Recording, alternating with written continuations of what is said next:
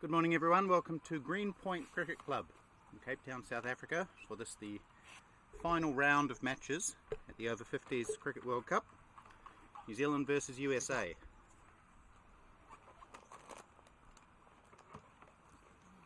As you can see, the USA batsmen are at the wicket. They won the toss and they're going to bat first. Dean Askew will be bowling to, I think it's Rafi Kazi. My name's Jim Morris and I'll be with you all day with the Pitch Vision folks. Labiba, Luke and Brandon. That's right. Here's Dean Askew.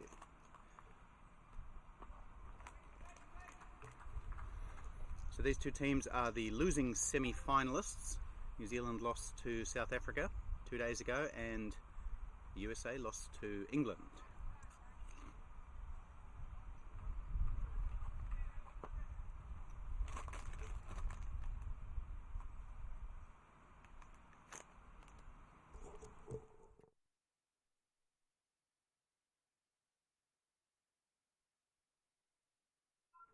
And the USA off the mark.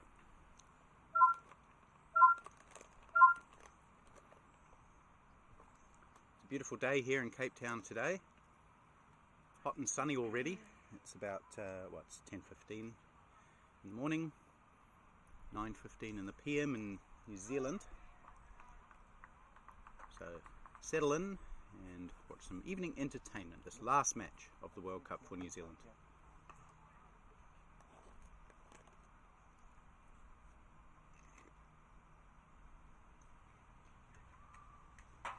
Of course, the big match, the grand final, that's taking place tomorrow at the same time.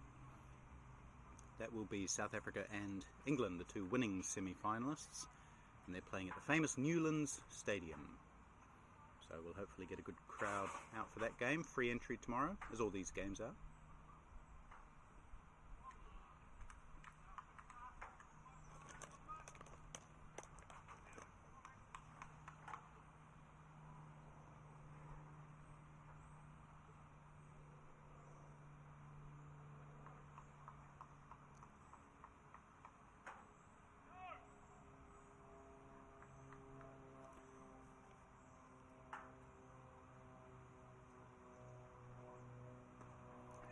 So the USA and New Zealand meeting for the second time in this tournament. Both were in Group A.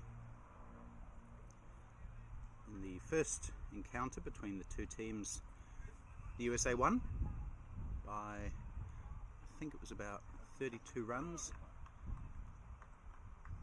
They batted first on that occasion as well. That was out at Stellenbosch.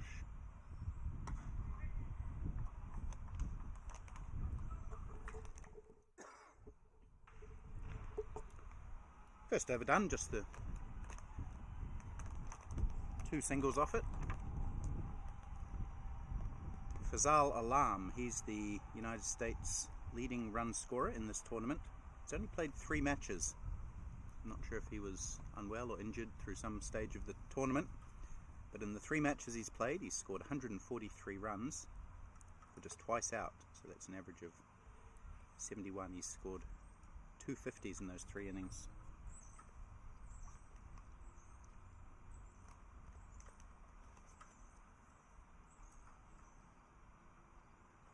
His opening partner, Rafi Kazi, hasn't had such a good time. He's averaging 13 from his 4 matches.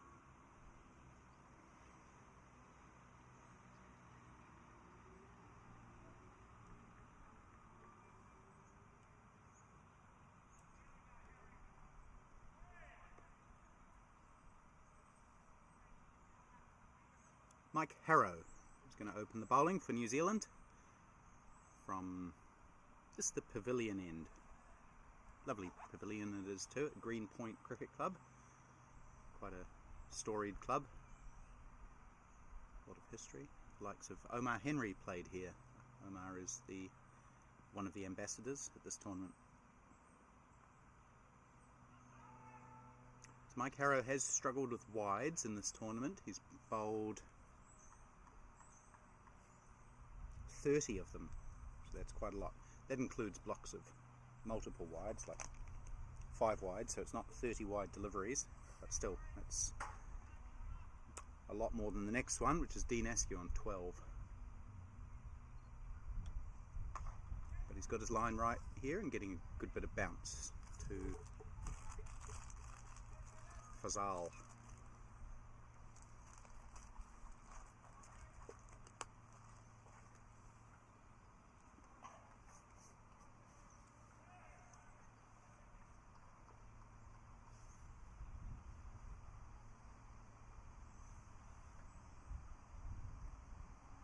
Here's a big slash at that one, Fazal, as it was a little bit wide. Good bounce from Mike Harrow early on. So Mike Harrow he's taken 3 wickets at 34.6, economy rate of 4.7 and over. So he hasn't been a first choice bowler in the New Zealand lineup, but he's getting a chance today.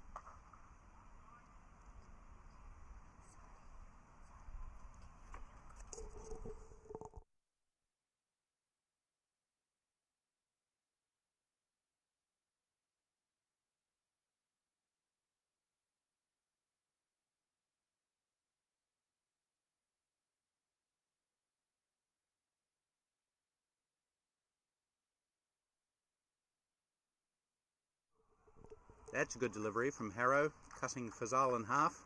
The ball seaming back into the American opener.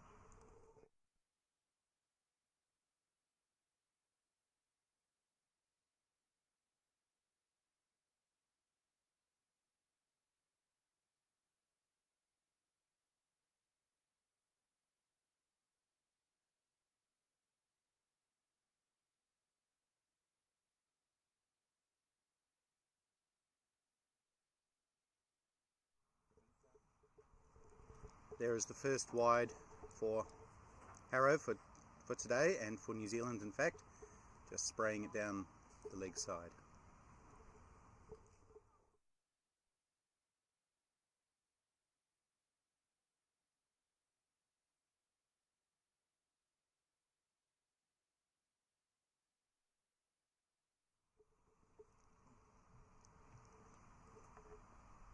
And again, so the problems that Mike Harrow has had with the new ball, getting it online, continuing. And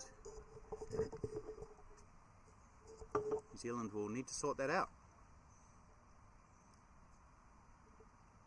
They have the opportunity with the new ball on a pitch that does have a bit of movement in it, I think. Again, leg side-ish, but tickled around the corner by Fazal now. So Harrow completes his first over, just 3 offered in the end, which wasn't too bad, and the Americans are 5 for 2. 5 for none after 2.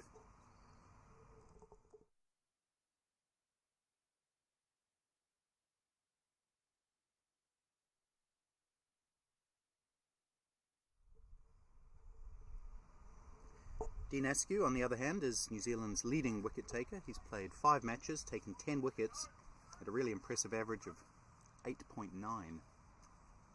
He's been really good for New Zealand, the 60-year-old.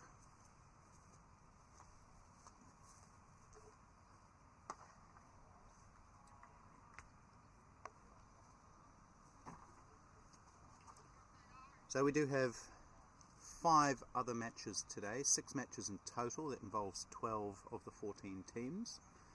The other 2 teams, of course, being South Africa and England. And they play tomorrow in the grand final, as I mentioned earlier.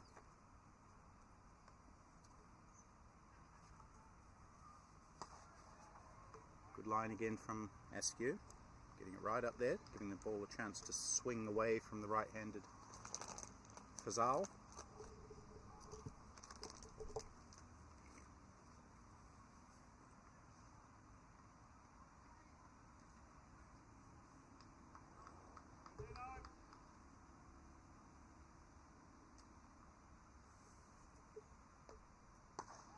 Oh, that was in the air for a bit. Dean Askew threw out a big long left hand but couldn't get hold of it. And it's not timed well, but they will take An easy 2. So it was in the air as it went past Askew. Not really a chance. He did take a very good caught and bowled against South Africa a couple of days ago. It was more of a reflex catch.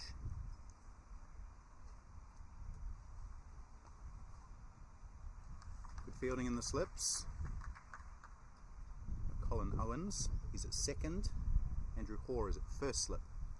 Mason Robinson with the gloves today.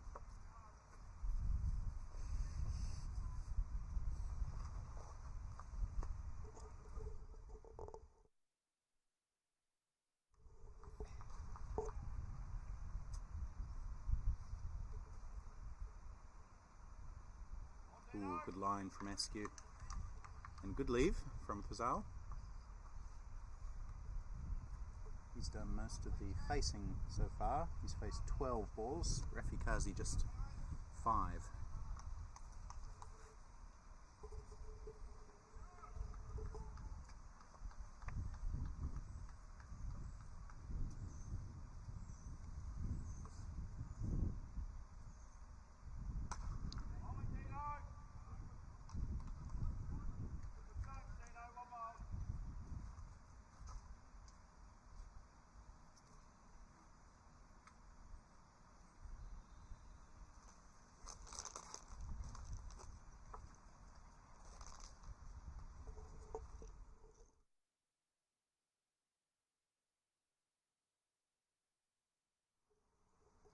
So it'll be interesting to see the impact that the toss has on this match.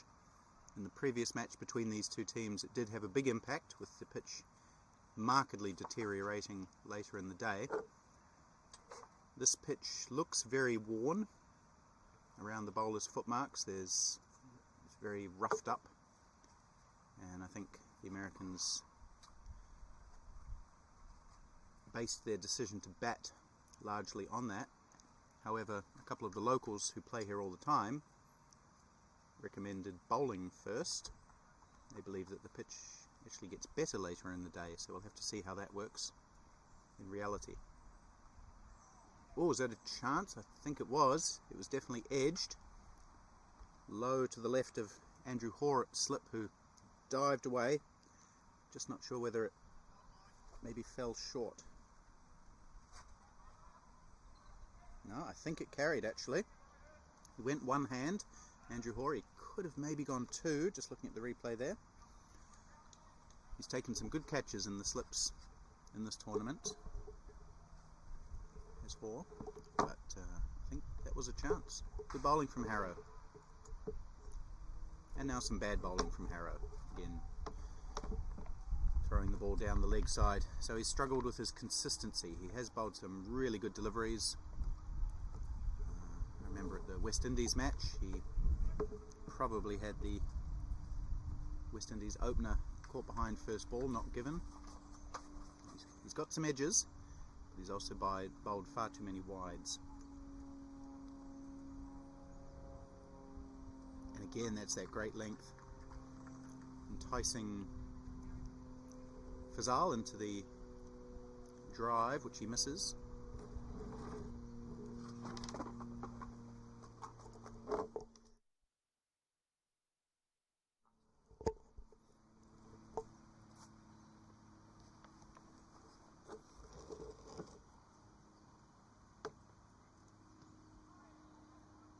Good delivery as well. Just a little bit of bounce from Harrow. He's tallish, probably 6 foot.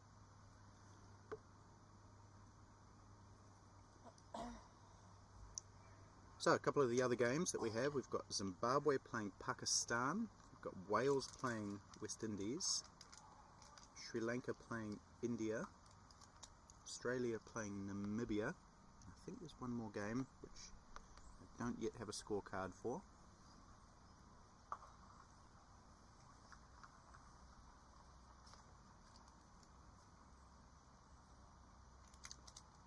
Be UAE versus Canada.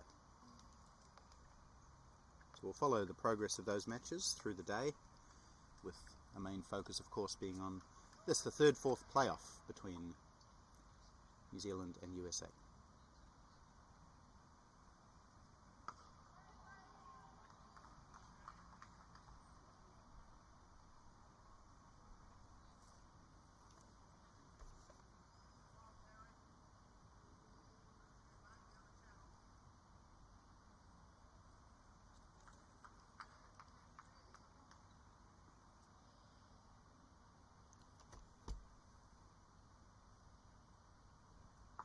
Ooh, it's short and wide, but Fazal can't take toll of it. He's only managed to get himself up to 4 from 13. Rafikazi 1 from 11. Just struggling with their timing a bit so far, the Americans. Doesn't look like it's really coming through much, the ball. And it'll be very interesting at the stage that the spinners get the ball, especially the US ones later in the day.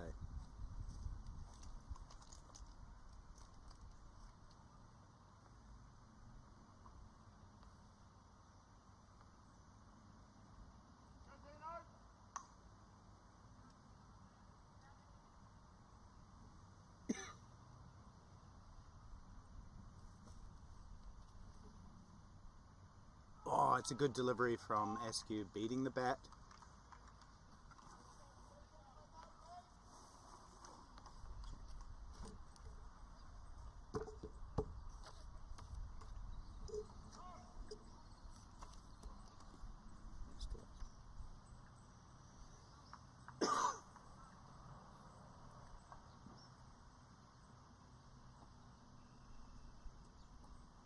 Oh, again, great line from Askew, and he's got Fazal just pushing forward at it. He's beaten him about 3 or 4 times so far. That was a beautiful delivery. It pitched on middle and off, I think, and just moved away, beating the outside edge. So Fazal not doing too much wrong there. In fact, doing enough right to miss it.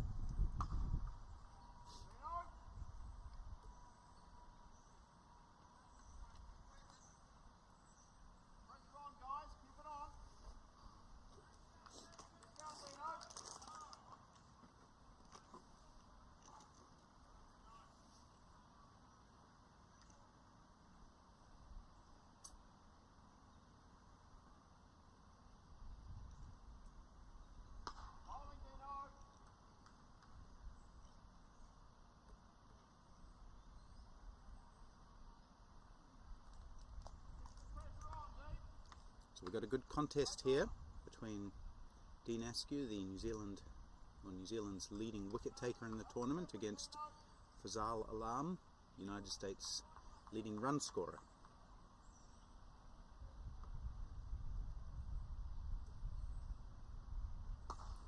And Fazal goes over the top for the first time, out over wide mid-off. He hasn't timed it, and the boundaries are quite long here anyway, and the outfield's not particularly fast, so all those things combine to mean that Fazal just gets 2.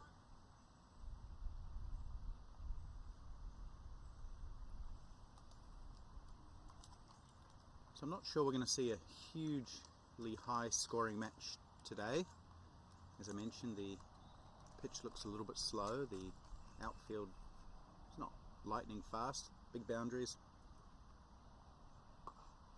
That one swung away into open spaces. It's probably going to pitch and bounce, 2 bounces over the rope for 4. So the first boundary of the innings. That was short from Askew, and Fazal launched into it, hit it high up over square leg where there were no fielders stationed, and rolled over the boundary line out there.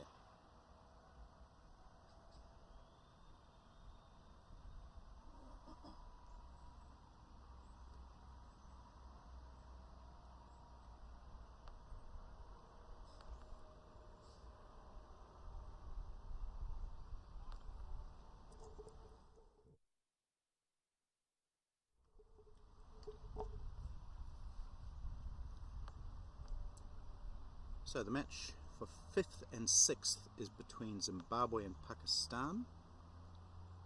Zimbabwe 20 for 1. They lost a wicket in the first over. That was Gavin Parker out for a duck.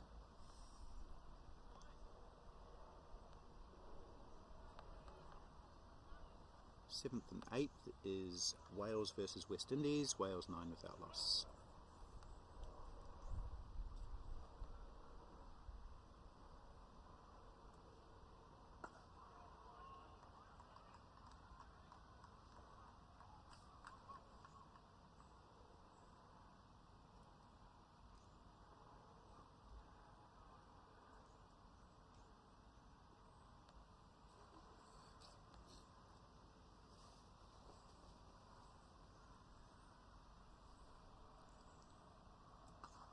Swung away this time by Rafi Kazi. Nice looking shot. Pulled away into the boundary for 4.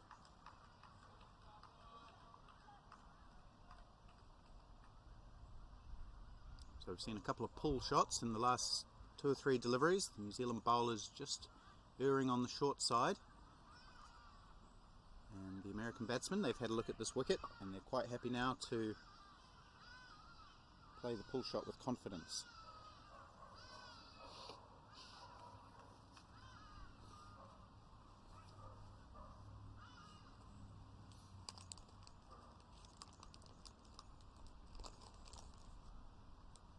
And another wide from Mike Harrow. That's his 3rd or 4th already this morning, just into his 3rd over.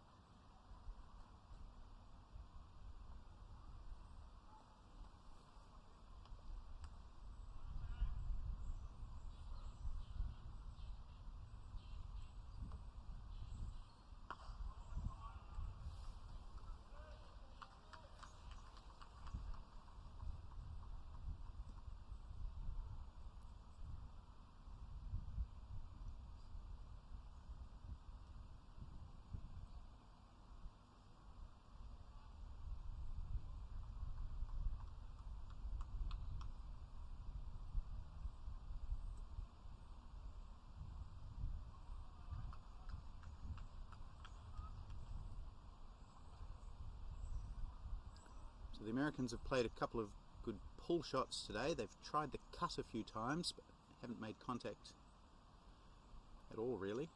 When they have, there's been no timing. And then just that one lofted shot from the front foot. That's all we've seen really so far. That's another good delivery from Harrow, beating Kazi to end his 3rd over. He's none for 9.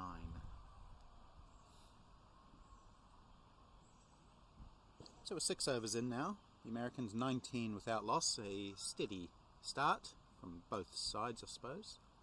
We're going to play the full 45 overs today, which will be nice. New Zealand's semi-final against South Africa, of course, was reduced to 27 overs a side. It became a bit of a frantic affair. Started late, so there was a lot of sitting around and then a lot of hurry up and go. Turned into an incredible occasion with huge crowd watching. Pretty modest crowd so far today, as you'd expect. That semi-final did involve the hosts, South Africa, at Western Province Cricket Club on a beautiful Friday afternoon. Crowd streamed in after work, and there were hundreds of people towards the end watching the home team emerge victorious.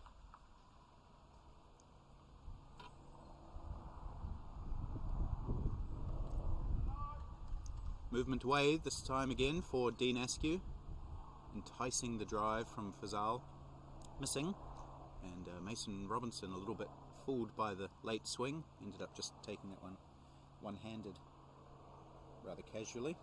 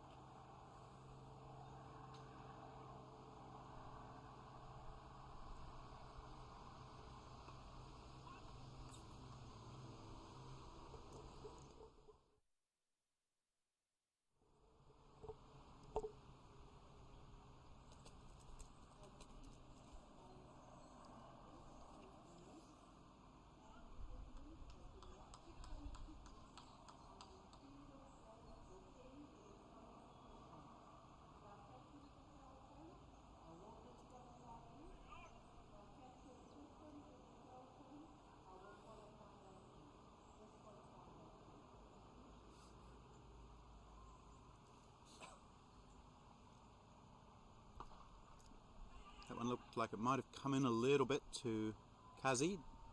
Tucks it into the leg side and they take a quick single.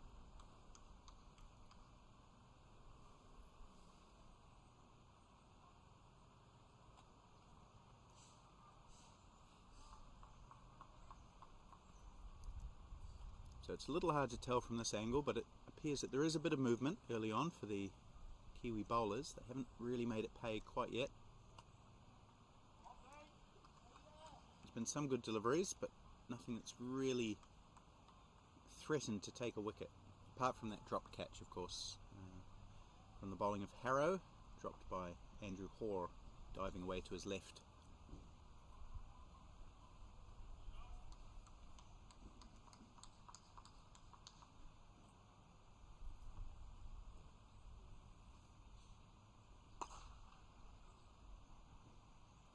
Goes for a pretty adventurous shot that time, does Fazal, but just cloths it into the leg side up to mid-on, and there's no run to end the fourth Dean Askew over. And for 12, the man they call Bones.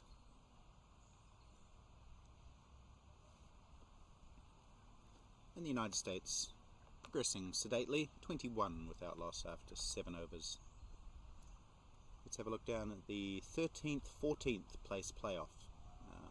Some might unkindly call it the wooden spoon, but there is no actual spoon up for offer. It's Australia against Namibia, and the Aussies batting first, 32 without loss. 11th and 12th is between the UAE and Canada. The UAE 15 for 1. 9th and 10th is Sri Lanka, India. Sri Lanka 43 for 1, bright start from them.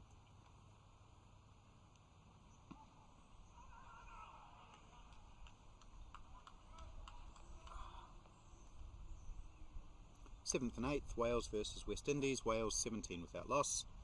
And 5th and 6th, Zimbabwe 29 for 1 against Pakistan. Just spoiled it with wides, around 34 of them I think now for the tournament. That's too many. And now he's overcompensated and bowled an offside wide. So when a team's struggling to score runs, you don't want to gift free runs to them, and unfortunately that's what Harrow is doing here at the moment.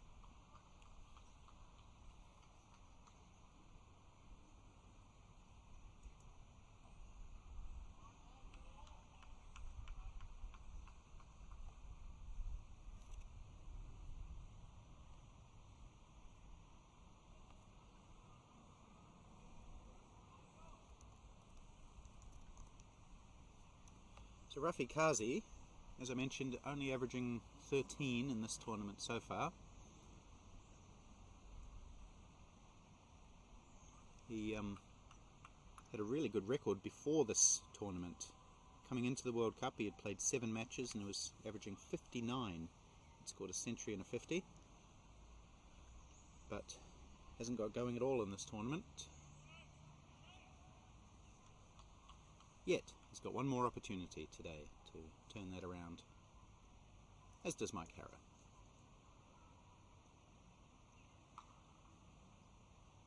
Finally they get hold of a cut, not a full-blooded one, and they'll pick up 2 as the tall figure of Dave Goldingham lopes around from third man to do the fielding and ends the Mike Harrow over.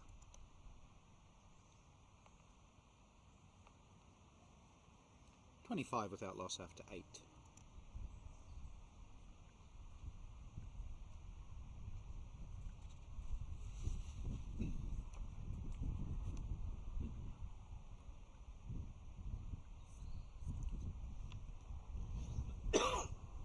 Conversely, Fazal Alam had not done very much before this tournament. He was averaging 14 after 8 matches coming into the World Cup. But he has done very well, scoring over 150 runs for the Americans at an average in the 70s. And he's facing up now to Dean Askew. Oh, that one goes right through the fielder at short cover. Almost didn't seem to realise it was coming to him.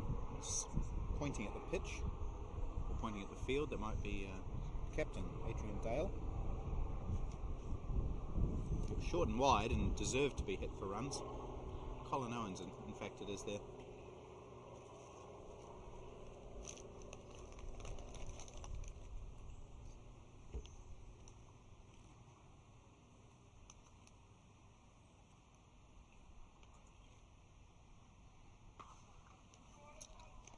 That's timed nicely by Rafi Kazi into the boundary for 4. So again, Dean Askew offering up that short wide delivery, and this time Kazi having no problem with his timing, slamming it away to the unprotected cover boundary for 4.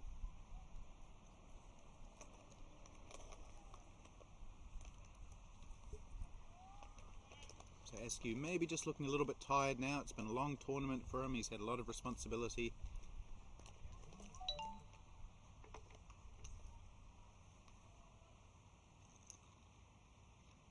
Doesn't seem to be bowling with quite the pace that he was earlier.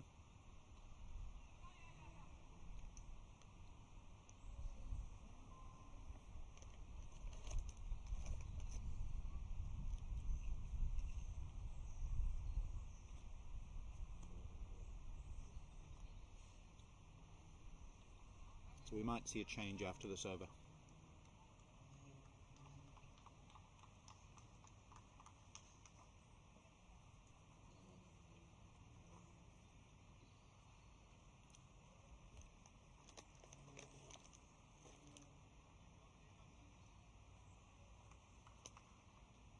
So both the batsmen going at pretty much the same rate. Rafi Kazi 12 off 26, Fazal Alam 12 off 25. Rafi's hit the 2 boundaries and Fazal just the 1.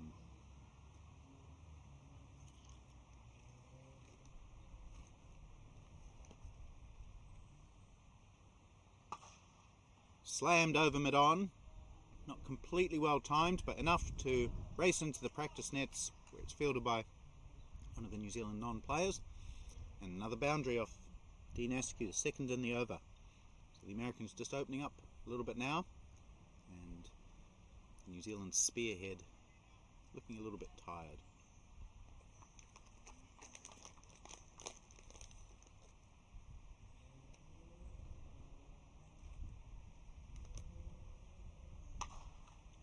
Four more, bit shorter this time, and Kazi slams it out towards the mid-wicket boundary for the 3rd boundary in the over.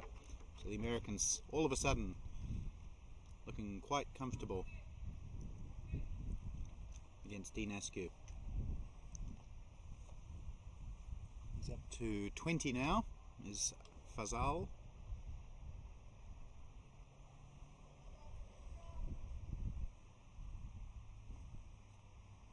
The US run rate up over 4.5. It was under 3 just a couple of overs ago. Ooh, goes for an adventurous drive that time, misses, and Dean Askew ends with a minor victory. So I'd be surprised if Askew did bowl another over in this spell.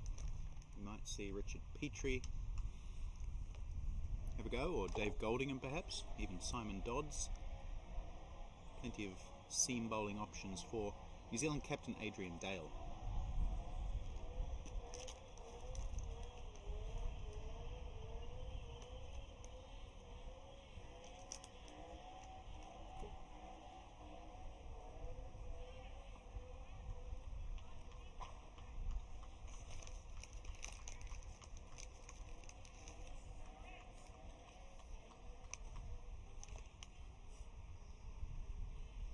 Harrow's continuing.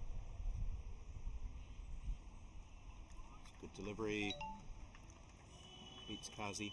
So New Zealand, well, both teams leaving out 4 players today.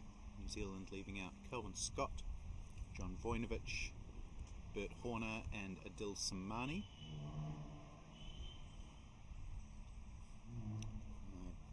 Can't tell you exactly who the Americans have left out today. I can tell you who they've put in. We'll find out during the day.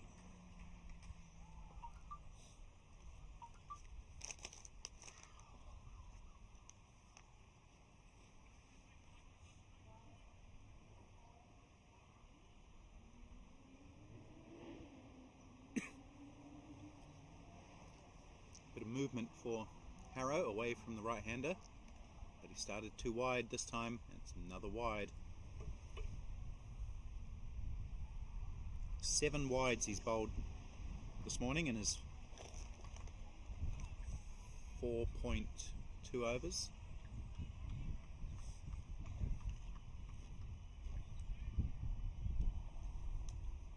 Not really good enough from Mike Harrow. If he was picking up wickets, might be forgivable.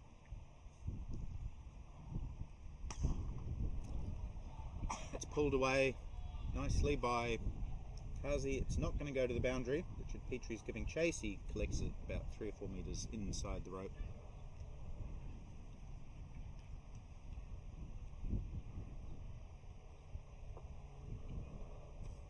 Took that one from about 5th or 6th stump, did Kazi. Pulled it away. It was a controlled shot.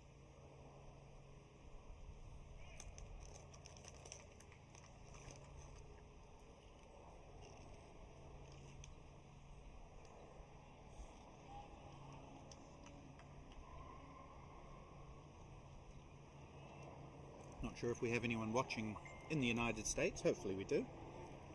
It's probably pretty early in the morning there, especially if you're on the on the west coast or in the centre. Maybe if you're in the east coast, you're up and about.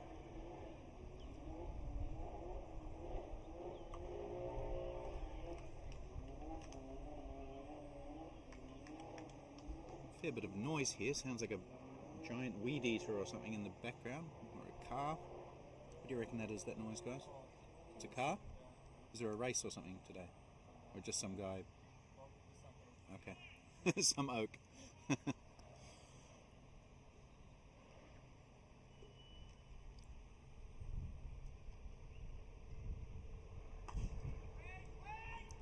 It's nicely driven but equally well fielded. Simon Dodds tumbling away to his left. If it had got past him, there would have been probably at least 2. So good effort from Simon Dodds to allow Mike Harrow a dot ball to finish.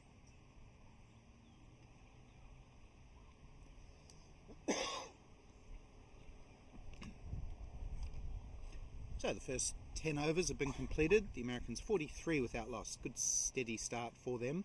Took the time early on, assessing the wicket.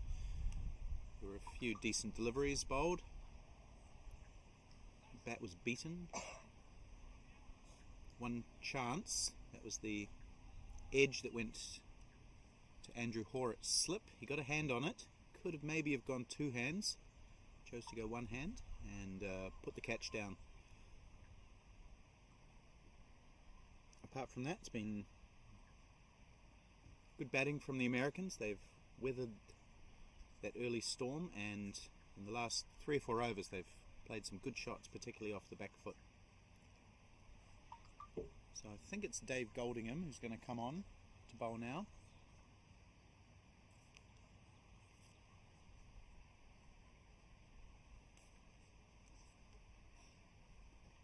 The tall Wellingtonian, Dave Goldingham, bald of head, number 36 I think he is.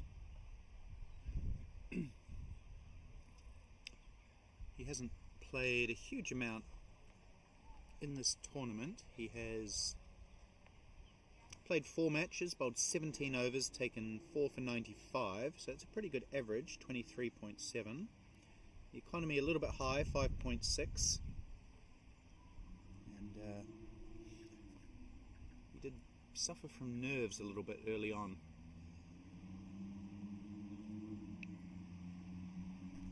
Didn't play in the semi-final against South Africa, but he's got a chance to do a job for his country. Chance of a catch. He might get a wicket first ball. He does.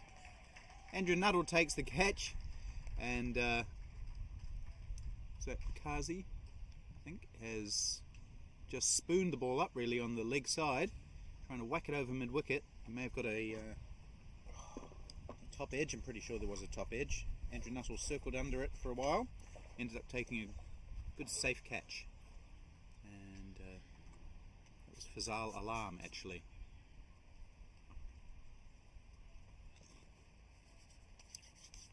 So just as Alam was looking good and the alarm bells were starting to ring for New Zealand, they've snaffled him, and Dave Goldingham takes a wicket with his first ball. Fazal not wishing to have a look at Goldingham,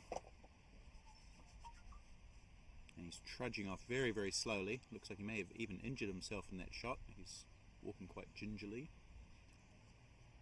But the wicket has fallen. New Zealand have the breakthrough finally, and looks like number 99.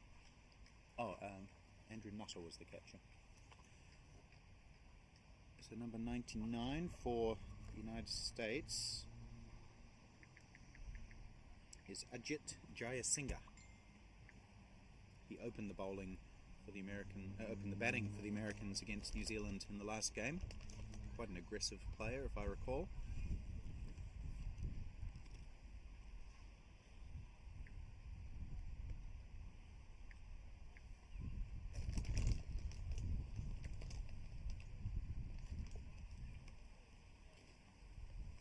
And that will do wonders for Dave Goldingham's nerves, grabbing a wicket.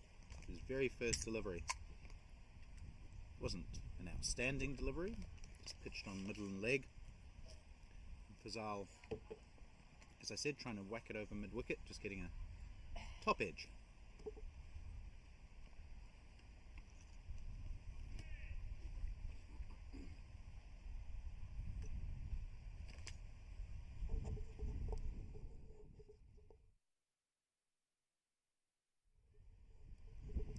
Jayasinghe just taking his mark in the North American fashion, which is to remove a bail and bang a hole in the wicket where your guard is. It's quite common over there, if you even get to play on grass, which is rare. Anyway, Goldingham to Jayasinghe.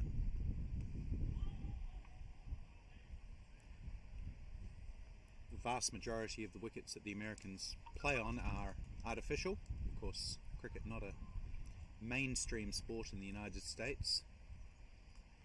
So to have the opportunity to play on these great facilities would be greatly welcomed by the Americans. It's floated up by Goldingham. He's a big tall guy. You expect him to bang the ball into the pitch, but he actually bowls along the pitch, almost floats it up sometimes, as he did on that occasion. Does get some swing, a little bit of movement.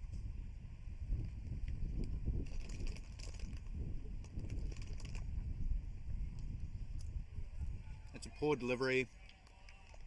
Swung away down to fine leg, which is not patrolled, and into the boundary for 4. So Goldingham losing his line badly on that occasion.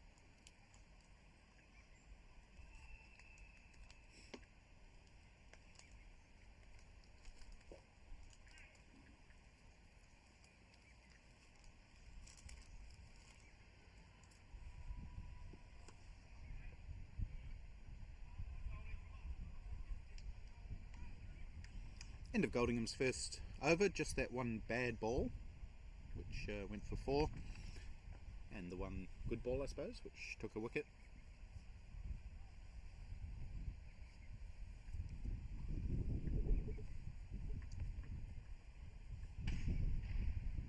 5th and 6th playoff, Zimbabwe 54 for 1. It's a good start for them against Pakistan. They're going at 4.6 and over. No Murray Goodwin in that side. He may have gone home actually. Leading run scorer in the tournament. I'm not sure about that. But Stuart Carlisle and Andrew Walton going well. Simon Dodds is going to have a bowl from the commentary end, the pavilion end, the Green Point Cricket Club end.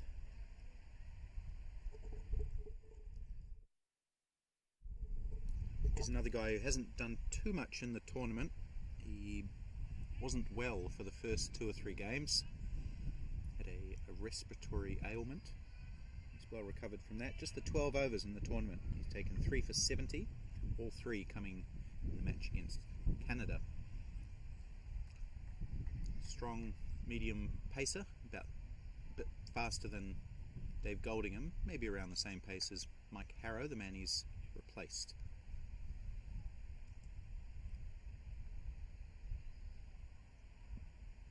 Starts with a wide.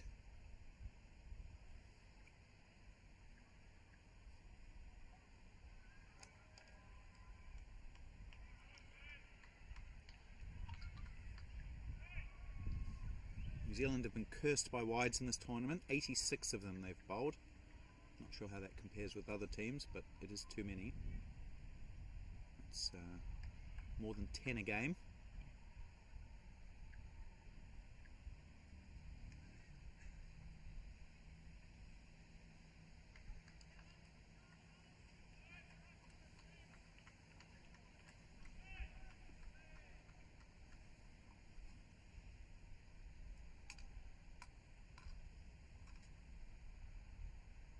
Ooh, that's going to be another one. It is short and wide.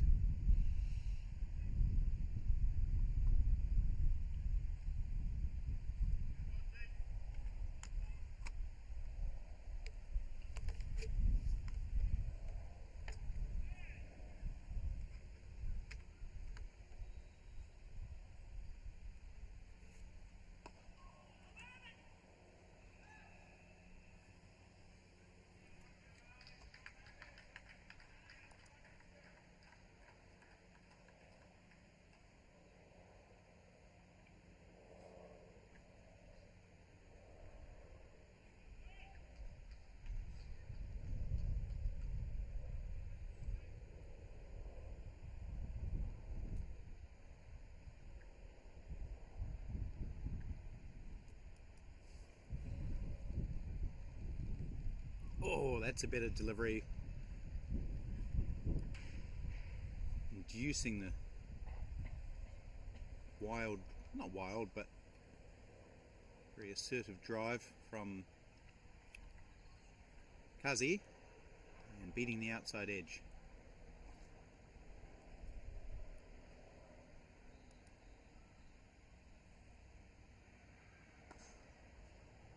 It's more comfortably played. There's a bit of a misfield which will lead to a run. That's Andrew Nuttall, the man who took the catch. Just bobbling away from him, and they pick up 1.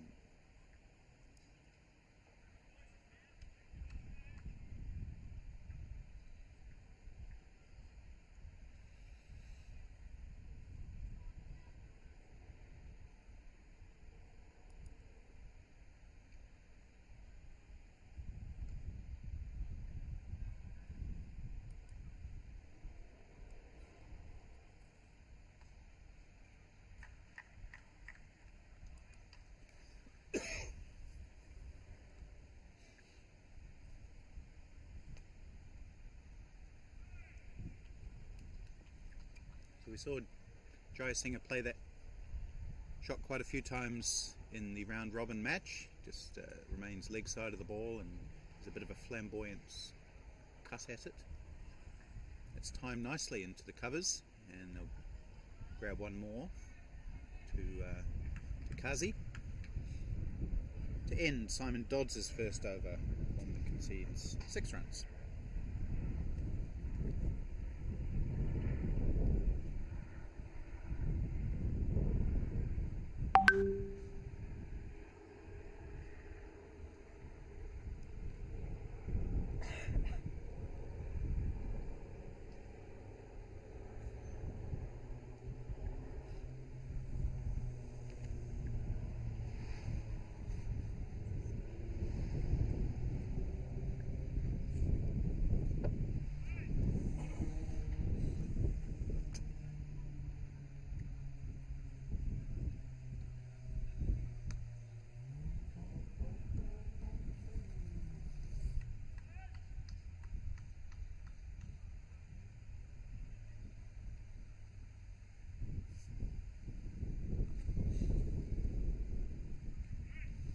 wind is just picking up a little bit here at Greenpoint Cricket Club. We haven't had any windless days so far, so I don't expect one today. It was pretty calm when we got here.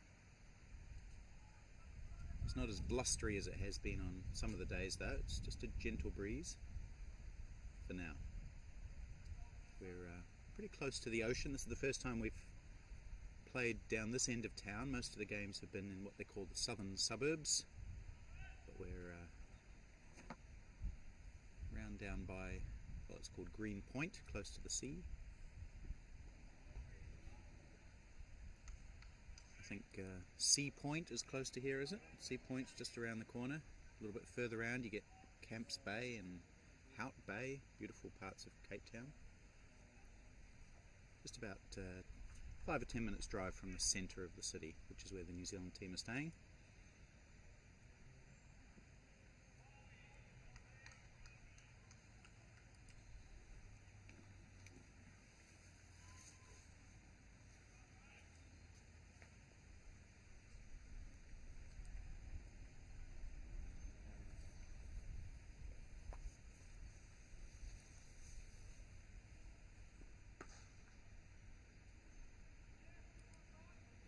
Driven hard into the covers where Andrew Hoare can't field cleanly, and it's rebounded off him. He's in short cover and it was hit very hard to him, so can't give him too much grief for that, but it's rebounded off him and they've taken two. That's how well it was hit.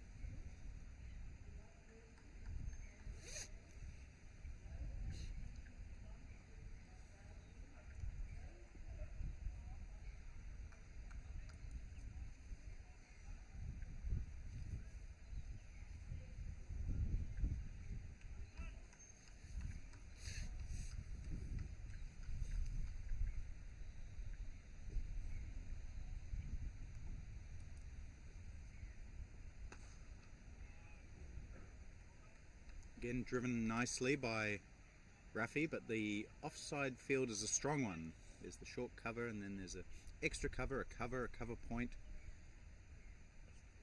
and no run off that ball to end Goldingham's second over. He's got 1 for 7.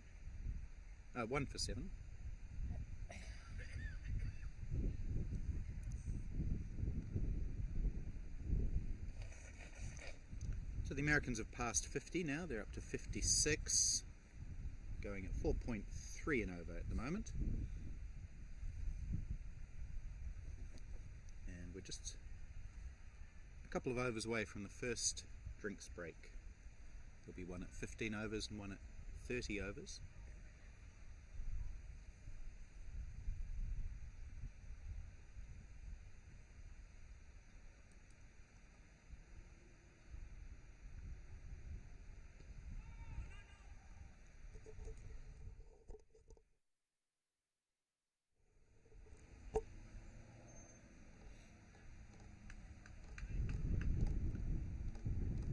Fazal Alam, the man out. He was caught. Nuttall bowled Goldingham for 20. Rafi Kazi is 18 and Jayasinghe is 7.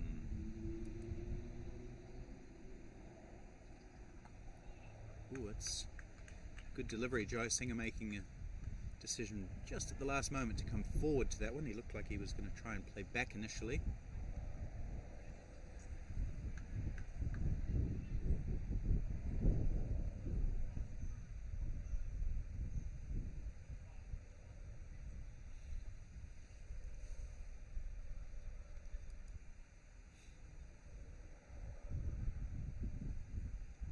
Again, he remains leg side of the ball, just guides the ball down to third man. Does Jayasinghe, who's had a moderate tournament. He's scored 64 runs, at an average of 21, high score of 41.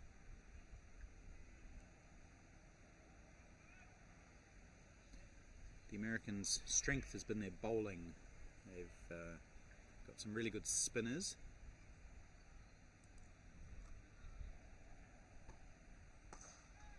It's nicely whipped up to mid-on.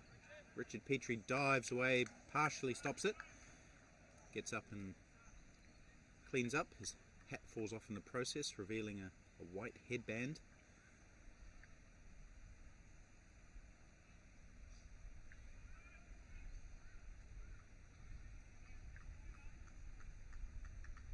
So the American spinners, I think, will bowl well on this wicket today.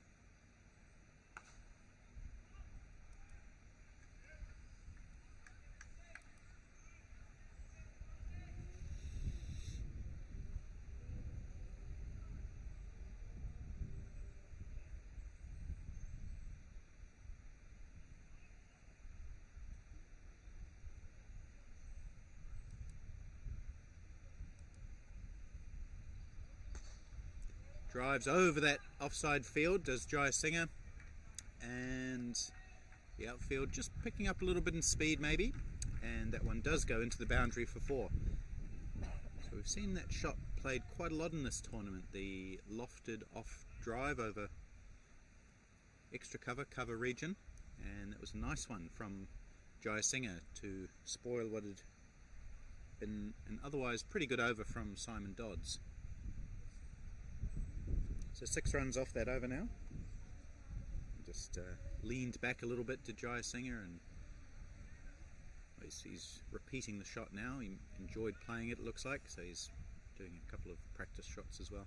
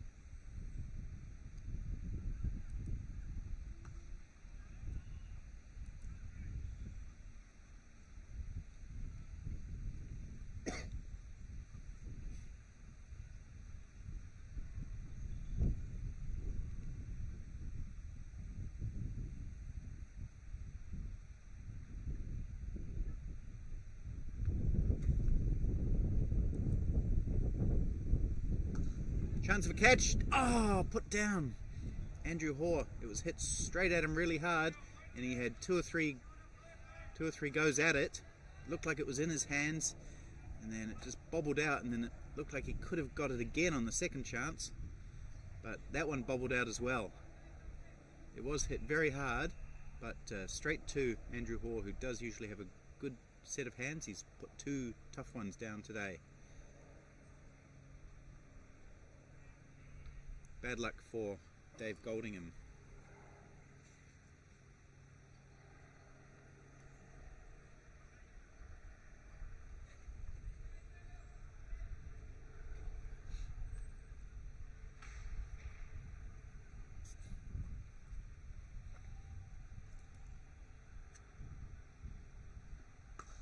Floated up again by Goldingham. This one's gone to the right of Andrew Hoare, driven all along the ground this time.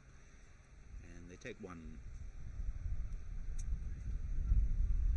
So New Zealand have had chances this morning. They've found the edge, and they've had a couple of lofted or aerial drives. One went to the left of Dean Askew, that one went straight to Andrew Hoare. And they've had that 1 catch taken. So 1 out of 3 chances taken by New Zealand so far. And that will be the first drinks break, as the Americans make their way fairly safely to 63 for 1 after 15 overs. This should take about 4 or 5 minutes, and we'll come back after that.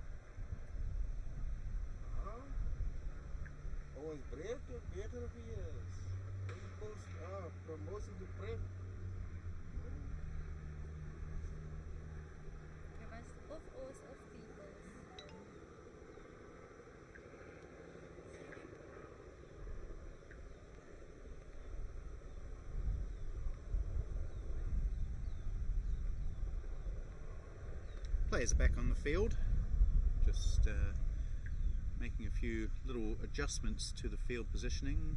Adrian Dale, the New Zealand captain, and the bowler Simon Dodds. I can tell you Zimbabwe versus Pakistan, 69 for 1 Zimbabwe, good start for them. Stuart Carlisle looking good. Wales 48 for 3 against West Indies, so West Indies have come back into that match well. Sri Lanka 87 for 1 after 17 overs. They're going at 5.2 against India. Good start for them. And the UAE 60 for 3 against Canada. Here's Dodds.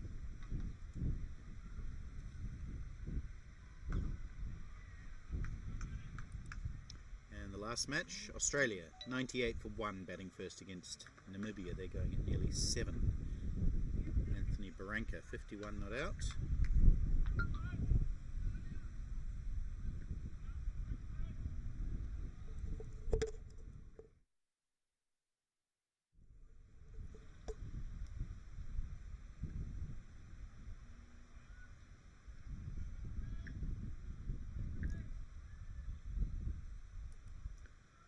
It's a nice part of Cape Town we're in, the Green Point area. Over to our right is the enormous football stadium. Is it DHL Stadium? Is that what it's called? DHL Stadium? Yep, DHL. I think the Super Rugby team plays there now. The Stormers, that's right. They used to play at Newlands Rugby Stadium, but they've moved downtown. And could be wrong, but I think that stadium was built for the Football World Cup. What year was that? 2010? 2010, yep. And then over behind us we have the Green Point Athletics Stadium. I think there's some kind of event going on there today. I've heard some PA announcements. So it's a nice complex we've got here.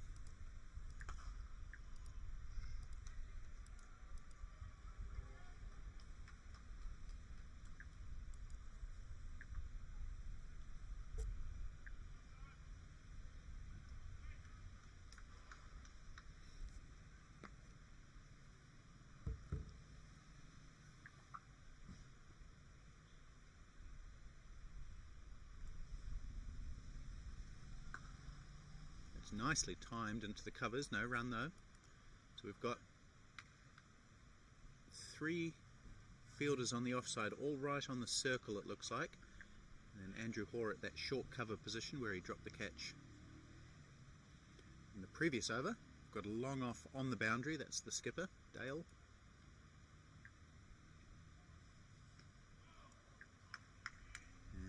Third man outside the circle, that's where Jayasinghe was trying to guide that ball again, as he does quite often.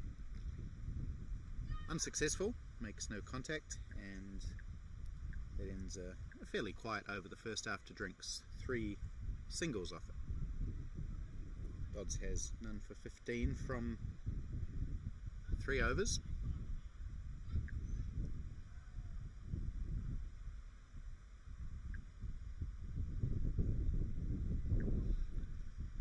We haven't really seen any demons in the pitch yet. No sign of spin though, that might be the determining factor today.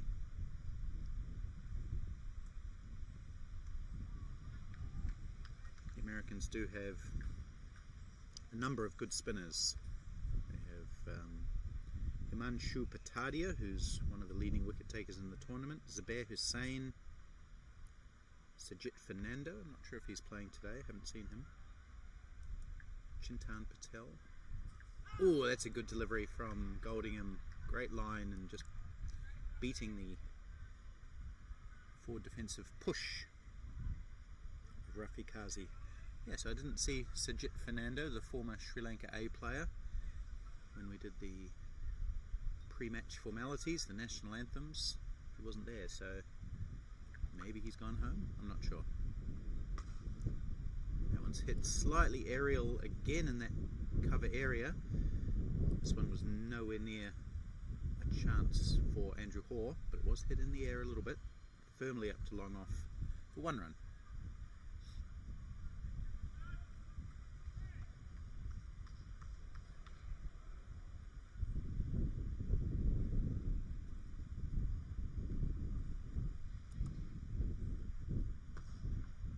This one does go to Andrew Hoare at short cover.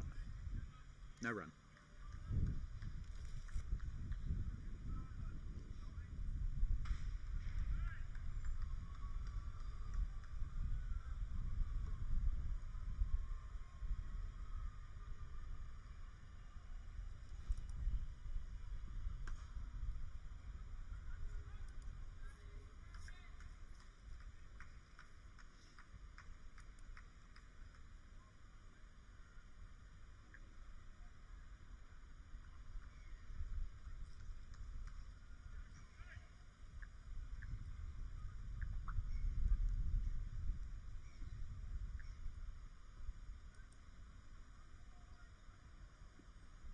Ooh, that's a genuine edge, which is coming down towards us here at the vacant third man area. Richard Petrie does the fielding. His hat flies off again, showing that white headband of his. And good bowling from Goldingham, getting the edge. 2 runs taken.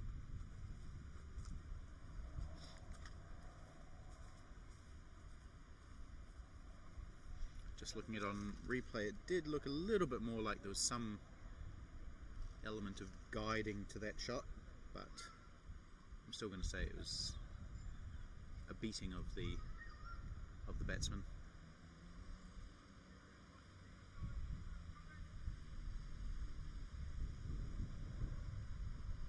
So neither team dominating yet, just the USA accumulating pretty steadily, 4.1 and over. New Zealand just the one success.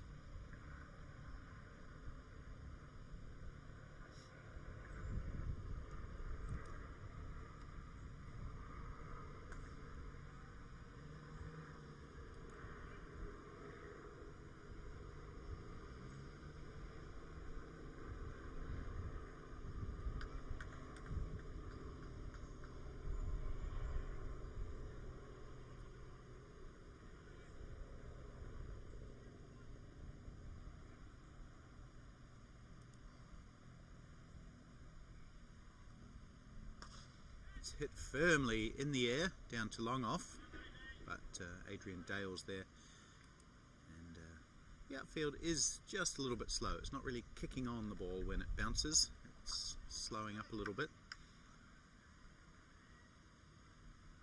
So as I said, I don't think we're going to see a big scoring game today. I'd expect the scores to be under 200 a side.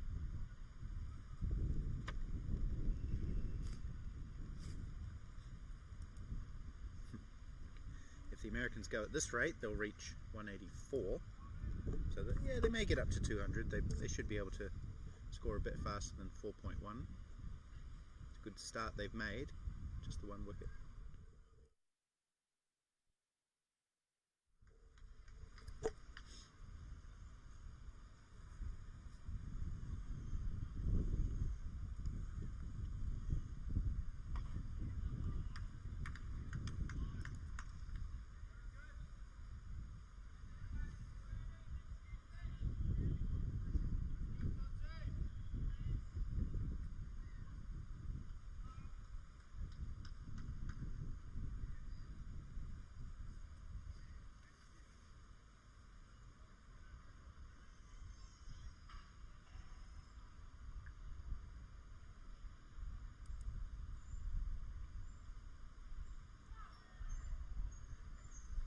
Jaya Singh playing a very flamboyant off drive on that occasion, not making any contact though. It's through to the keeper Mason Robinson.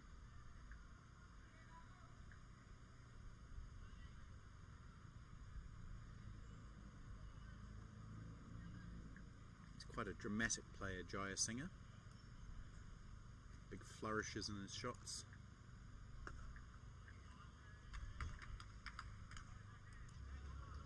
So that's a pretty good over from Simon Dodds. Just 2 runs off it, and he's found his line. He started a little bit wayward, bowled some wides and wide-ish deliveries, but his last couple of overs have been good.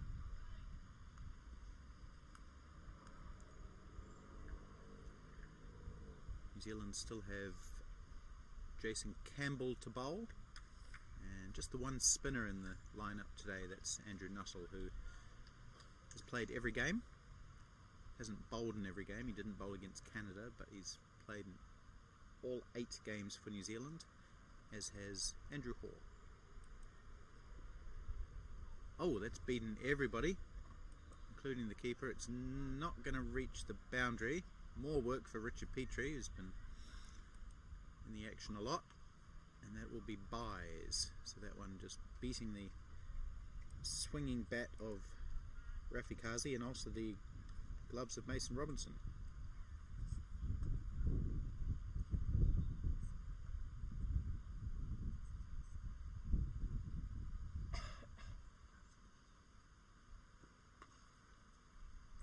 Oh, poor fielding there by Jason Campbell, who I just mentioned. He's not got that down to that one at all. It's gone through his legs, and they've taken 2.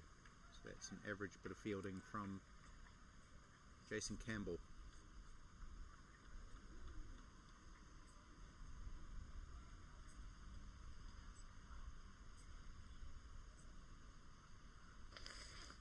So everyone's a little bit tired. We're 8 games into this tournament over a short period of time. We do forgive some misfields. There's another one now from Richard Petrie, who's had quite a bit to do and also just a bit slow getting down to the ball. He got there, just escaped through his legs by about a couple of metres, and the Americans were alert to that opportunity.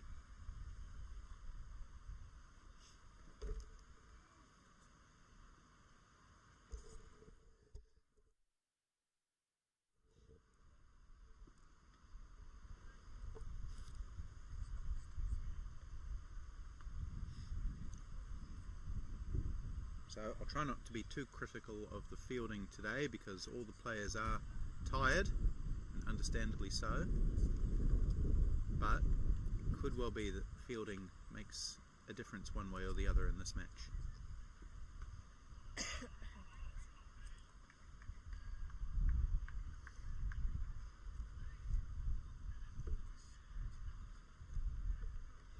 It has been a fantastic tournament though. So wonderfully organised by Roger Moult and his amazing team. Everything is just run like clockwork, which is amazing considering there's 56 matches in this tournament. Good over from Goldingham, all the 3 runs in that over coming from misfields, or 5 if you include the 2 byes. So he didn't do anything wrong. Yeah, so it's been a really amazing tournament, fitting of a World Cup. We've got the grand final tomorrow, which should be an amazing occasion. It is expected to rain, unfortunately, so that might put a dampener, literally, on proceedings a little bit. But hopefully all the teams will come and have a look, and then go to the big function at Western Province Cricket Club afterwards.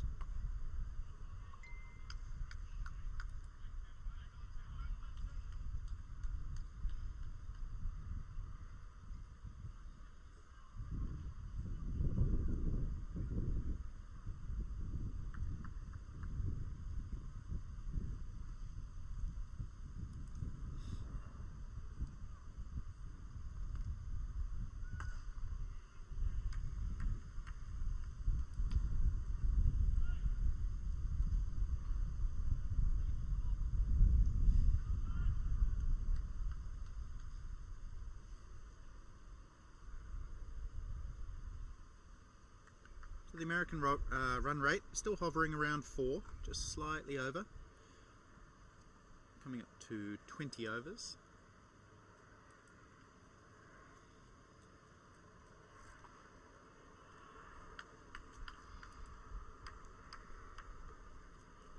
Rafi Kazi it's been a mixture actually. He's played some quite aggressive shots, but he's overall striking at under 50, 29 off 61.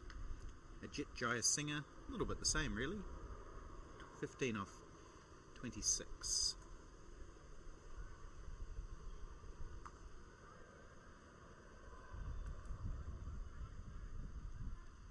Looks like the New Zealand bowler's just trying to bowl fourth or fifth stump and have a strong offside field.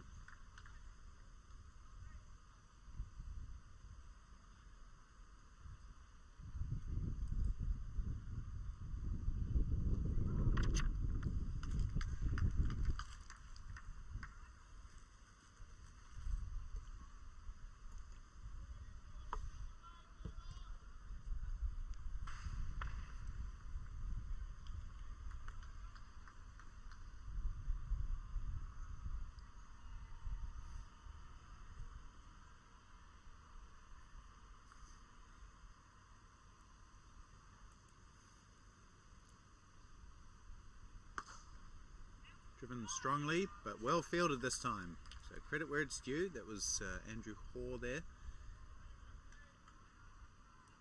falling over to his right and preventing any run. To end, it wasn't a maiden over, was it? It was, and I think that's the first maiden over of the match. It is. Well bowled, Simon Dodds. Bowling 6-dot balls to Rafi Kazi.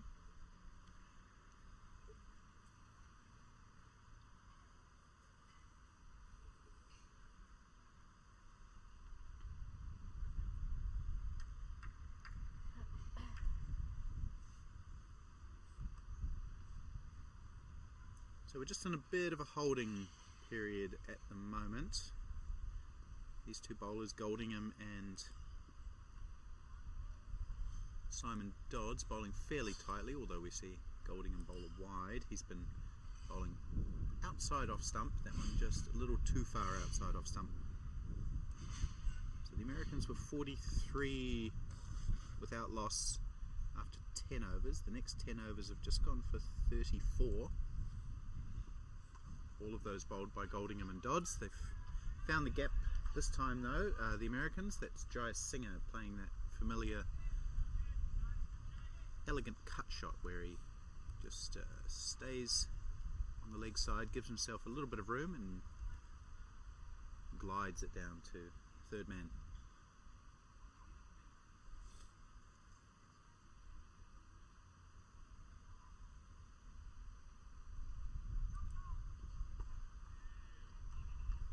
Well bowled from Goldingham, acknowledging that Jai Singer is good on that cut shot, so not giving him the room that he is looking for.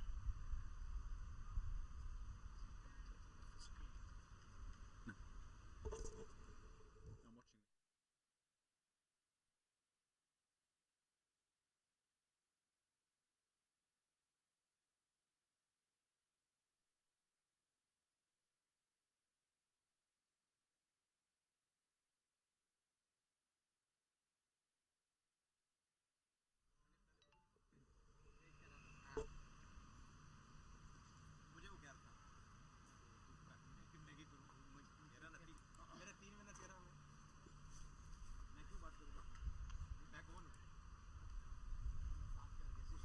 watching.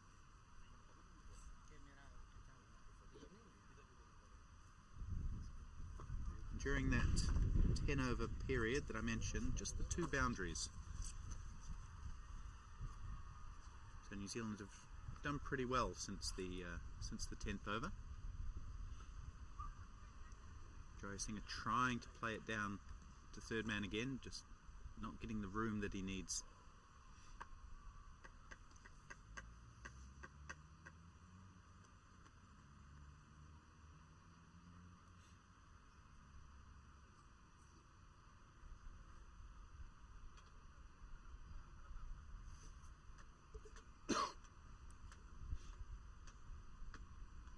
Ooh, big flamboyant attempt at a drive again from Jai Singer, lifting the head, missing the ball through to Mason Robinson, no run. End of another good Dave Goldingham over, his 6th. He's taken 1 for 18. The only wicket taker for New Zealand. And the man out, as I mentioned before, was Fazal Alam, who has caught Andrew Nuttall from the bowling of Goldingham. New Zealand bowling figures: Dean Askew, none for 26 from 5. Mike Harrow, none for 16 from 5. Dave Goldingham, as I mentioned, 1 for 18 from 6. And Simon Dodds, none for 17 from 5.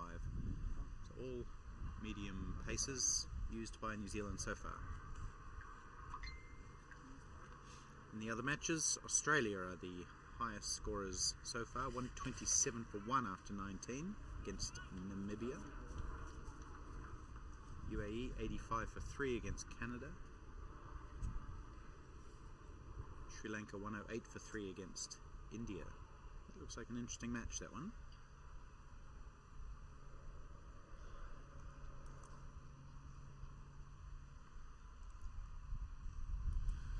Dodds finds the edge of Rafi Kazi's bat down to third man for 1.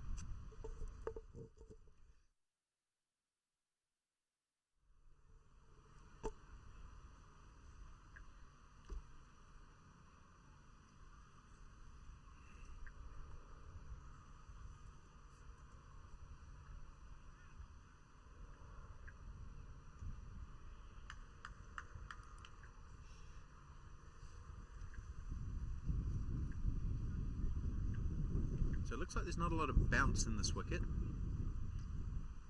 A couple of times that the New Zealanders have banged the ball in, it's sat up nicely and been pulled away for 4, but generally ball coming through at about shin to knee high.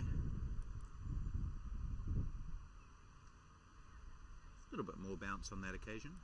It's been signalled a wide. That's strange, I really thought he hit that one. I'll have to look at replay. None of the fielders seemed too upset. I thought there was at least some pad on it.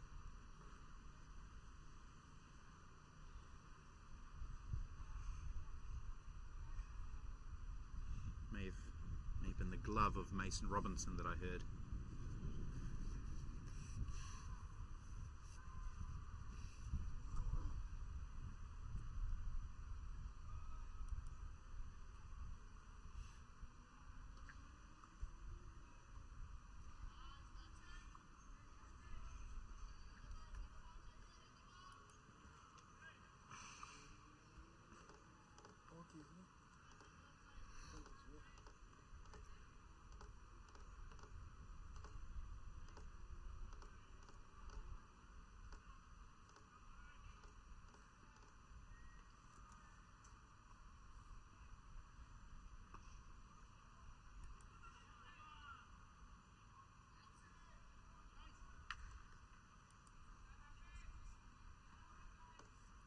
Adrian Dale was a little bit disappointed that the Americans got a run there. He's set that tight offside field to prevent runs in the circle and the offside, and the Americans did manage to get one. Jason Campbell maybe a little bit slow moving to the ball.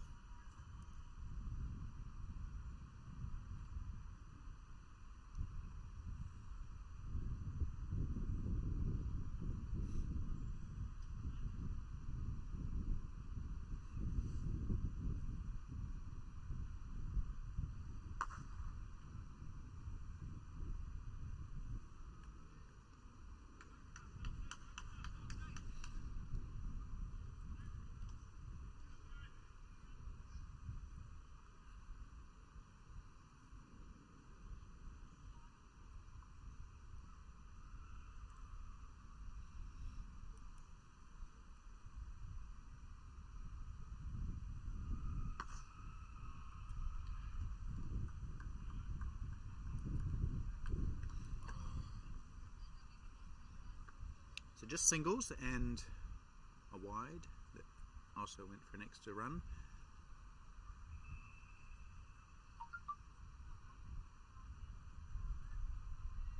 Looks like Jason Campbell is going to come into the bowling attack. I did see him do some little warm-ups before.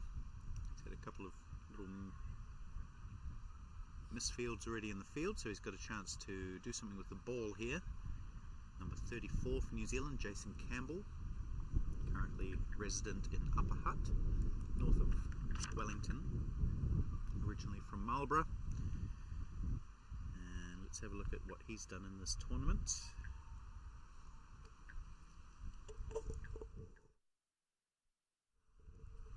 Another guy who's had limited opportunities for various reasons.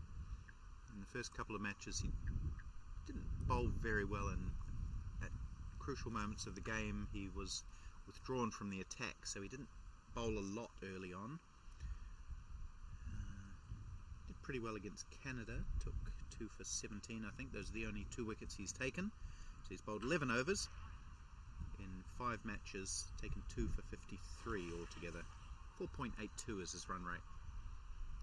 But I think he might do alright on a wicket like this. He will swing it away from the batsman, and once he gets his line and length right, which sometimes does take a couple of overs, then he should be able to drop it on the spot.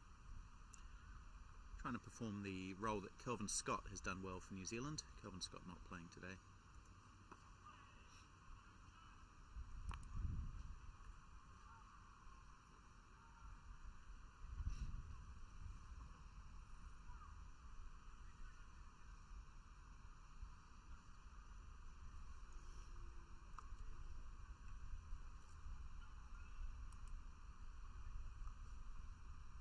So he does swing the ball. Jason Campbell swings it away from the right-hander. 2 righties at the wicket now. One of them is Jaya Singer, he's on strike.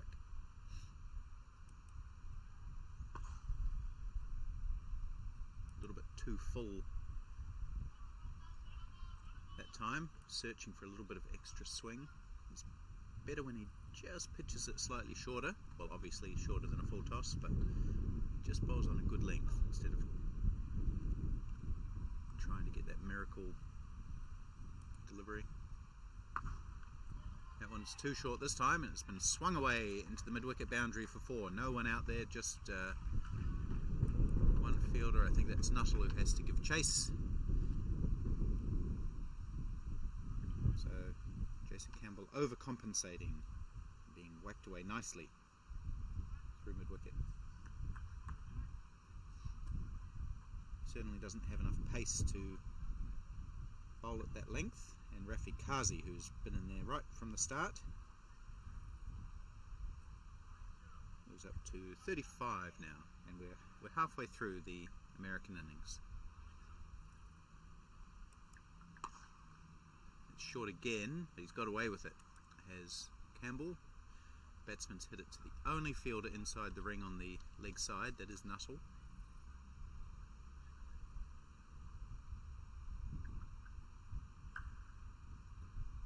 That's a better length from Campbell.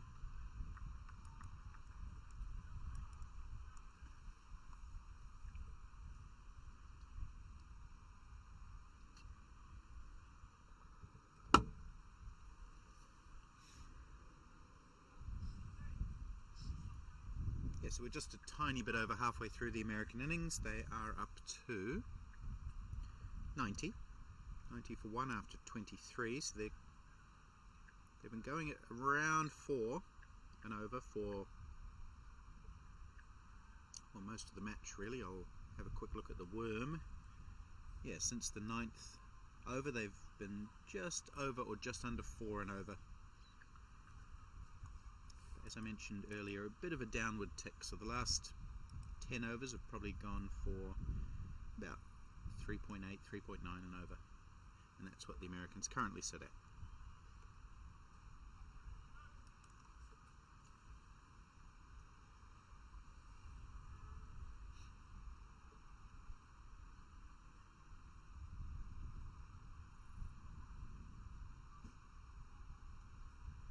Andrew Nuttall is going to bowl from the pavilion end.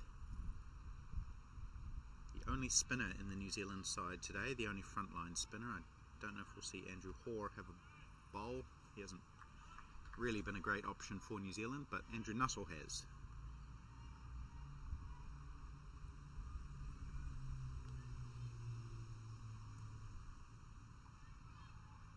He was fantastic against South Africa in the semi-final. Was getting great spin and bounce, and had Alan Dawson in a lot of trouble. Dawson, to his credit, survived and went on to win the game for South Africa, but Nuttall bowled beautifully. That was just a couple of days ago.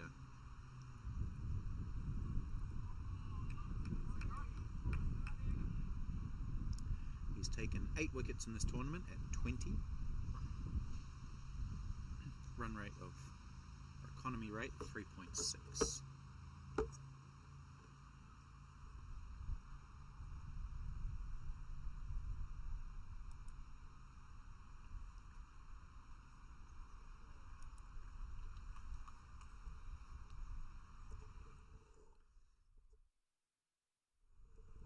So New Zealand have lacked an extra spinner or two at this tournament on wickets that have been spin friendly. Just the 2 frontliners, Nuttall and Adil Samani. And Samani, to be fair to him, more of a bowling all-rounder.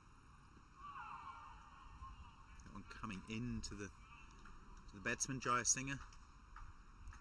Yeah, so New Zealand not having any other spinners to call on. Darren Sears was unavailable. He played well at the Tri-Series.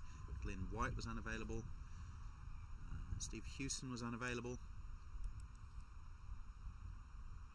Oh, more great bowling from Andrew Nuttall. He varies his pace so well. And the amount of spin that he puts on the ball. Obviously has the traditional left arm as arm ball.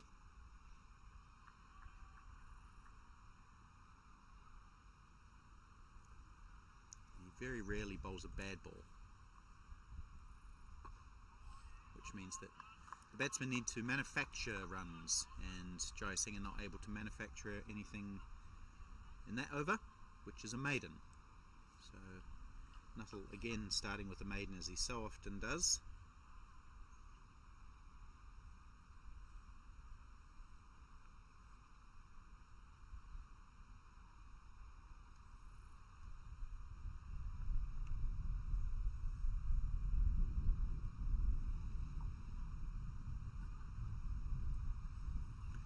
But the Americans have kept their wickets intact, and that's important for them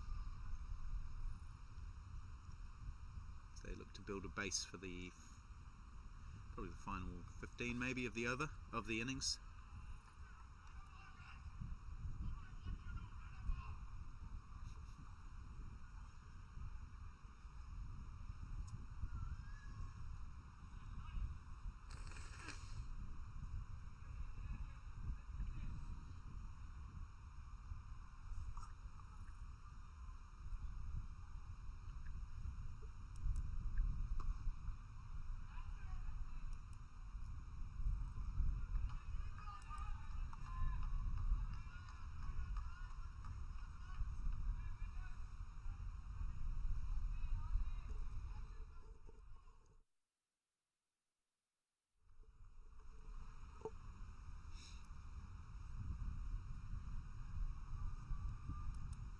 That's short and wide, and he's got away with that one, I think. To me it looked as wide as some of the deliveries that have been called wide earlier in the innings, swinging away from Jayasinghe, Kazi in fact. Oh, that's wide as well, and he swung it away onto the leg side, but again straight to the only fielder inside the ring on the leg side, Andrew Nuttall. No run.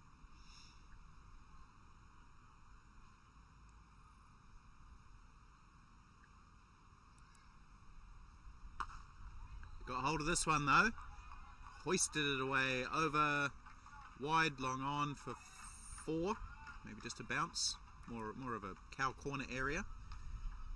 Nice shot actually from Kazi.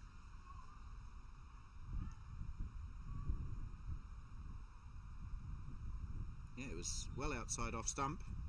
He swung it away, realising that there is a lot of open territory on the leg side. Hit with pretty good power and timing. So what can Campbell do in response? Whipped down to mid-on this time.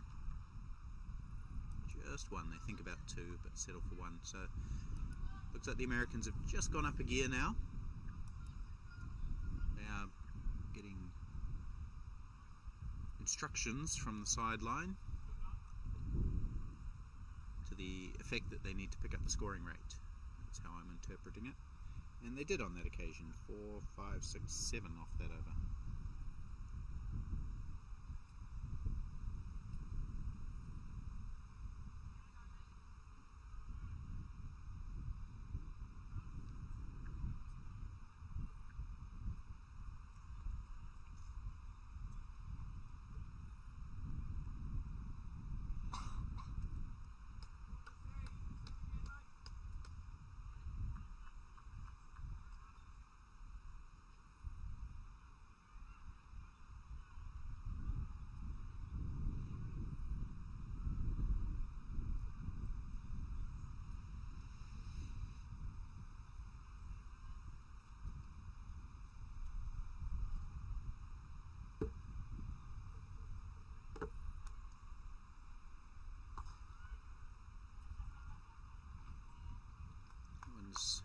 firmly driven to Colin Owens at extra cover, no run.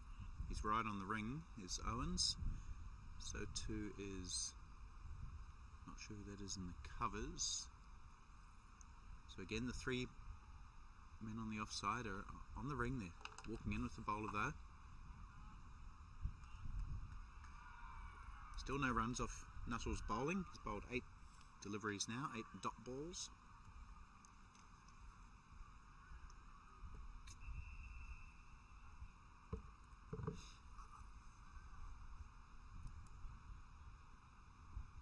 That one's flatter. Shout for LBW. I think he might have been outside the off stump. Now there's a chance of a run out, but Petrie can't pick up cleanly.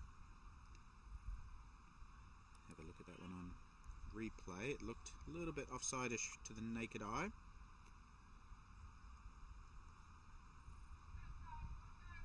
Nuttall was pretty convinced about that. Jayasinghe had, Qazi had run halfway down the wicket looking for a leg by.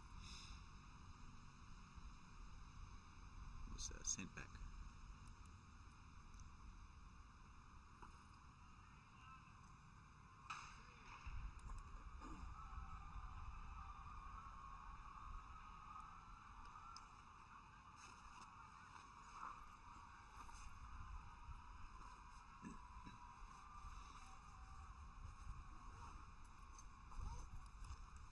Ooh, it's flatter again from Nuttall. He does vary his pace so well.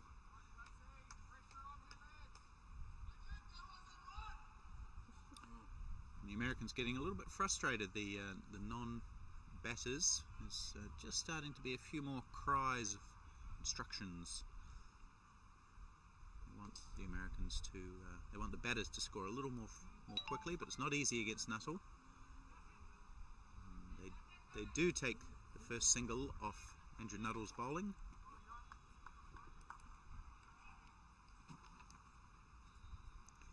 But still, just one off his first 2 overs, Andrew Nuttall. And the Americans have faced 26 overs now for 97 runs. That's 3.8 an over.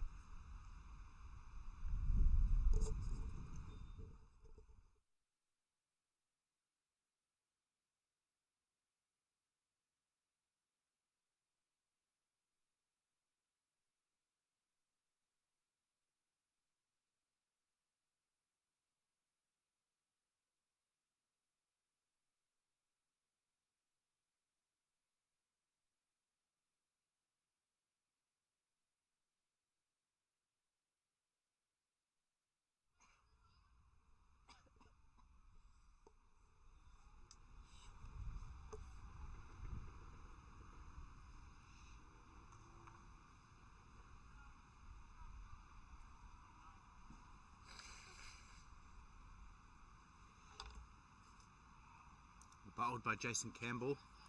Qazi trying to cut, missing. 42 off 83 he is now. He needs to kick on. He's chewed up a lot of balls, which is okay if he goes on and really anchors this innings. But plays a more forthright shot this time. Slightly aerial and just to the left of Jason Campbell in his follow through. Jayasinghe also striking at under 50, 20 off 44.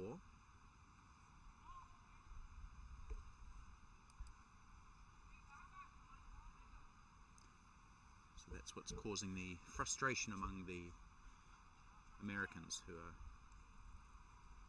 exhorting their team to score a little bit quicker, but I think they're doing all right. And that's swung away. There is a fielder. Again, they're picking out the only fielders in these big open spaces. And is that the 100 comes up? Yep, 100 up. 100 for 1. Halfway through the 27th over. Oh, that's a flamboyant shot. I've used that word a little bit today, but that's a good way to describe it. Over point for 4 runs. It's a real nice, sweet swing of the bat, does Qazi on this occasion. It was short, and he's just lifted it over the inner ring. Well played. So he's close to 50 now, 47. Partnership is worth 61.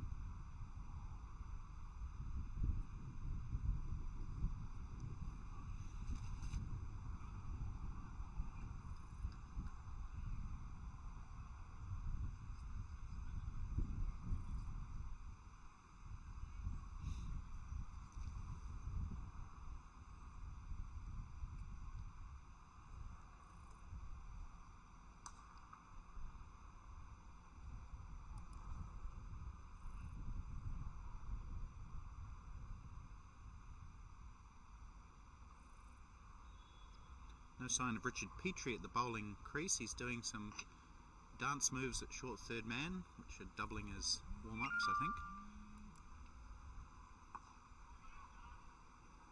So we may see him coming in soon. Single for Jayas Singha, down to Mike Harrow at long on.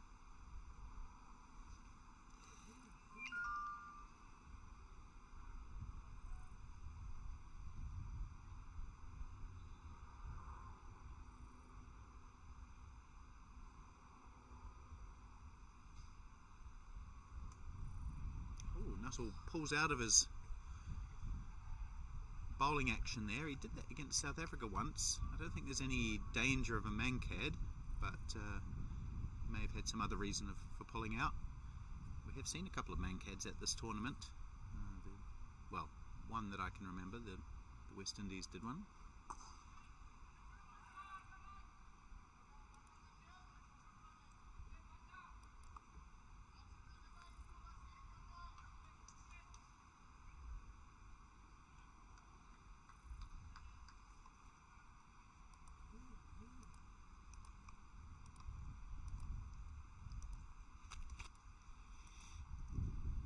Ooh, a rare bad delivery from Andrew Nuttall, firing that one down the leg side, maybe thinking of a leg side stumping, or maybe it just slipped out of the hand, but it's wide.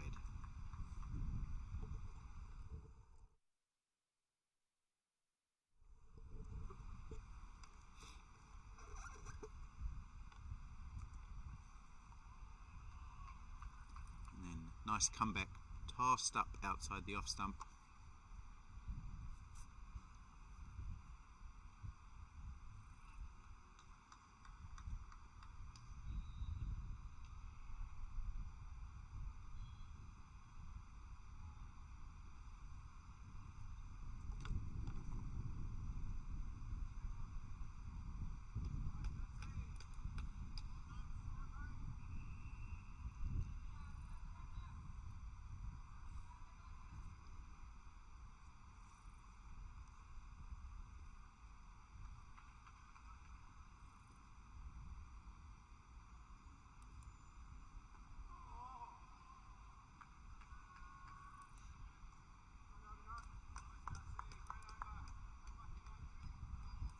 Four runs off that Nuttall over.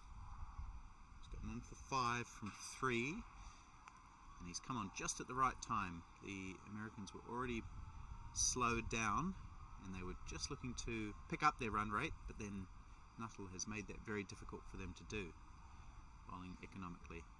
Richard Petrie is going to have a bowl from the ocean end.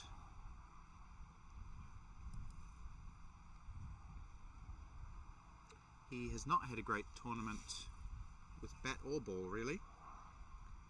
His bowling contribution has been just the 2 wickets for 60 runs. At an average of 60 from 27 overs. So he hasn't had success with the ball, or really with the bat. He's averaged 23 with the bat at a strike rate of 71, both of which are unlike the big man. Put in a lot of work before this tournament to get himself fit and healthy.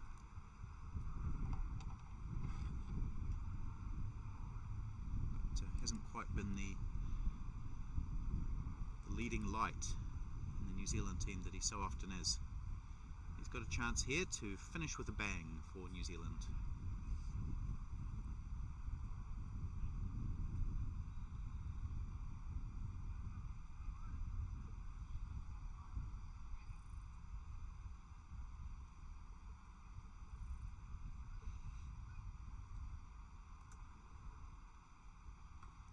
He starts with a wide delivery, which Jayasinghe just manages to get some bat on, down to short third man for a single. So it's been an up and down tournament for New Zealand. They started off beautifully, thumping Zimbabwe by 225 runs, scoring 308 and dismissing Zimbabwe for just 83. And followed that up with a loss to Sri Lanka by 16 runs. Dab down for a single. Then they had a really tight game against Australia. It was a classical low-scoring thriller, which New Zealand just won by 2 wickets. Then another comprehensive performance against the West Indies, winning by 8 wickets. And then a loss to the USA. And then another comprehensive win against Canada. That's driven in the air. There's protection out there. Dean Askew at long off, but they take 2. So good assertive batting from Ajit Jayasinghe there. And just finishing off on the New Zealand team's tournament, those results got them into the semi-finals, where they were just outclassed by South Africa, losing by 6 wickets. Overall, they've won 4, lost 3.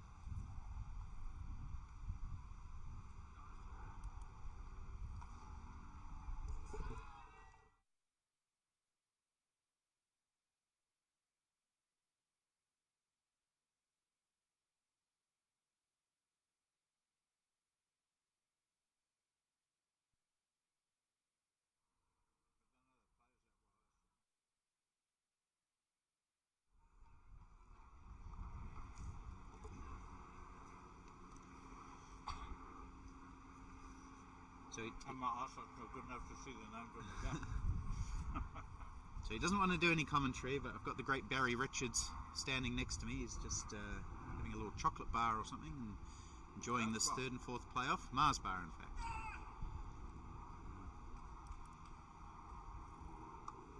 Barry, would you just care to give us 20 seconds of your thoughts on the match so far? Come a little bit closer to me over here. No, I think it's obviously going to be an interesting match because this is a much bigger ground than most of them. So the fielding and the running between the wickets becomes much more important.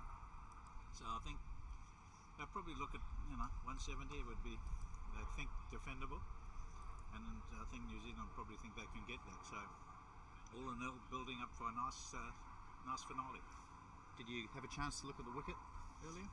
No, I didn't really, but it doesn't look like it's got any terrors in it. Probably a little on the slow side, and there's nothing that would frighten anybody. I haven't seen a lot of turns, so pretty good wicket all in all. And have you enjoyed the tournament overall so far? Yeah, it's been good. I mean, my personal feeling is perhaps 35 overs might be better if you've got such a long competition with 14 teams. I think probably the best format might be 2 pools of 7 teams each, and give the guys a little bit of time and breaks in between, but that's just a personal thought. Yeah, well, some of the guys are looking a little bit tired. Yeah, 8 games in. yeah, no, it's. I mean, it's a big ask because I mean, you know, it's hot sun. It's not like it's you know, it's a difficult scenario. And if you're not used to it, I mean, I know the guys do play, but if you're not used to, you know, they play and then they have a week's rest and then they play again. It's not quite the same as this. You're playing and then you might have a day's rest, and sometimes you don't. So you know, it's quite a drain on the body. And are you looking forward to the big final tomorrow?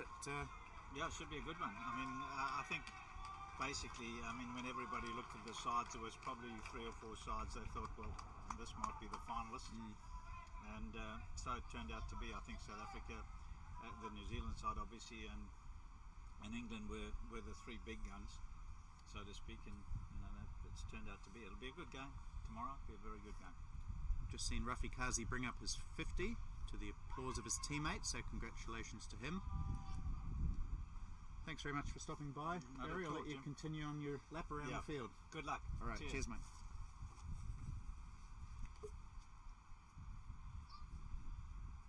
Barry Richards, of course, one of the greatest batsmen of all time. He's just see Jaya Singh squirt that one down to third man, and it's been picked up inside the boundary. So the Americans definitely trying to put the pedal down a little bit. Yeah, Barry Richards, absolute legend of world cricket. He's an ambassador for this tournament. He, Mike Proctor, and Omar Henry are the 3 ambassadors, and they've been at all the games. Well, not all the games, but as many as they can. And really nice guy to talk to, Barry. Lives down in Neisner, which I want to say is about 4 or 5 hours drive from here, maybe. Neisner? Yeah, down in the really nice part of South Africa. So he lives there. He's come up for this tournament.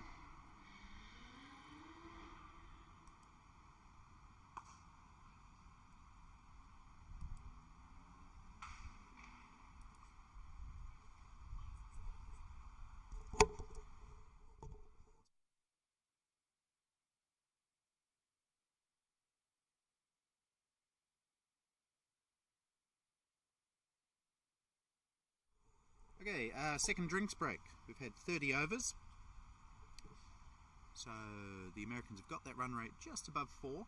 Again, it's been below 4, it's been above 4, but it's been around 4 for the entire 30 overs. And Rafi Kazi's brought up his 50, so when we come back in a moment or two, we'll have the last 15 overs of this American innings. What's going to happen?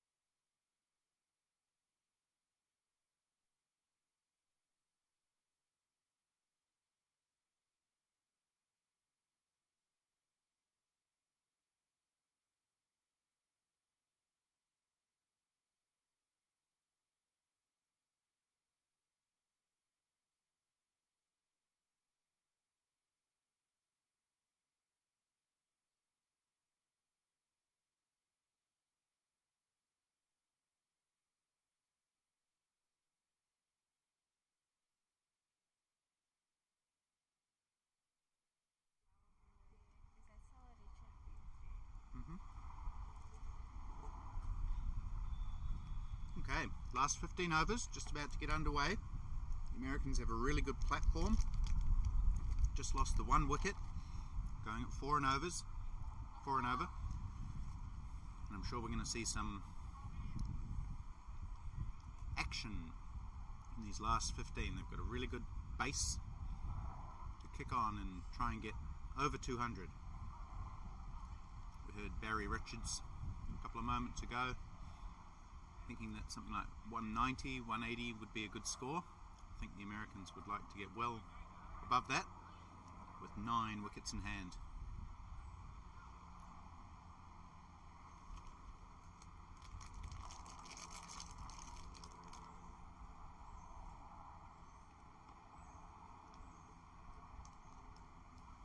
Richard Petrie with the ball in hand has bowled 1 over for 8 runs.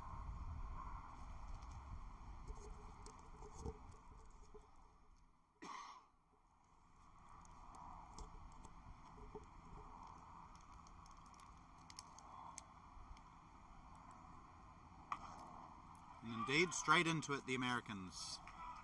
Beautiful shot from Rafi Kazi. We've seen a shot like that a couple of times today. Just balancing on his back foot and swinging it away in front of square on the leg side. 4 runs.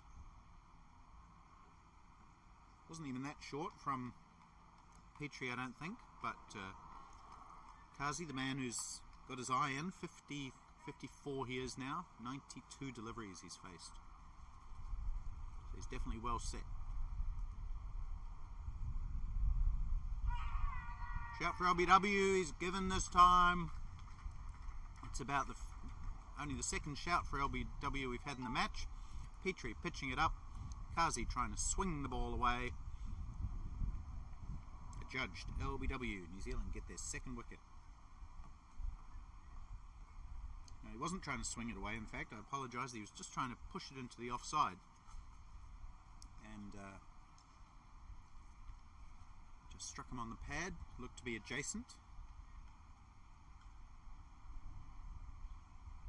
I think he was trying to hit it a little bit too fine, trying to guide it down to 3rd man, and struck on the pad.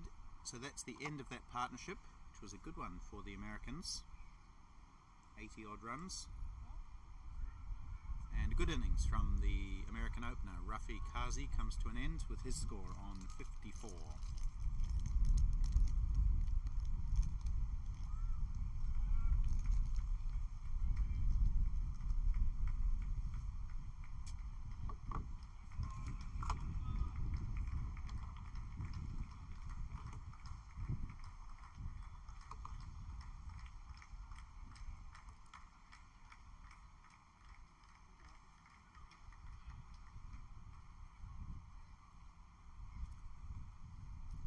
Brings Ayaz Sheikh to the wicket.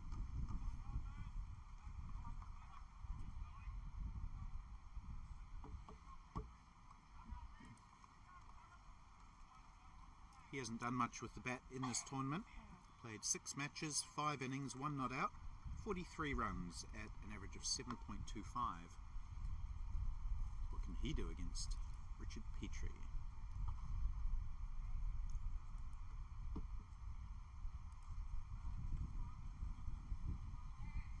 Highest score of 16 for Sheikh.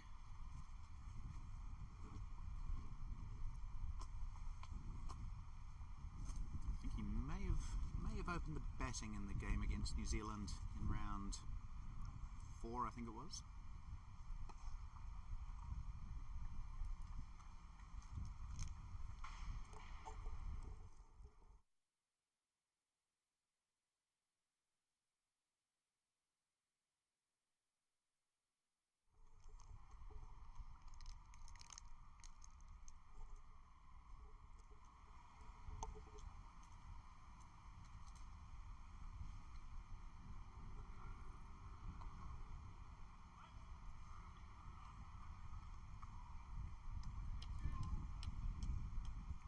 Run scoring not looking terribly easy on this wicket.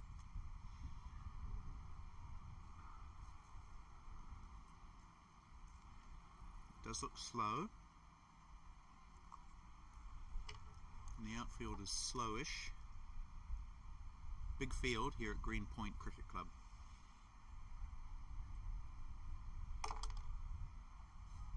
Oh, that's a nice delivery, swinging away from the new batsman Sheikh, who doesn't have his iron yet.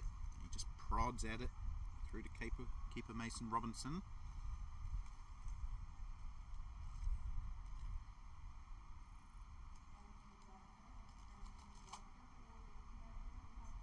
Yeah, there's a beautiful outswinger from Richard Petrie, who has taken his third wicket of the tournament. He said he hasn't had a lot of success in this World Cup. That's only his third wicket.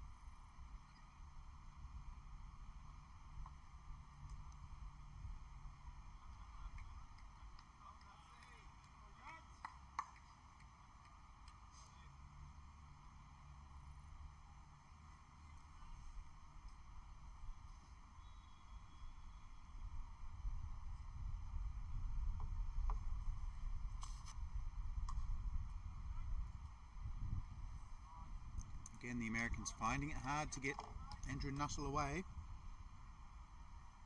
He is a real master at bowling on slow wickets that give him a bit of assistance. Doesn't sound like he's, or look like he's spinning it a huge amount, which he was at Western Province a couple of days ago, but it's just a change of pace and his accuracy making it difficult for the American batsman to score. It's 4 dots now that he's bowled in this over.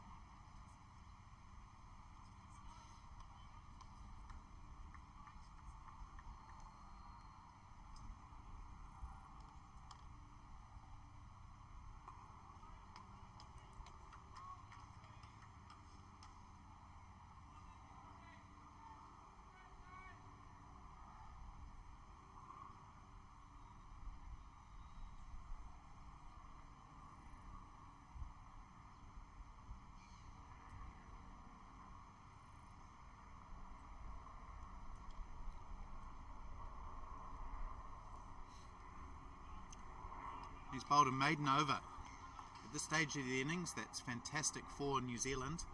The Americans came back after the drinks break looking to score quickly straight away. They did, hit the first ball for 4. Second ball was dismissal. And since then, I don't think there's been a run. So we've had 10 dot balls. So that's good for New Zealand. The US still have 8 wickets in hand, and they've still got 13 overs, so there's no need to panic yet. They just need to try and score it about a run a ball, which is what one of their teammates has been yelling out for a little while now.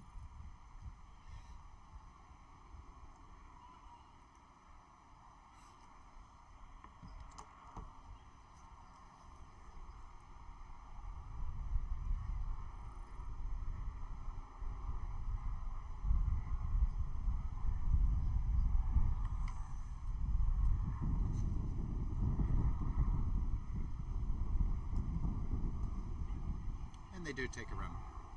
It's the new player Sheikh dabbing it down to third man.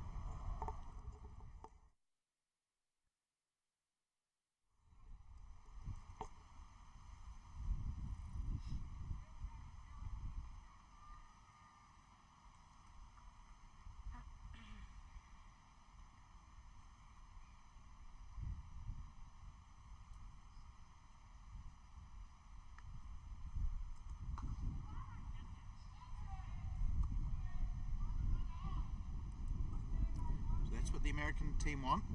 Just a few quick singles, and then maybe the odd boundary as well.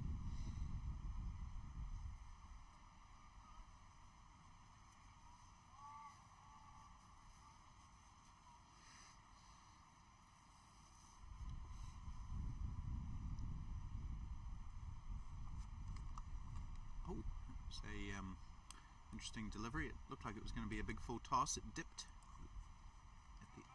at the last moment, so I think it was a slower ball from Petrie, but just snuck down the leg side, so called wide. I think that's Petrie's first wide. He's been fairly accurate today. It might be a second. Bowls the same delivery again. The line is better, but it's a low full toss. No run.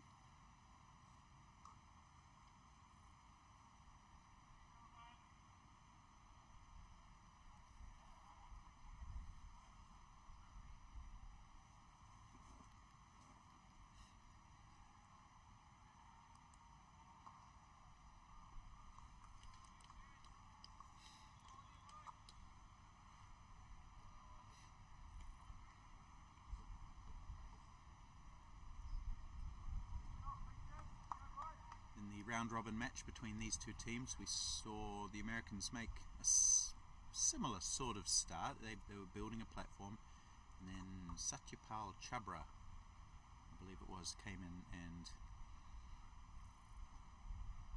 hit hard, so he got the Americans up to what turned out to be a winning score.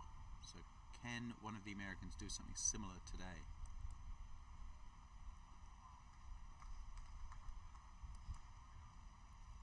Sure if Chabra's actually in the lineup.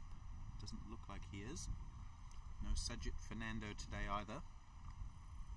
So someone else is going to have to do that job today.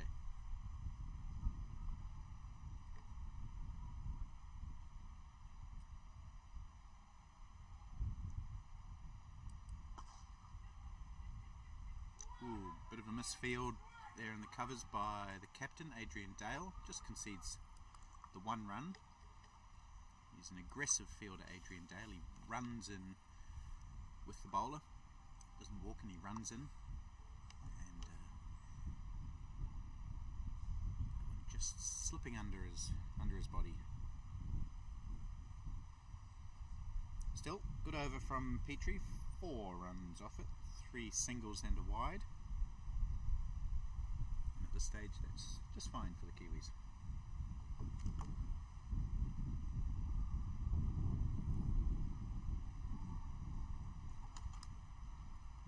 Checked on the other games for a little while. Zimbabwe against Pakistan. Zimbabwe doing well. 152 for 3 they are.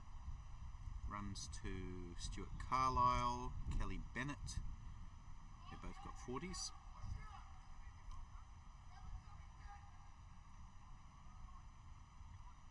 Wales 70 for 4 against the West Indies.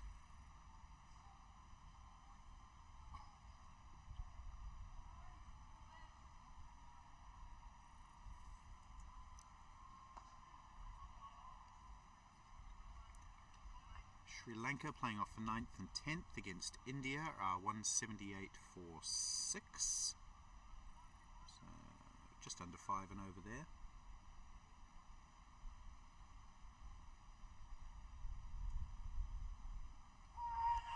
Big shout for... Oh, he's bowled him. Andrew Nuttall does have a habit of appealing for bowls, which you obviously don't need to do.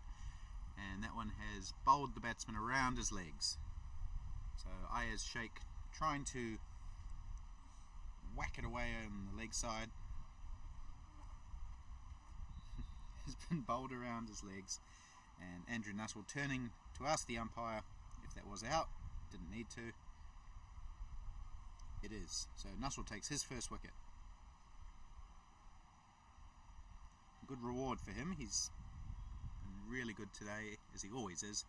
Economical and now effective. The Americans lose their 3rd wicket and their 2nd since the drinks break. They're now 129 for 3. Players out. Rafi Kazi, he top scored 54. Fazal Alam with 20. And now Ayaz Sheikh out for 2.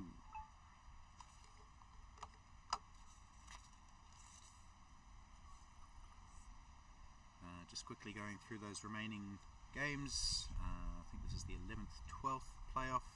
UAE versus Canada. UAE 145 for 4. So most of the games having similar scores at this stage, except the Australian versus Namibian match. As expected, Australia piling on the runs there. 212 for 1 they are. Anthony Barranca, 117 not out. Might be heading towards the highest score of the tournament, which I think is somewhere in the 120s. Anyway, here's Nuttall continuing to the new batsman, Syed Shahanawaz.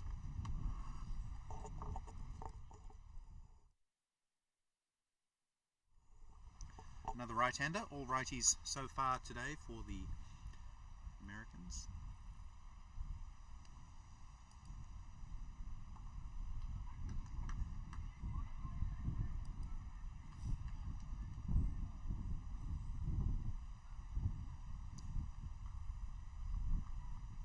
Syed Shahanawaz, another member of the American team without a great batting record in this tournament. He's just played the 2 innings, 13 runs. So he hasn't had a lot of batting in the tournament. And he's facing the great Andrew Nuttall, one of the leading wicket takers at over 50s international level. By far the leading wicket taker in New Zealand domestic over 50s cricket. And still going strong at the age of 65. Finishes his 6th over. He's got 1 for 10. Typically miserly.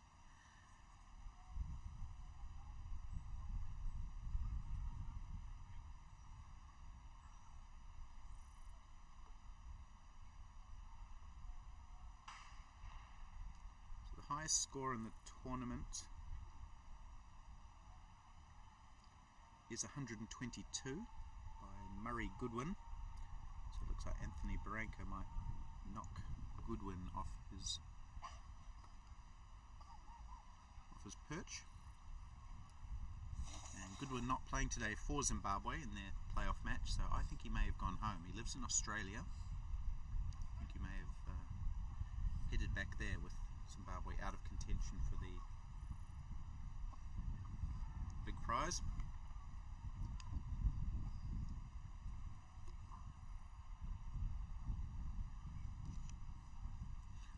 Here's Petrie.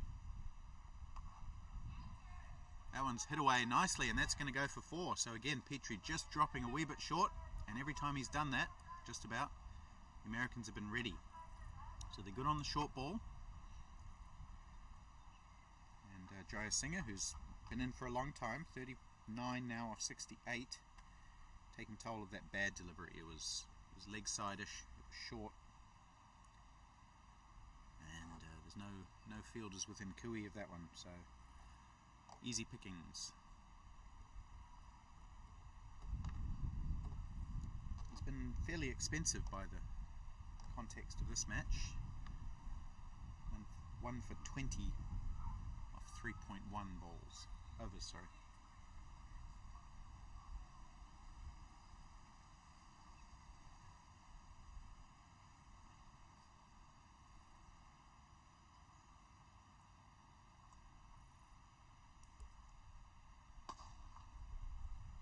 Fields well off his bowling this time. It was a full toss. He got a big left hand out to stop that one going past him. 7 bowlers used by New Zealand today.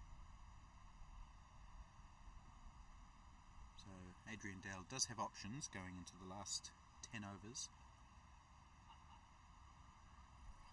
There's another wide.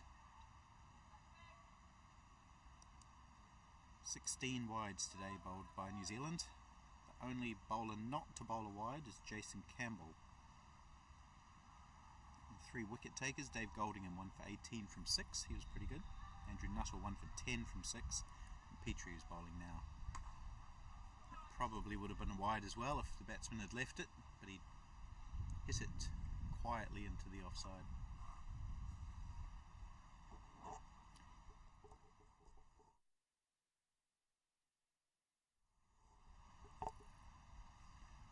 Americans won the toss and chose to bat on a wicket where nobody seemed really sure what the best option was. They chose to bat. The openers put on 43 in 10 overs pretty comfortably. There was a dropped catch in the slips, but that was the only event of real note. And before that first wicket fell, that was when Dave Goldingham came in and rather unexpectedly took a wicket with his first ball, having Fazal Alam caught at mid-wicket. There's a big shot from Jayasinghe, which is going to go for another boundary. So he put everything into that shot, hitting it over cover. And the Americans offering their teammates plenty of advice. Or instruction, really. 2 boundaries in the over, 9 runs off it with a ball to go.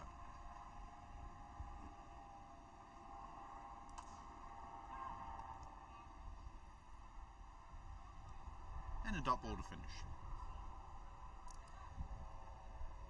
So following that first wicket, which was that of Fazal Alam, that brought Ajit Jayasinghe to the wicket, he's still in, to join Rafe Kazi, and those two put on 82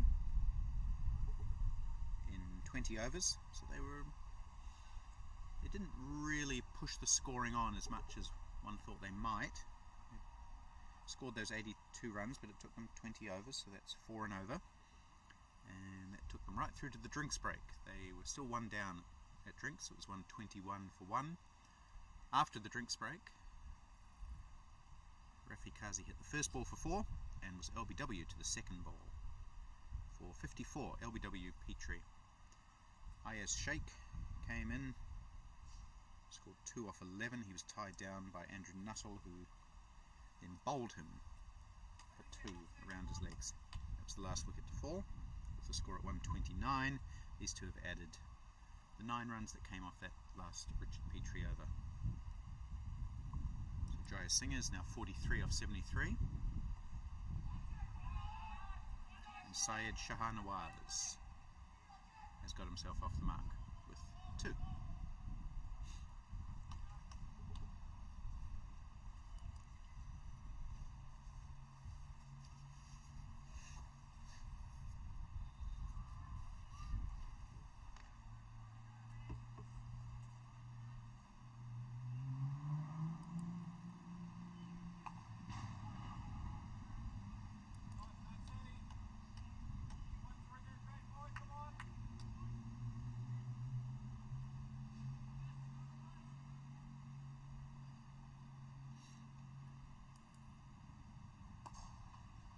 This one's coming down towards Mike Harrow at long on, who fields well, jumps up in the air to catch that one on the first bounce, so not out, but well fielded by Mike Harrow, and just a single. It was a good strong hit from Shahnawaz, who looks like he's been sent up to have a whack.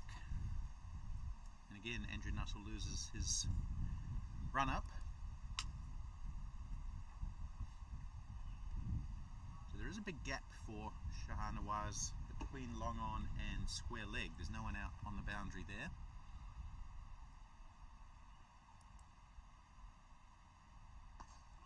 In fact, it looks like Nuttall only has the 3 fielders out, long off, long on and square leg. He's allowed 5 out at this point in the innings, but because he's bowling so well, he's chosen to keep his fielders inside the ring.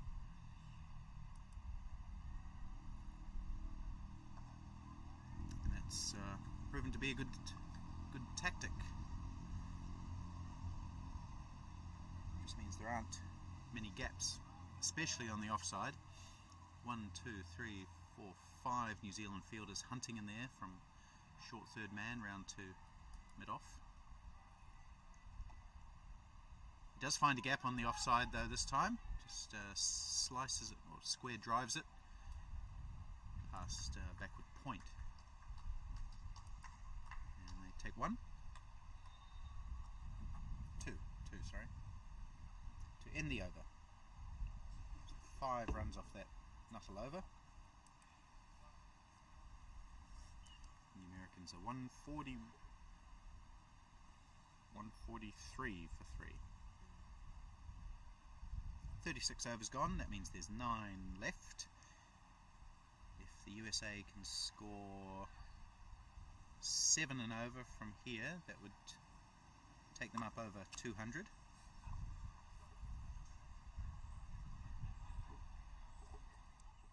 Which I think would be a pretty good score on this wicket.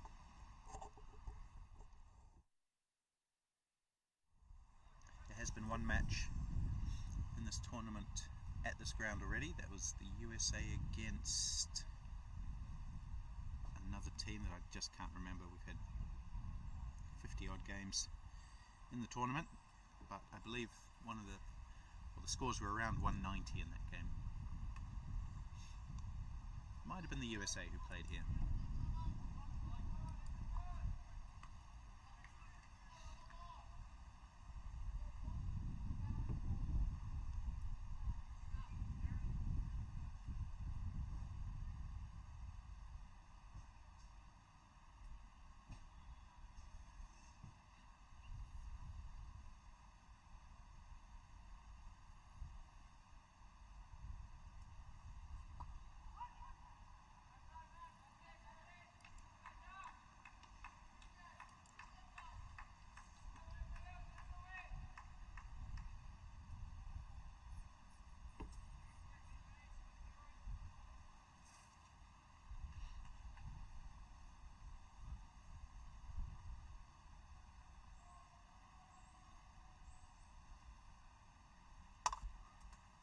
Oh, he's had a big swing at this one. It's in the air. It'll be a really good catch if he can get it. He does. Well taken by Colin Owens.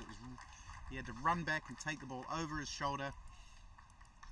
He kept his eye on the ball the whole way and took a pretty safe catch in the end. So well done, Colin Owens.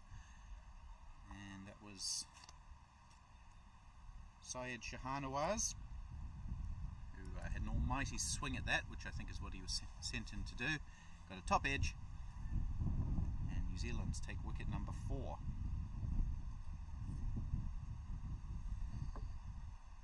Colin Owens just clutching that one to his chest.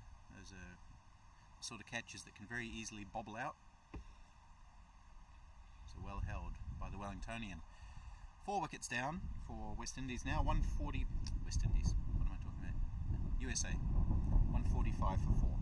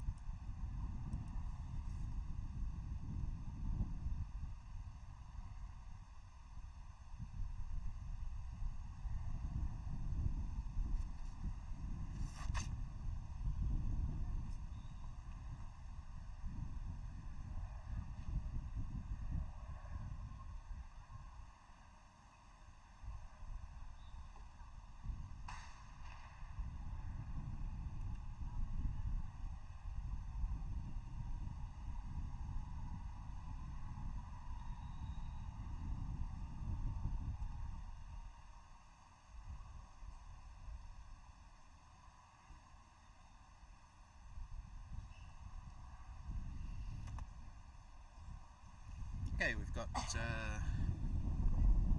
Sanjeeva Weerasinghe batting at 6 for the US.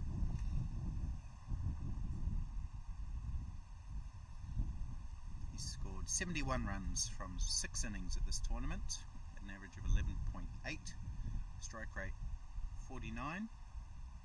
So those stats don't suggest that he's going to get the Americans up to 200, but you never know.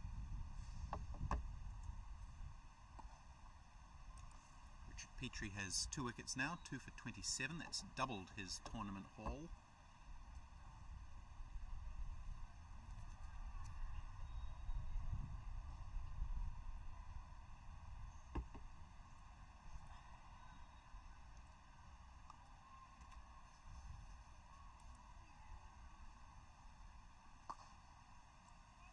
He's off the mark straight away.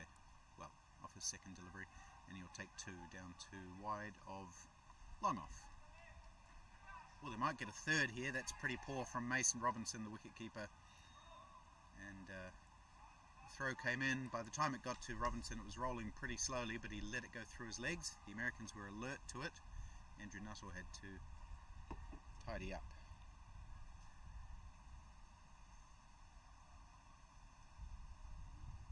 May have just taken a little bit of a bad hop before it got to Robinson, but you'd expect a little bit better from the man with the gloves.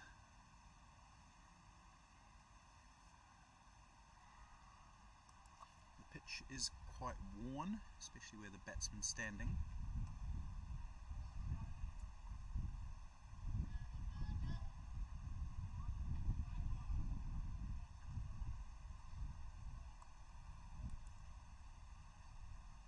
Six runs and a wicket from that Richard Petrie over number 5 for him.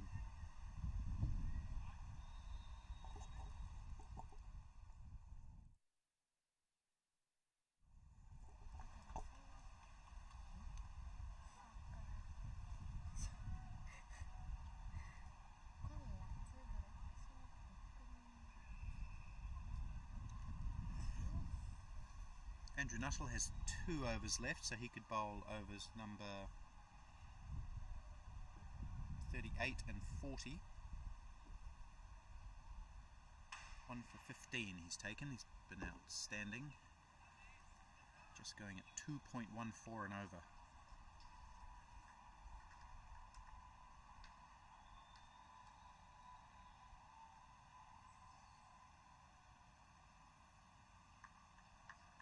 He's bowling to Ajit Jayasinghe, who's on 47. Takes a single. We've got the makings of a band out there. We've got Jayasinghe and Weerasinghe, 2 singers. Just need some musical instruments, maybe.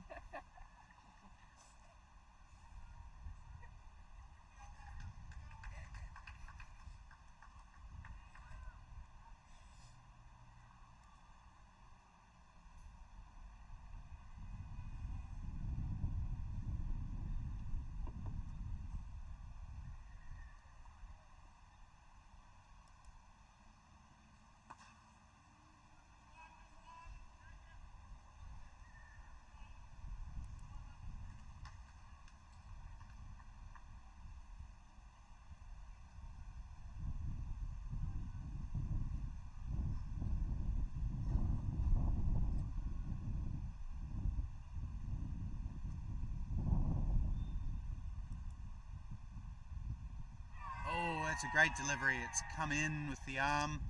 There's an appeal for, well, I don't know what it was for. It started off, it looked like Mason Robinson was appealing for a catch. Then when that was turned down, he appealed to the square leg umpire, maybe for a stumping. Andrew Nuttall was appealing for whatever he could get, which in the end is nothing. Oh, and that's fired down the leg side. That did look like it was an attempt to induce a leg side stumping. Mason Robinson didn't take off the bails, and it's a wide.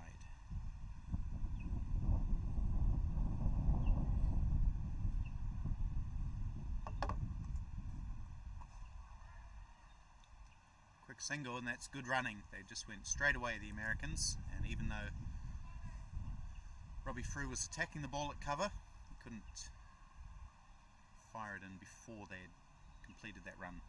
Good batting.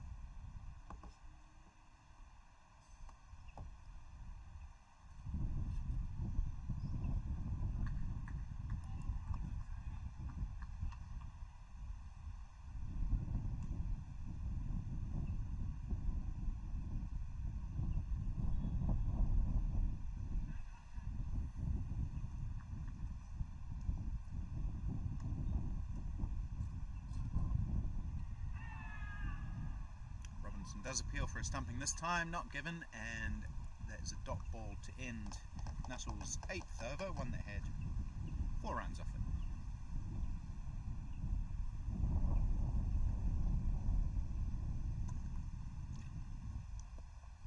8 overs, 1 for 19 for Andrew Nuttall, a very typical bowling analysis for the Cantabrian, who is also a member of the New Zealand over 60s side, which made the final of the World Cup in Australia last year.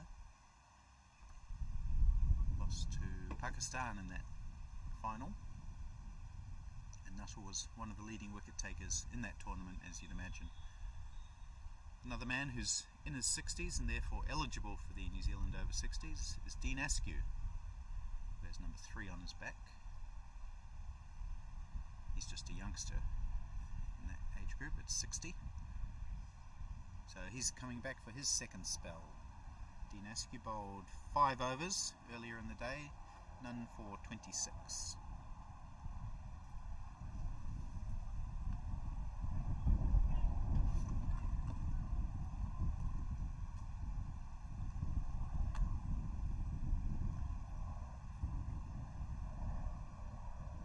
Seven overs to go in this innings. Cut straight to Robbie Frew, no run. Good work by the man at backward point, Robbie Frew.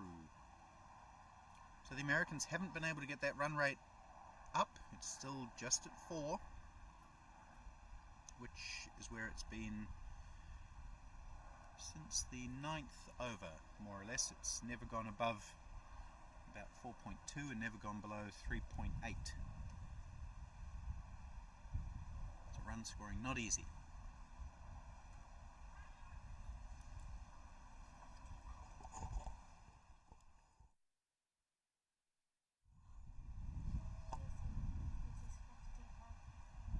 And that's 50 for Ajit Jayasinghe.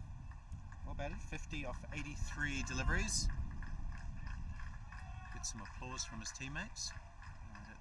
Just a little belated raise of the bat, as Dean Askew's already into his run-up. Oh, that's hit nicely. That should go away for 4. What good timing there. Just not quite a leg glance. It was hit squarer than that, so it was more of a flick off the pads from Shana Weerasinghe.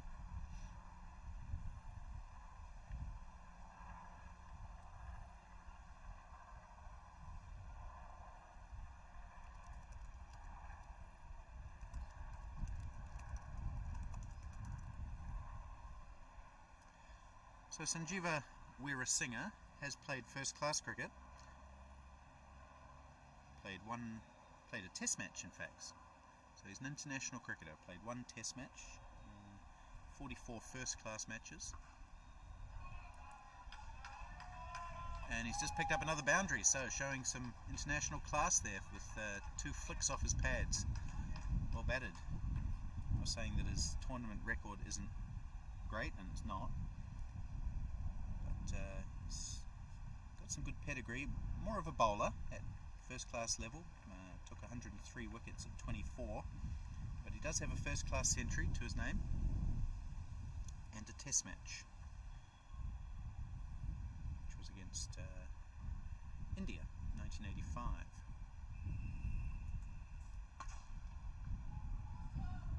I think it's the same guy anyway, unless there's another Sanjeeva Weerasinghe. Actually, there might be. Might be one who played for Sri Lanka in the Tri-Series. So maybe take everything I just said with a grain of salt there.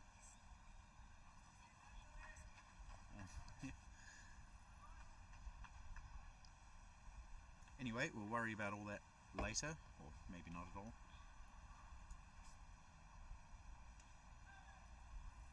He's having a go at everything, whoever he is, Sanjeeva Weerasinghe. He's got himself up to 14 from 8 deliveries now. Doing a good job coming in at number 6. And that Dean Askew over went for 2 boundaries, a 2 and a 1. So that's 11.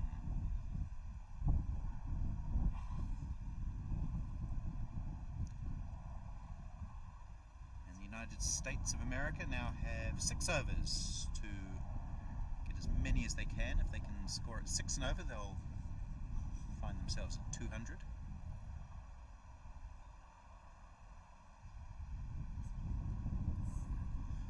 Nussle has one left. He's bowled 8 consecutive overs, 1 for 19.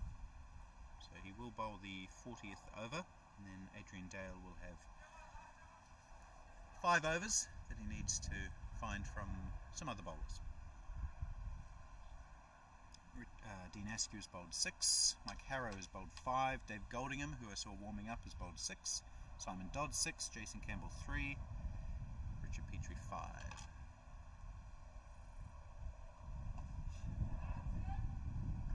Drop and run again from Jayasinghe.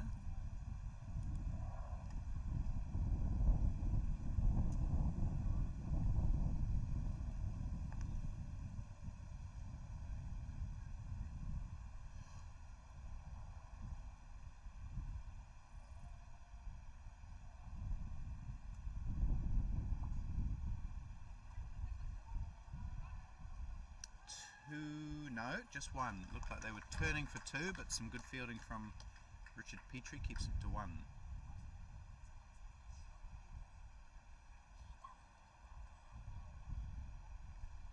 So I'm not sure how many viewers we have back home in New Zealand. It's midnight, almost midnight there. Maybe you're staying up late on a Sunday night.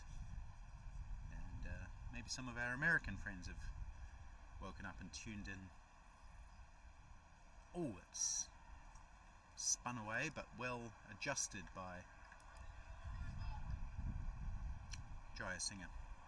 I also believe that all of the matches in this tournament are being fed through to an Indian TV channel. So there's some Indians watching the game back in India. Namaste to you. And he's been bowled. That was Weerasinghe having a big swinger at that one and missing and finding his off bail removed. So bright, breezy innings for Sanjeeva Weerasinghe. 15 off 11, but he's been bowled now by Nuttall, who's taken his 2nd wicket. And it's good reward for Nuttall. An analysis that Richie Benno would be proud of. 2 for 22.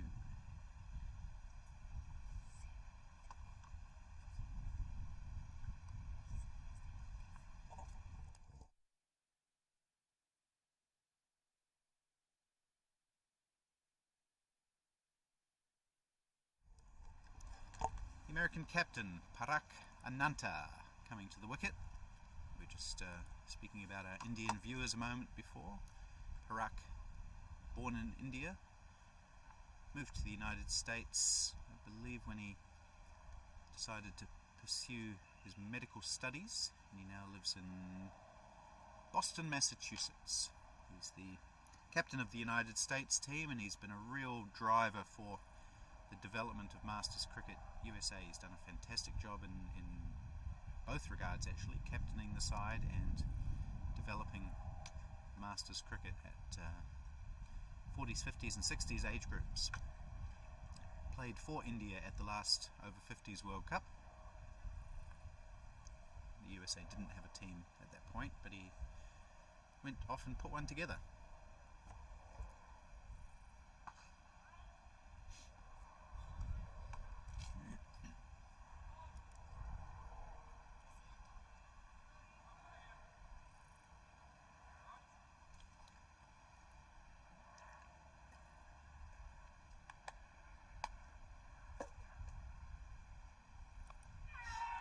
Oh, he's got him. So, Parak Ananta won't do any damage today. He just had 1 ball to survive from Andrew Nuttall. Went back to cut and got a faint edge to Mason Robinson, who took a good catch behind the wicket.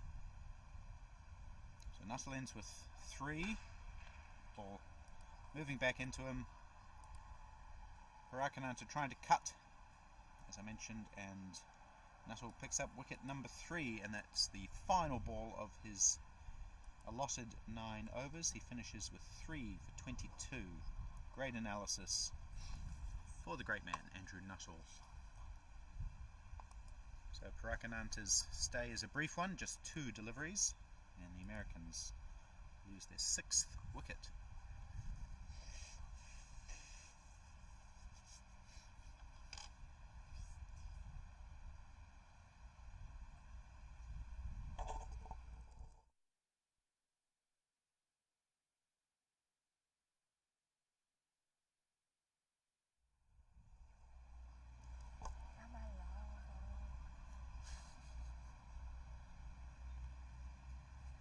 So all games coming towards the conclusion of the first innings. Zimbabwe 181 for 7 with 4 overs to go.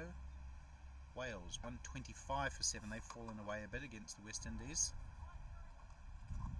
Sri Lanka 199 all out against India.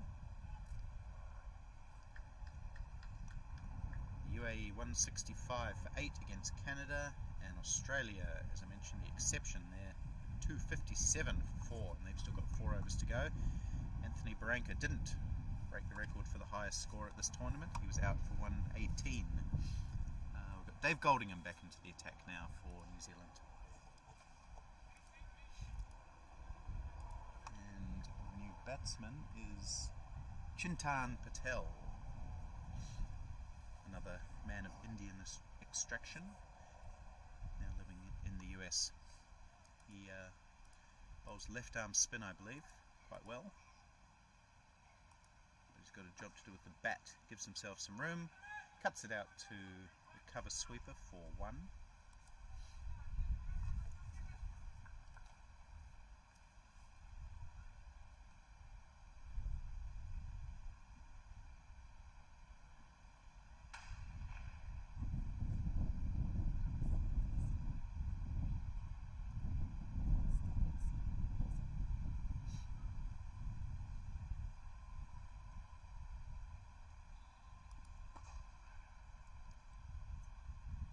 Down to long off for a single. So Ajit Jayasinghe came in at number 3. He's remained steady while wickets around him have fallen. There's been 5 wickets since the last drinks break. That was 10 overs ago. It's through the gap. A backward point just for 2. Mike Harrow chases after it. Well, they might come back for 3. In fact, they will. That's great running.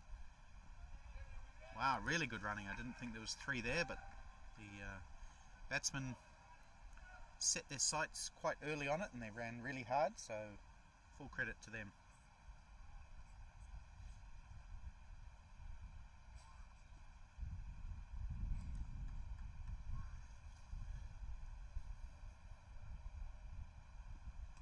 Ooh, that one appeared to keep a little bit low from Goldingham. He's a tall man. He doesn't usually get a huge amount of bounce because he doesn't bang the ball in, but even so, that kept fairly low.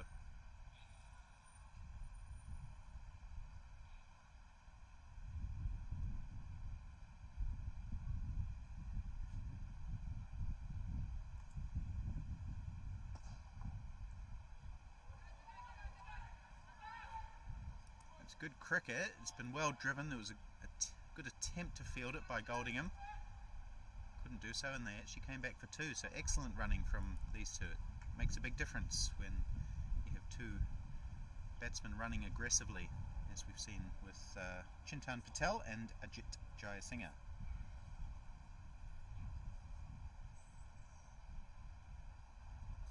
So 41 overs gone. That means there's 4 overs to go. United States 174 for 6. If they're looking at that 200 runs as a target, that means they need 26 runs off the last 4. They have got their run rate up slightly, up to 4.2.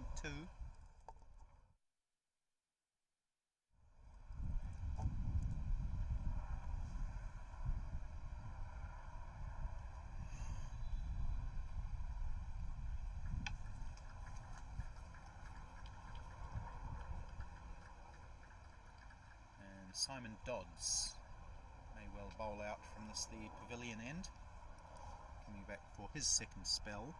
His first spell wasn't bad, 6 overs, none for 22.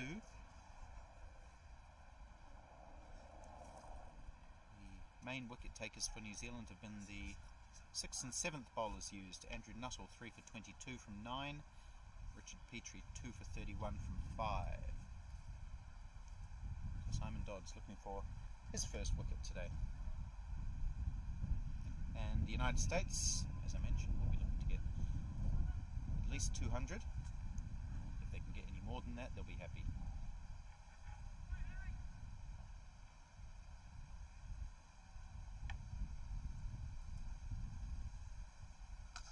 Oh, Dodds starts with a big full toss, which has been slammed away for 4 runs.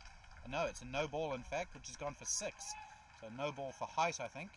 And it's been slammed away over mid-wicket for 6 runs. Excellent shot. He's still got to hit those. And that was Jayasinghe, the well-set batsman. So very poor start from Simon Dodds. He often starts with a loosener or two, and that was the loosest of looseners.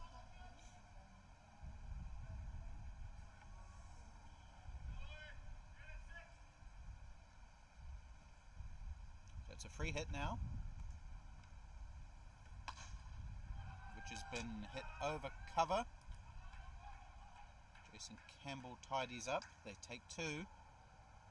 So this is similar to what happened in the round robin match between New Zealand and the USA. The last 4 or 5 overs were very expensive for New Zealand, and that was the difference.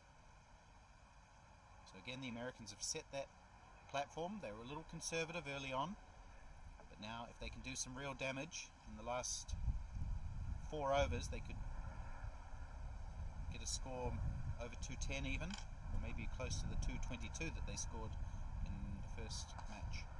There's a chance of a catch. It'll be a good effort. Oh, Colin Owens, he's misjudged it at the last moment. He came running in, but he never looked comfortable at long off. It was a very catchable chance, and Colin Owens, usually a very reliable fielder, let that one slip through his hands. He actually did well to stop it going for 4.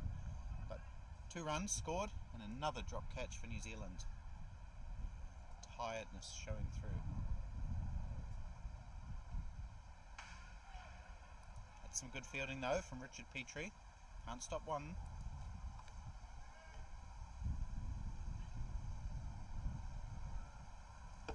Yeah, so in that round robin match, the USA were looking like they would get about 190, 195, ended up with 222, and New Zealand lost by 32 runs, so that really was the difference.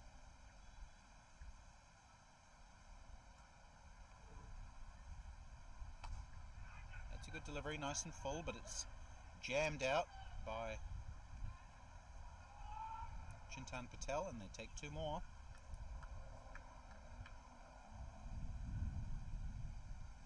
14 off this over already, and we've still got 2 balls to go.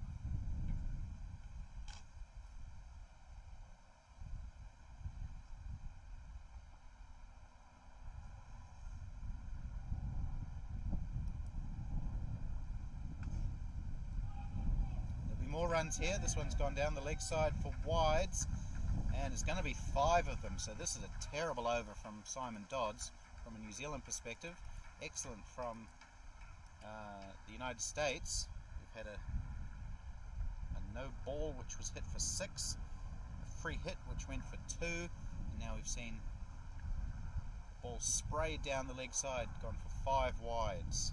So I think we're up to about 16 or 17 off this over. Still 2 balls to go because that was a wide. What can Dodds do here? More runs. It's gone fine. They'll take 2 more. So the Americans, they're nearly at that 200 mark, earlier than expected. And this is not good from Simon Dodds. He's trying to bowl Yorkers, but he hasn't landed one yet in this over. I'd be really surprised if he does get another over.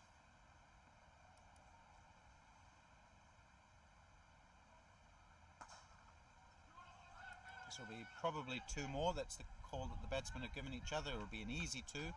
As the field has somehow run into each other, that's a bit silly. They had about 10 or 15 seconds to work out who was going to go for that ball. In the end, they both did. So, a little bit sloppy from the Kiwis in these last few overs.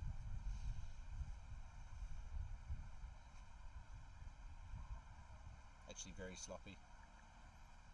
I'm giving them credit for the fact that it's a long tournament and they're tired, but not all of the bad stuff in that over can be attributed to tiredness.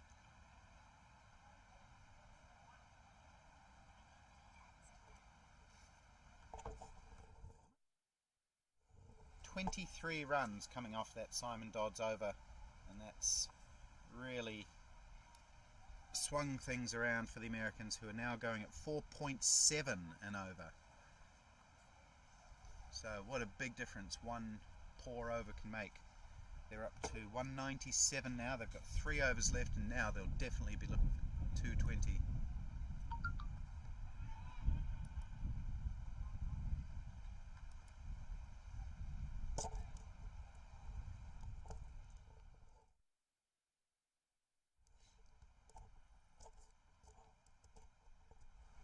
Jayasingh's up to 67 from 92. Patel 9 off 6.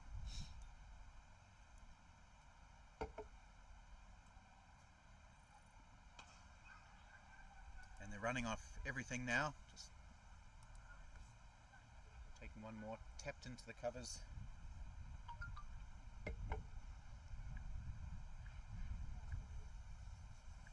So I forget who bowled the bad over in the round robin match between New Zealand and the USA, but it was a similar over which went for around 20. Today it's Dodds. This is a chance of a catch, should be taken. Petrie settles himself under it, takes it.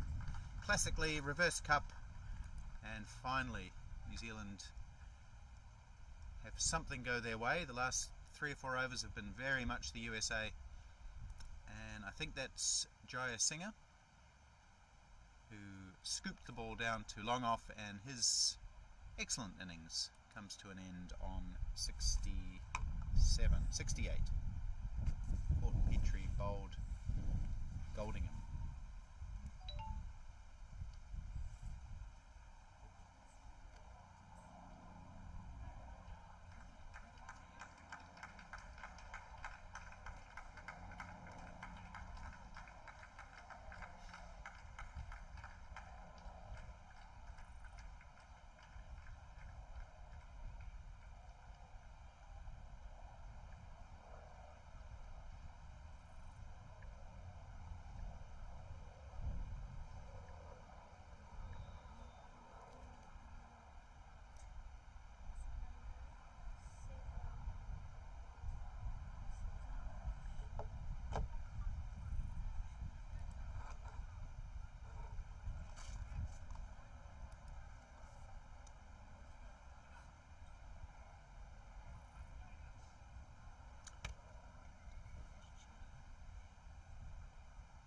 New batsman, Mohsin Khan.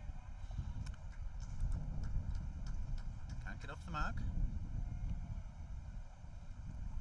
So will that wicket help stem the tide? Or will that huge previous over just give them the momentum the Americans need? He's Goldingham to Mohsin with a big high backlift. Still can't get off the mark. It's amazing what a difference a wicket does make. 3 dot balls now if you include the wicket.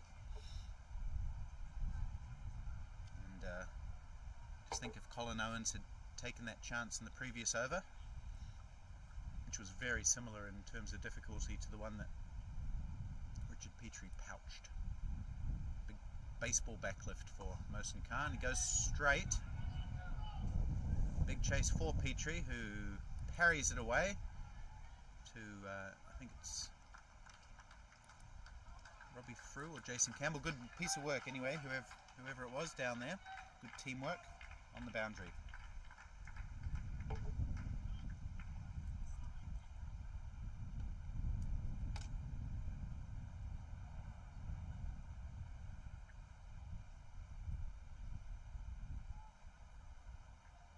So the 200 is up now for the Americans, 2:01 for 7.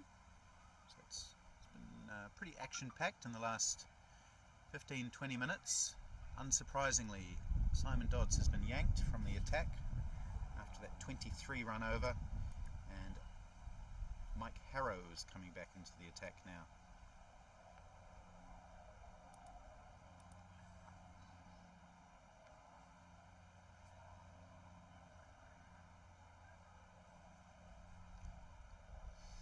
Mike Harrow will definitely be hoping, I'm sure everyone will be hoping, that he doesn't bowl a lot of wides in these last couple of overs that he'll get.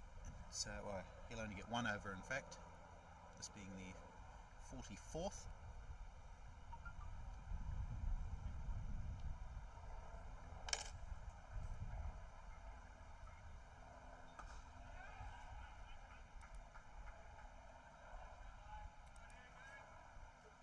So the US could still look for somewhere between 210 and 220, which I think they'll be pretty happy with. We saw Andrew Nuttall putting the brakes on, and the Americans have a lot of spinners who can bowl similarly to Nuttall. So that's going to be the key, how the New Zealand batsmen chase against spin. This match following a very similar pattern to the round robin encounter between the two teams. The Americans building a base and then exploding a little bit towards the end. And then what happened in that match is that New Zealand were really tied down by the American spinners on a slow, low wicket. So the wicket may be the key in the second innings, and the American spinners.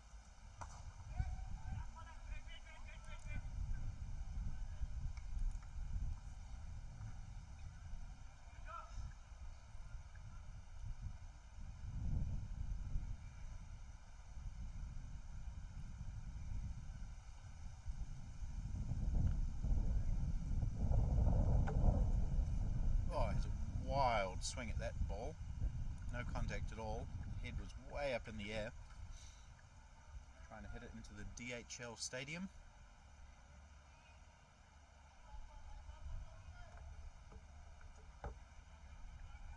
This is Mohsin Khan, who we'll see with the ball later.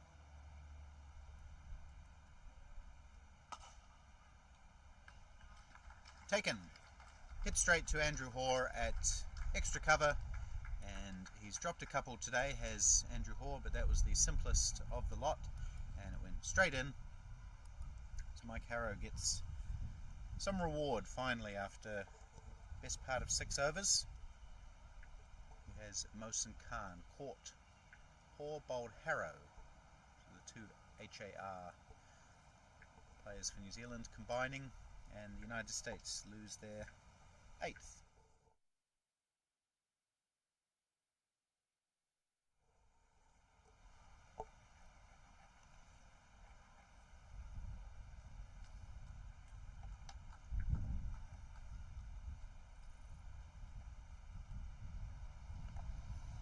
So, I'm sorry to go on about it, but if you take away that 23 run over, the Americans would only be on 180, or 181. Instead, they're looking like scoring at least 210. How crucial will that over be? We'll return to that later in the day, perhaps. For now, the new batsman is Zubair Hussain, who I think is one of the several left-arm spinners that the Americans have in their side. Definitely a spin bowler of some variety. And here's Harrow bowling to Hussain.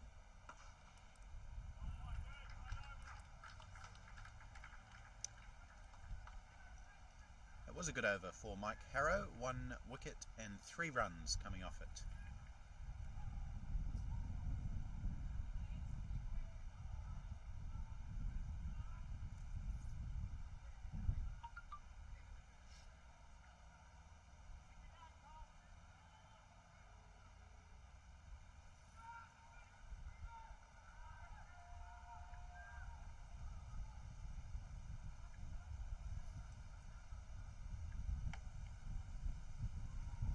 It has been a long tournament. This is the 8th match that each team is playing. minor adjustments to that due to weather in terms of the full allotment of overs, but otherwise all the 45 over games have been played to their conclusion. So some tired bodies out there. Hold him! That's been giving himself room, and Dave Goldingham bowls full and straight. The off bail only comes off, I believe, and Dave Goldingham picks up wicket number 3. Well done for him, well deserved. That was Chintan Patel giving himself room, and yeah, just the off bail getting knocked off. So things turning around nicely for Dave Goldingham, the Wellingtonian.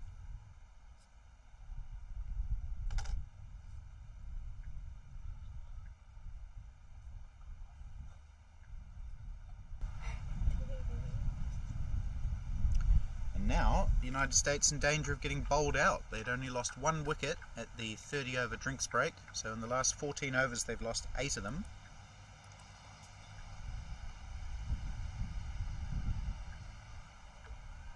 And they've got 5 balls left to either survive or thrive.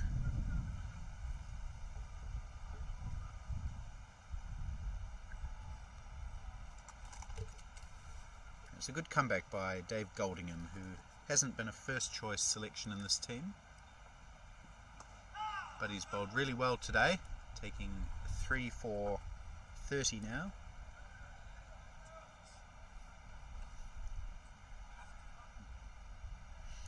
And he's now taken 6 wickets at 20.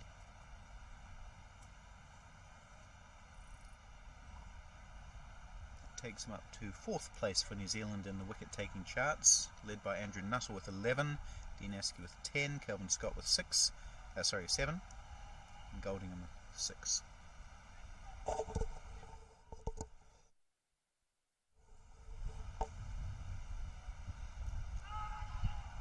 Shout for LBW, but it was going down leg, and there will be a leg bye. Oh, did he hit it? Okay. Looked like a leg bye, but no signal.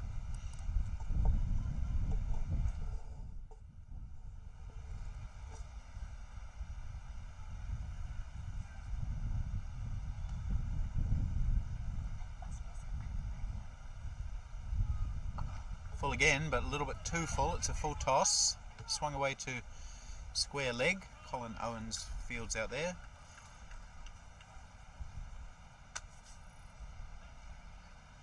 So we've got 2 balls left in the USA innings, and they've got themselves up to 206, so they won't get the 220.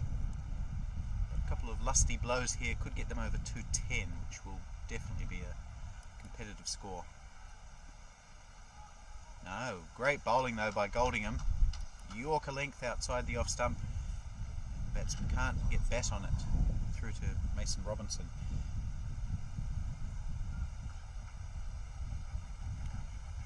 So the USA, their top scorer, Ajit Jayasinghe 68, Rafi Kazi 54, Fazal Alam 20.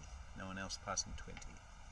Last ball, slam down the ground. I think this should go for 4 unless Jason Campbell can do some good fielding, which he does. And they take 2. So 2 runs to finish the innings. It means that the United States finish on 209 for 9.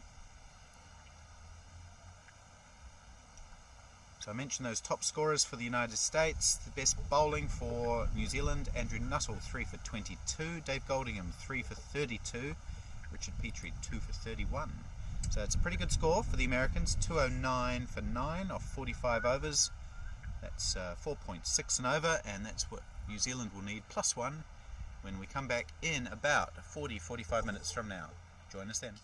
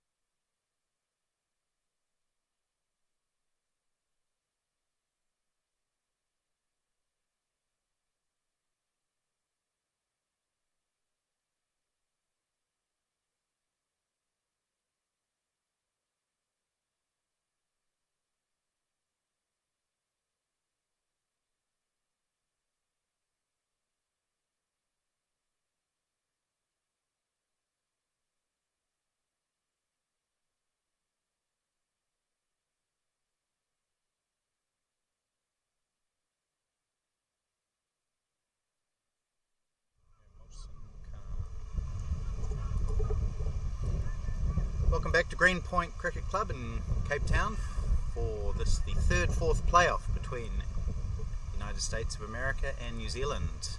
New Zealand just about to start their chase of, what are we chasing? 209 to win this game. Okay, 210 to win. Richard Petrie and Andrew Hoare opening up as they've done on several occasions in this tournament for New Zealand, and Mohsin Khan has the ball in hand, number 7 for the USA. Here we go. Oh, swing in. Big shout for LBW. You could see even from this angle that that's swung in quite nicely.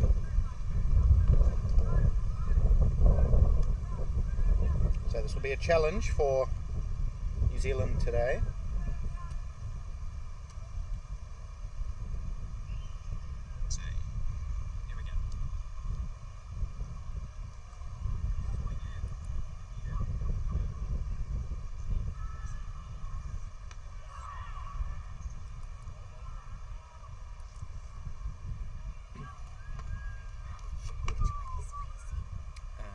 Richard Petrie.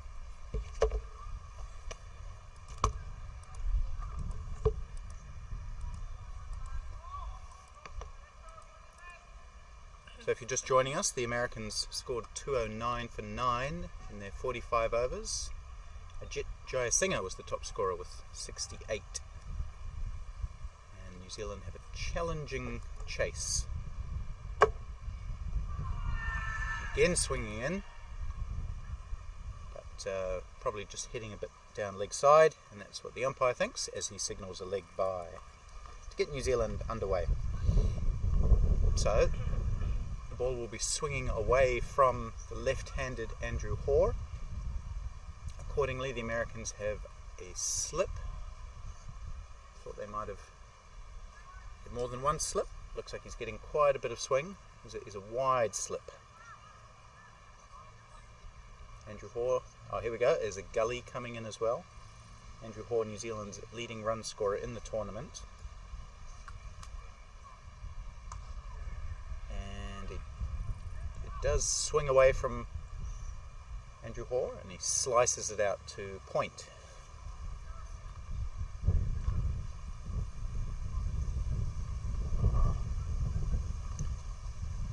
So he scored 258 runs for New Zealand in this tournament at an average of 36.9, 1 century and a 50 as well.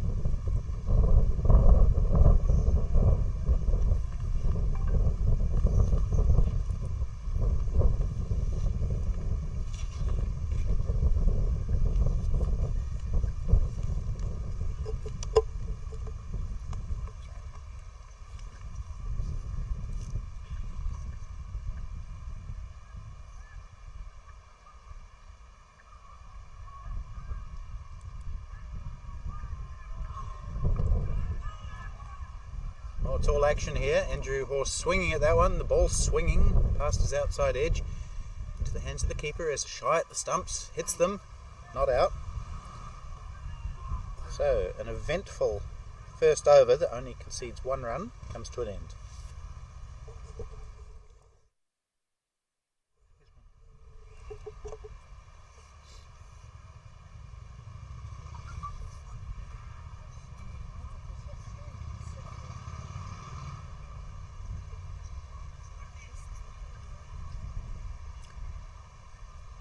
Mohsin Khan has taken 3 wickets in this tournament for 89 runs. He's been a bit expensive, the most expensive of the American bowlers in fact, going at nearly 6 and over, whereas most of them are going at 3.5.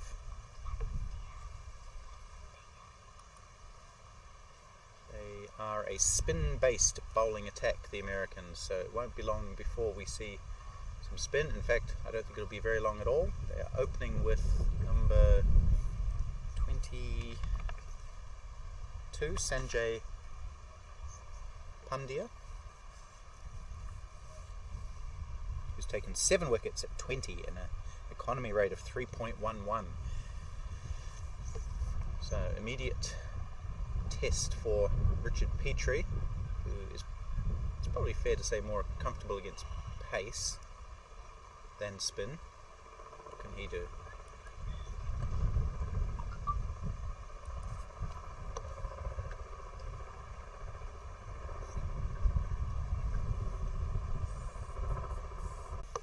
squawking above us.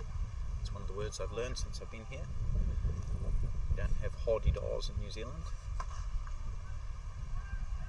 Oh, he's in trouble here, Petrie. Oh, he's escaped somehow. That was a wayward throw, and they're going to get away with what I suppose is an overthrow.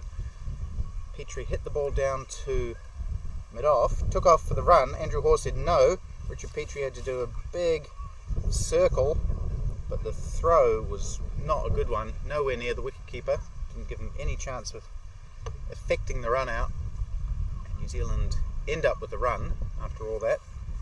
So they've escaped. It's been a little bit helter-skelter early on for the New Zealanders. They've only got 2 runs to show for it, but they've been swinging at the ball and nearly running themselves out.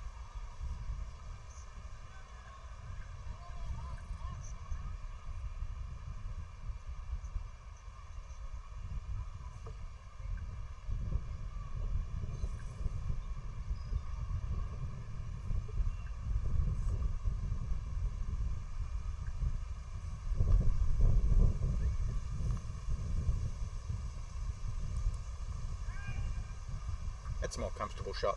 Andrew Hoare just tickling the ball down to find leg for 1.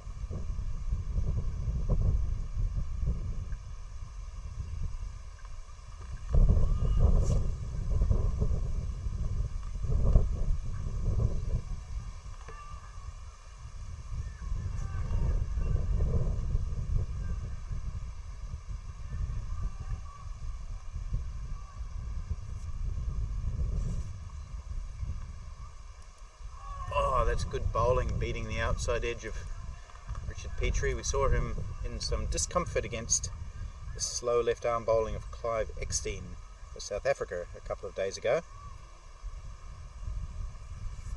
That one looked like it may have just turned a little bit outside the outside edge of Richard Petrie, but he survives. 1 from 8 he is. Andrew Hoare 1 from 4.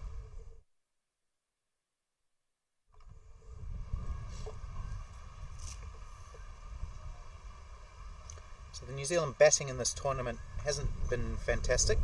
Only Colin Owens averaging over 40. And only 3 other New Zealand batsmen averaging over 4 others, averaging over 30. Richard Petrie himself averaging 23.6 and a strike rate of 71, which is not what we're used to from Petrie. It's hit down the ground by Andrew Hoare. He's made it into a full toss. They should take 2. Oh, that's poor running. There was easily 2 there. Richard Petrie just dawdled the first one. And the fielder did well, but they should have been running hard for 2 there. And when you're chasing a score like this, which is a good one, and you know that there's tough challenges ahead, got to take advantage of those chances to run. Show a little bit more urgency.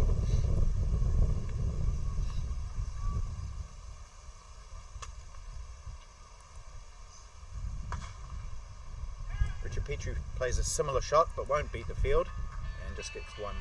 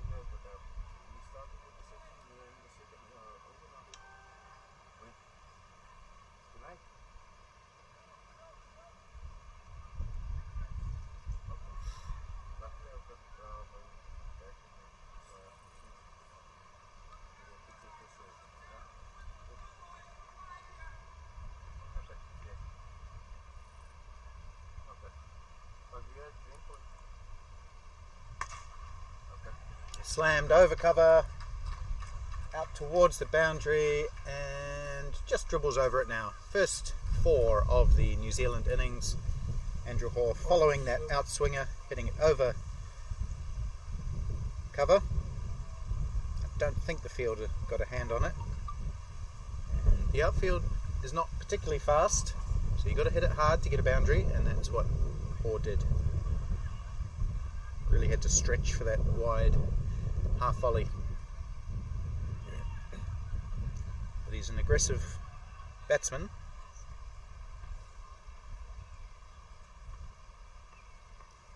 So if the ball's out there, he will swing at it.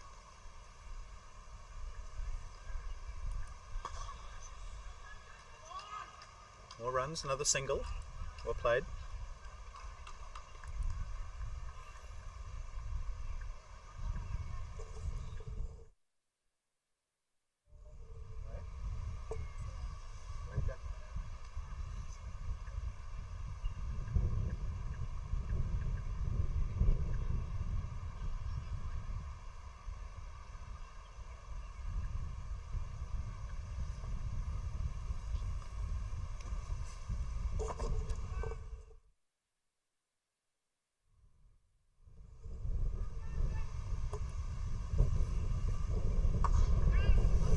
Down the ground, the call is 2, but I think you might get 4 for it, Richard Petrie. It is dribbling over the line now, second boundary of the over.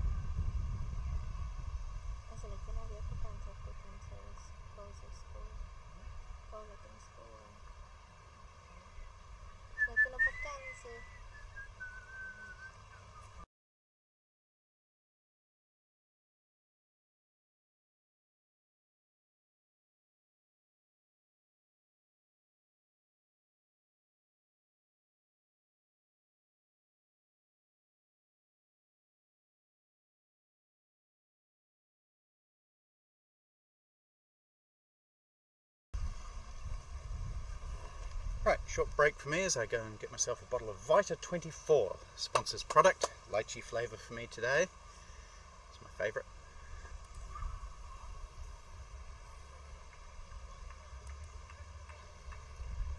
"14 without loss after 3 overs, New Zealand, not a bad start.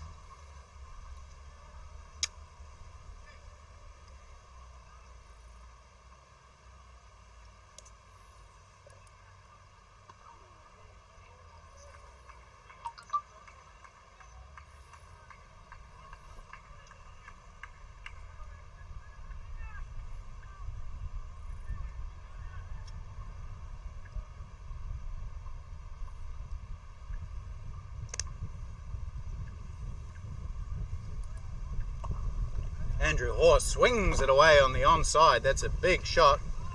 What's that gone for? 4? Yep, good aggressive hit from Andrew Hoare. Just had that angle to work with. The left armour bowling round the wicket to the left-handed batter. And there's no fielders out there, so Andrew Hoare pretty much had a free hit. As long as he hit it, it's going to be okay, and it was a nice slog sweep for 4. I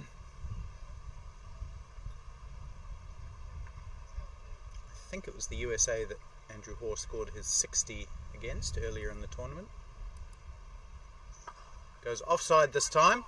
He might get 4 more. This will test the outfield. I don't know if he will. It does. The 2 fielders just escorted across the line the boundary for consecutive 4.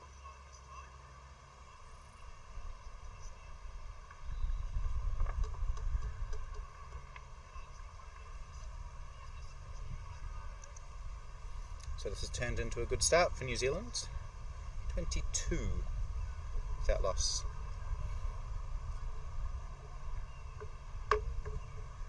Continuing round the wicket, Pandya. It's a better ball, a bit flatter. Not much that Hoare can do with that one.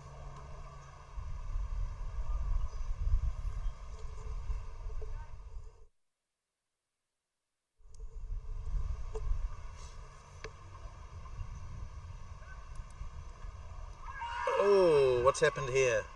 He's gone for the sweep. First of all, I don't think it was a great shot option. Missed it. Possibly a chance of a stumping. Don't think the keeper took the bails off cleanly. No, he bobbled it. Yeah, if he'd taken it cleanly, Andrew Hoare would have been out. Maybe just bounced a wee bit too much for Parakananta. Hoare had overbalanced and he was down the wicket a little bit. And then just threw his bat back into the crease. But fortunately for him, Parakananta, who's been the leading wicket keeper in this tournament in terms of dismissals, just making a very rare bobble. And New Zealand survive. 22 after 4 overs there.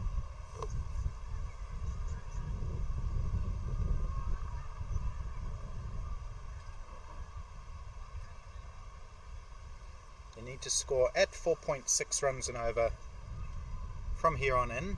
Currently going at about 5.4.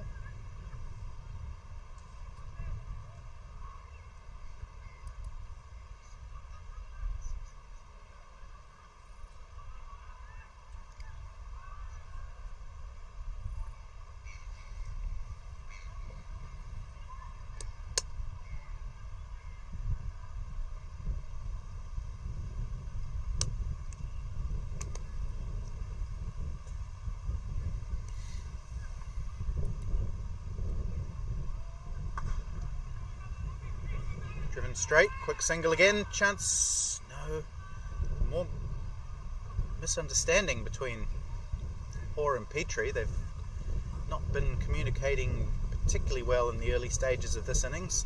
That one went straight, and I think Andrew Hoare was interested in the run.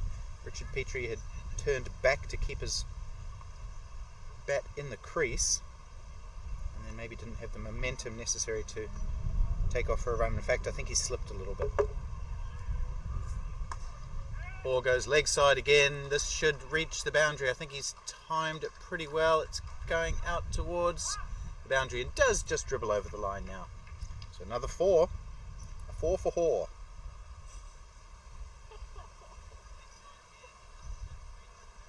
It's his 4th. 4 4s for Hoare.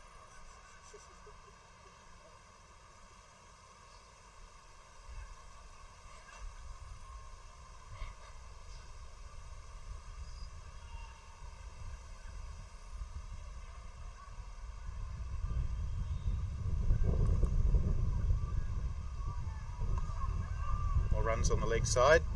This one will just be 1 down to fine leg, but he's strong off his pads.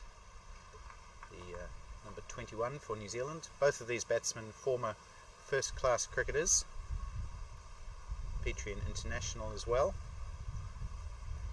Both South Island men. Richard Petrie grew up in Canterbury, played his first block of first-class cricket for Canterbury before moving to Wellington, whereas Andrew Hoare has always been an Otago man from the deep south of New Zealand. Played all his first-class cricket for Canterbury, for Otago, and still lives there now.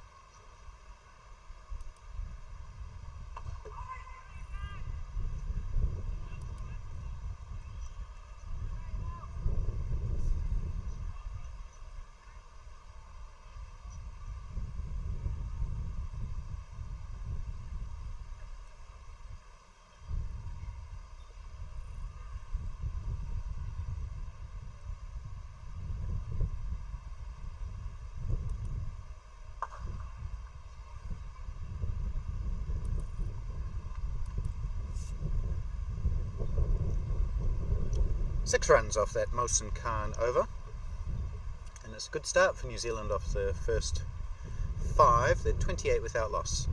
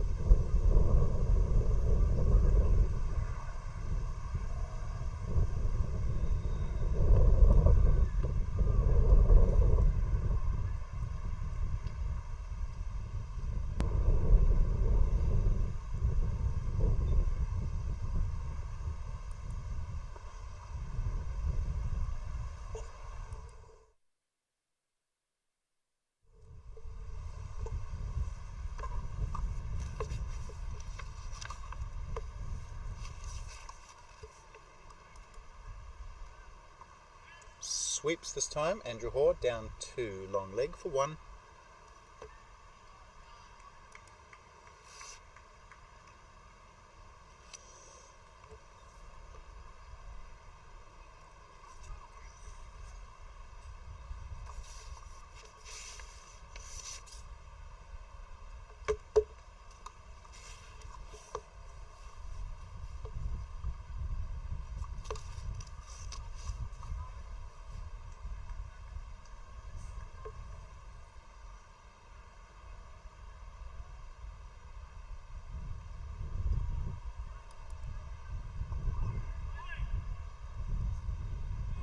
Ended up playing a kind of a weird straight pull shot for no runs.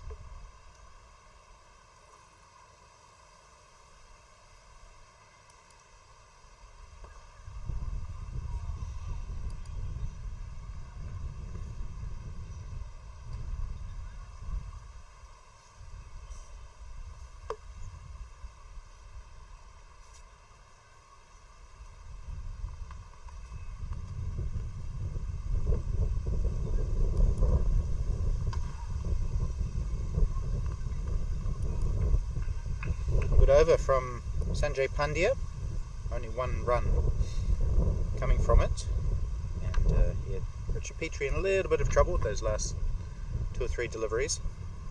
Petrie 7 off 16, Andrew Hoare 21 off 19.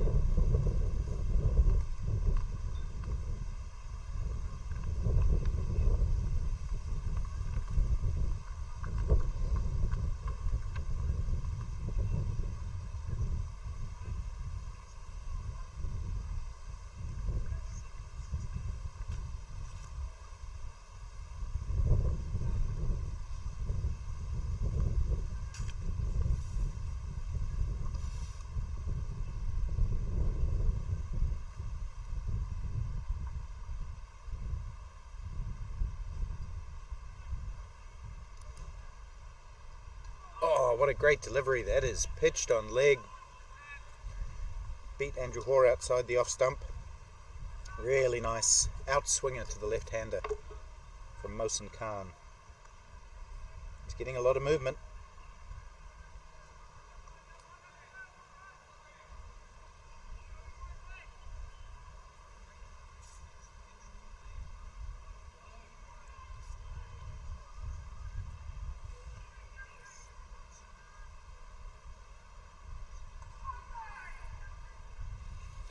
Well, there was clearly a lot of bat on that, so I'm not sure what the appeal was for, and it was pitching outside leg.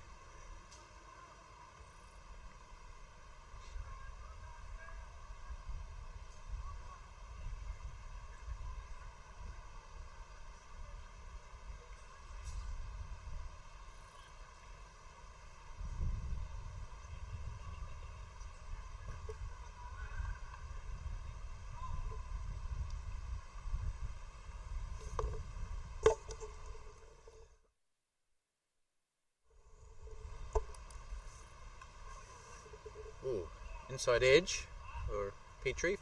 He picks up one more.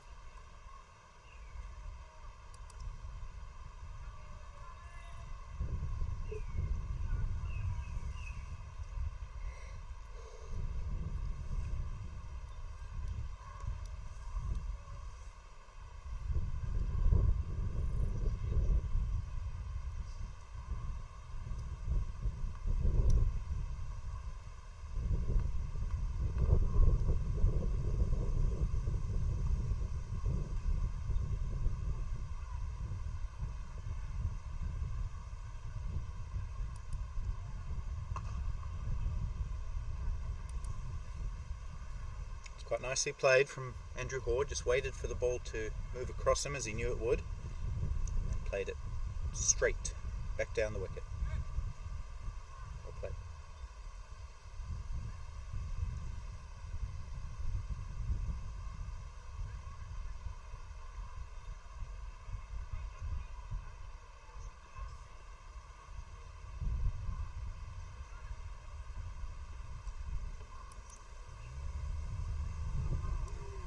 More excellent bowling from Mohsin Khan. He's swinging it as much as I've seen anyone swing the ball in this tournament, and he's controlling his line as well, swinging it right across the left-hander again into the gloves of the wicketkeeper Parag Ananta.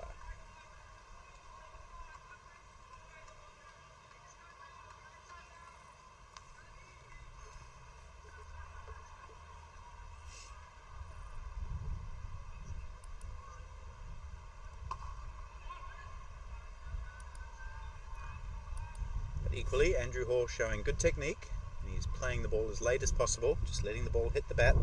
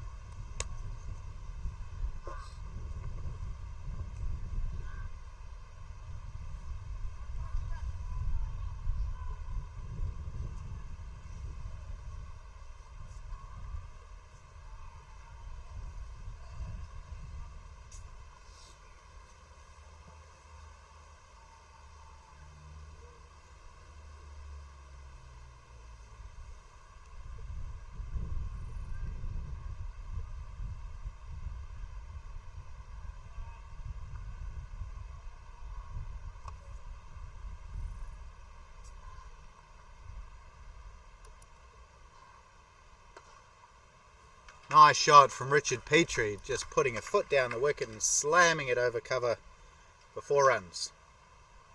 So just getting the length that he wants on this occasion, and when he hits it, they stay hit. Just had a little bit more width to work with, and it was half volley length.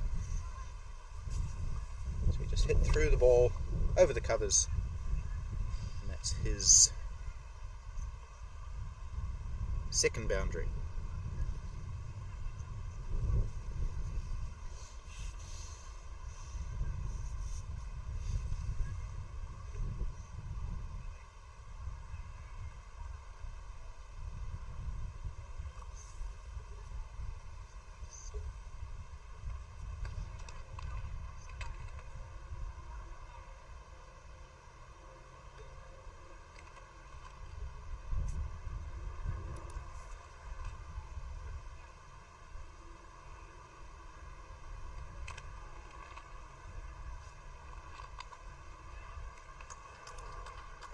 A little deft touch, glancing it fine.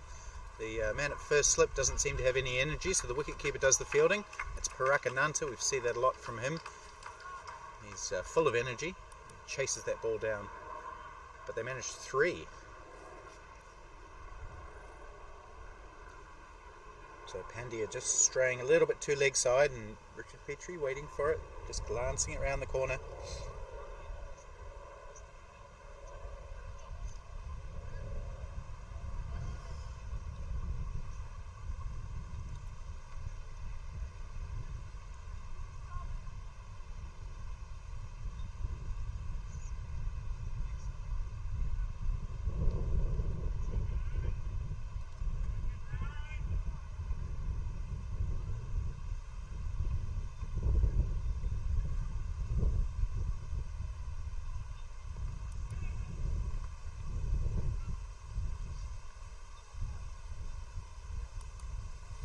Easy run for Andrew Hoare down to fine leg where I think that's Himanshu Patadia does the fielding. He'll have a bowl later or sooner. He's the American's leading wicket taker in the tournament, I think. I'll confirm that.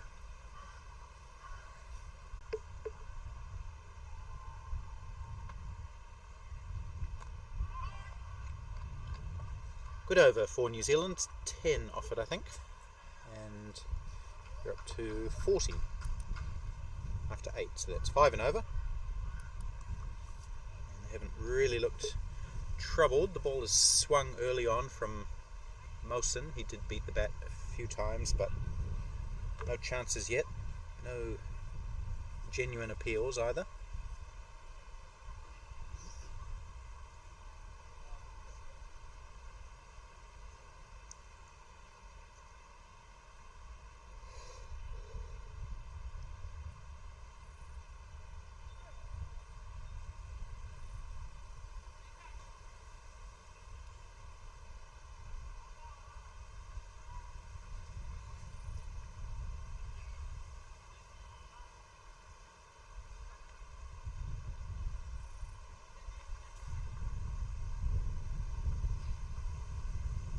Mosen's going to continue. He's looked dangerous. He's gone for nearly 5 and over from his 4 overs, but he has swung the ball and beaten the bat.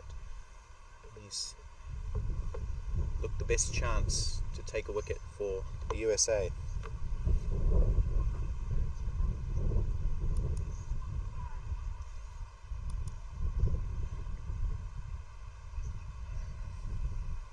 Richard Petrie, on the other hand, has looked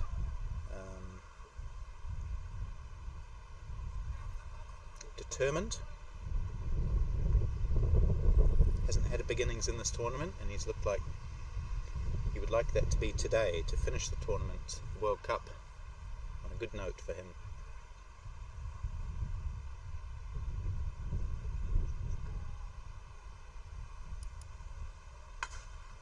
And that's beautiful shot through the covers. That's the shot of the day for Richard Petrie. Lovely cover drive. Just again getting the foot to the pitch of the ball, hitting through it. But I think for classical elegance that would be up there. Oh, that's down the leg side. There's going to be multiple wides here. They've come back for 2 plus the wide makes a total of 3. So things just getting slightly ragged for the Americans. That's we had a big over the last over. It was 10 off it, and already 7 off 2 legitimate deliveries in this over.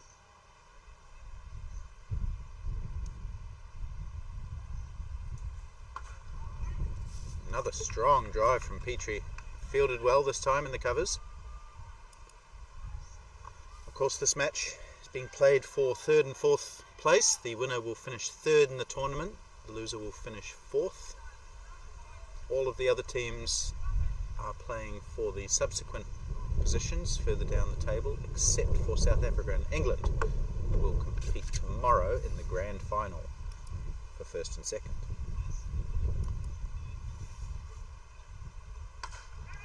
Another drive, well fielded again, single taken.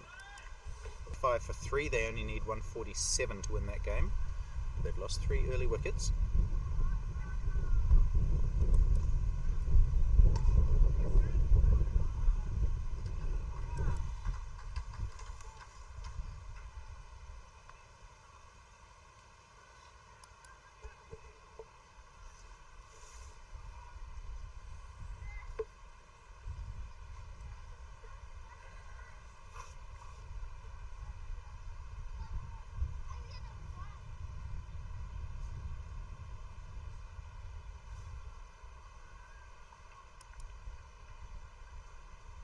Short, hammered away, no not really, no timing from Petrie. He's pulled it straight up to mid-on for 1. I thought he'd hit it better initially when I saw it.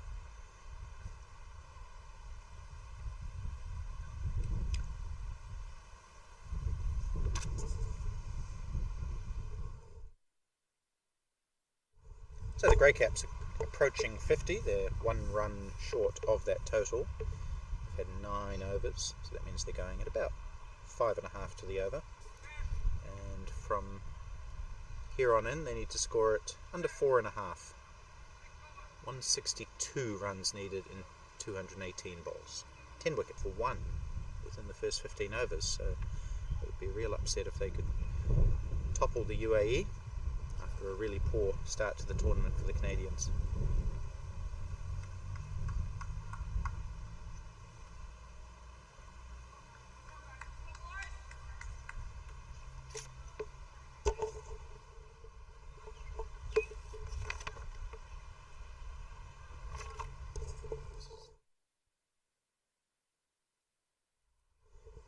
So this is Himanshu Patadia, another left armour replacing, well, one left armour replacing another, left arm spin.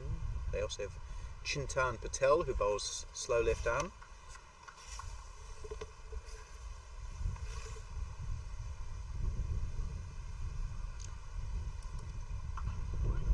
Himanshu is the leading wicket taker for the USA in this tournament.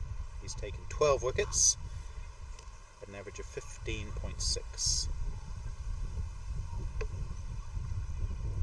Puts him in second equal place overall.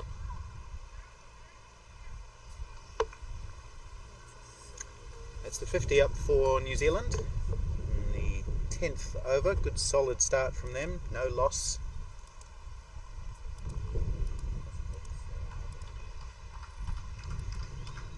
Smattering of applause from the other New Zealand players acknowledging that minor milestone.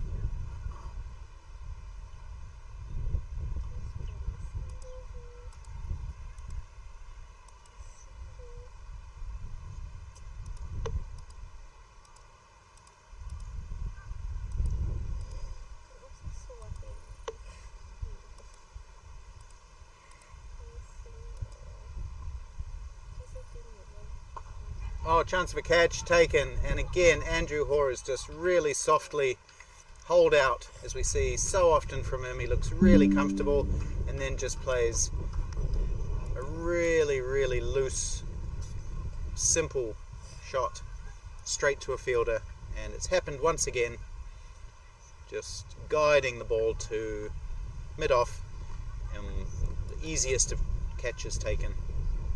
So Andrew Hoare out for 24. After 27 he was looking so good, and once again he's just thrown his wicket away. He's given the Americans a sniff. They're happy. They've taken their first wicket with a score at 51. Robbie Frew is the new batsman for New Zealand.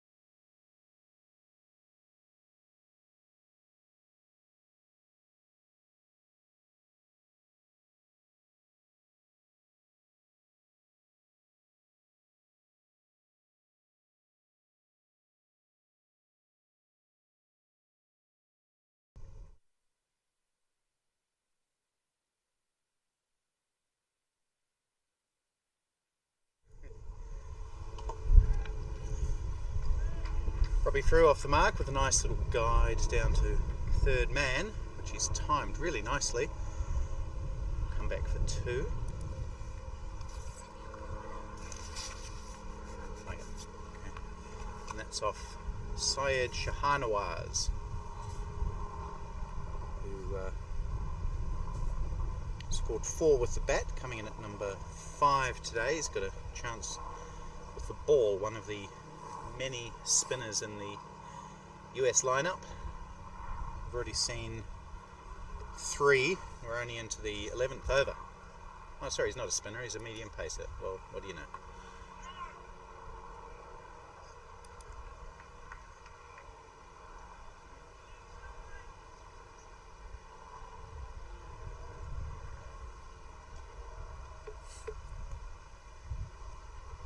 Robbie Frew has looked good every time he's batted. He's got a nice technique, quite an elegant batsman.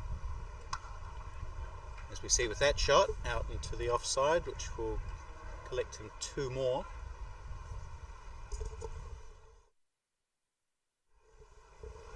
His problem, which I've been a little bit critical of, has been his strike rate, only going at 59 in the tournament, and on a couple of occasions might have been more beneficial for his team if he'd been able to score quicker. Good delivery from Shahnawaz, bringing Frew forward, and the ball getting caught up in his bat pad area. Oh, in fact, it's beaten the bat into the gloves of Ananta. So Robbie Frew's, he's scored runs. He's averaged almost 35. He's played some beautiful shots like that, but a lot to the fielders. Hasn't quite been able to get gaps or really manoeuvre the ball as his team would have needed him to.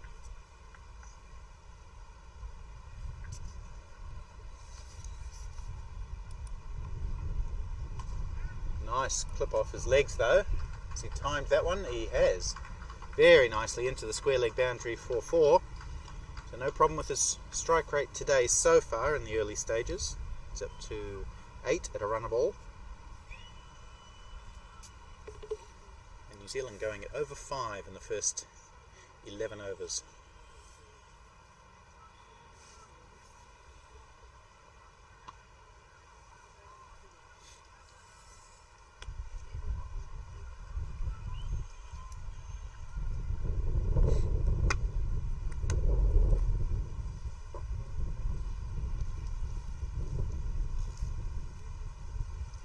Himanshu Patadia, who picked up a wicket in his first over, extending his lead as the Americans' leading wicket taker. He has 13 in the tournament so far, and that may well put him atop the overall table. I think somebody had 13 before today, so they may have taken some additional wickets. See if I can find out who that was.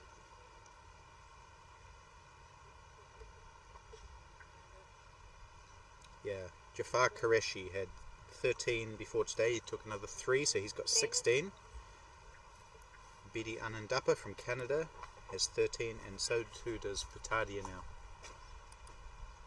And also Naeem Tayyab from Pakistan.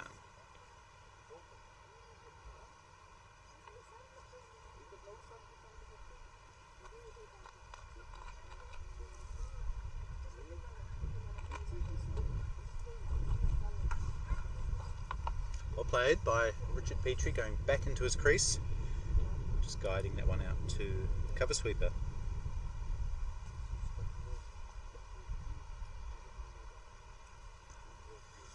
So Robbie Frew is another former first-class cricketer for Canterbury, so we've got 2 ex-Canterbury players at the wicket now. Both have first-class centuries to their names.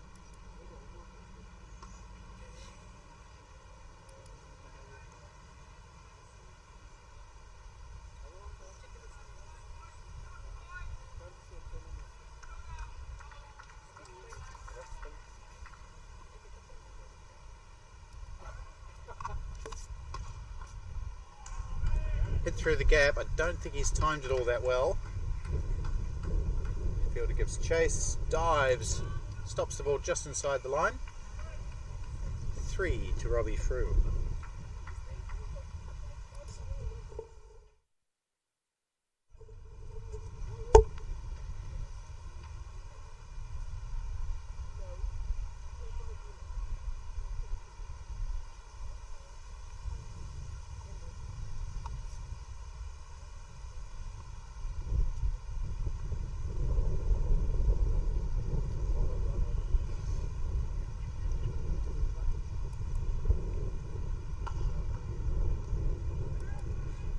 Take a quick single here as Richard Petrie smashed it back at Patadia, who couldn't field cleanly off his own bowling.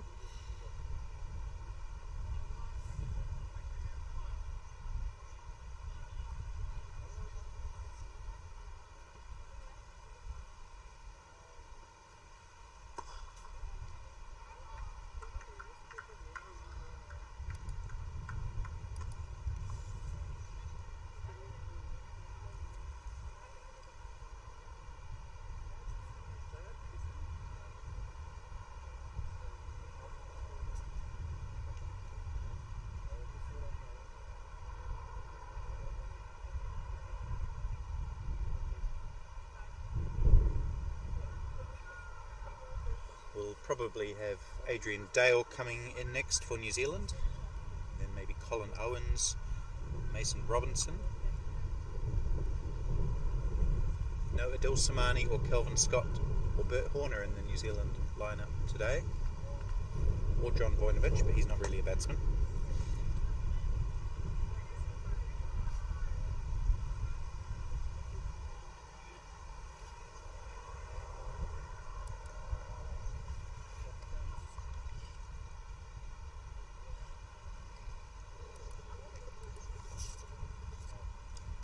Fairly comfortable start for New Zealand in the first 12 overs, 66 for 1. They're going at over maybe 5.5 exactly. And we've got a new bowler in now for the US. That's number 27, Chintan Patel. So another left arm spinner. It'll be the third that we've seen so far already. He's been quite successful as well. Actually not quite as successful as I thought. 4 wickets at 36. But he is a good bowler. He's got nice action.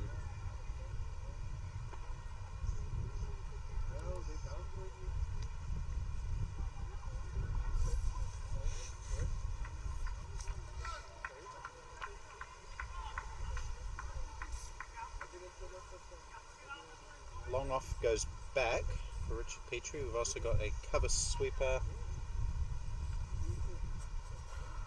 And that's it. So just 2 fielders outside the circle. They are allowed a third.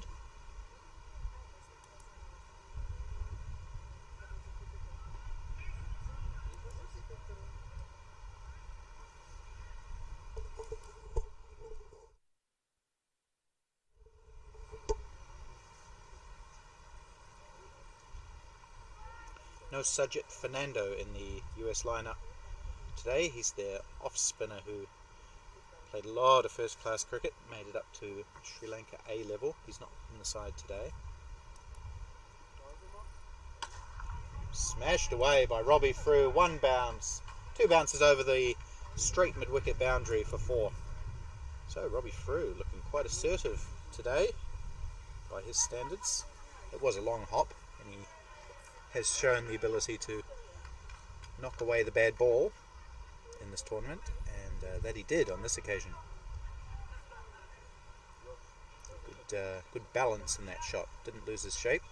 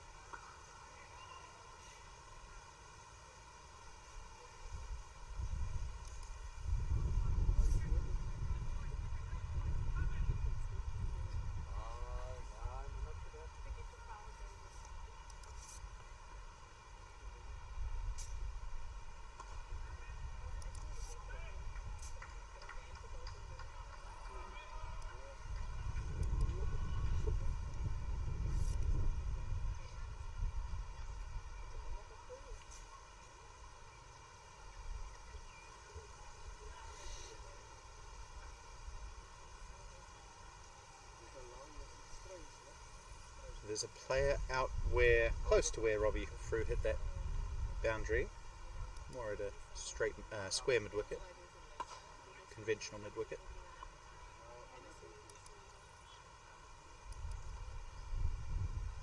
End of Chintan Patel's first over, 6 runs coming from it, a boundary and a couple of singles. Robbie Frew is up to 16 from 14, Richard Petrie 26 from 36. And a good solid start for New Zealand, not being troubled by the US spinners yet. The key will be keeping wickets in hand, while of course at the same time not letting that run rate required get out of hand. It's in hand at the moment. They need 4.3 from here.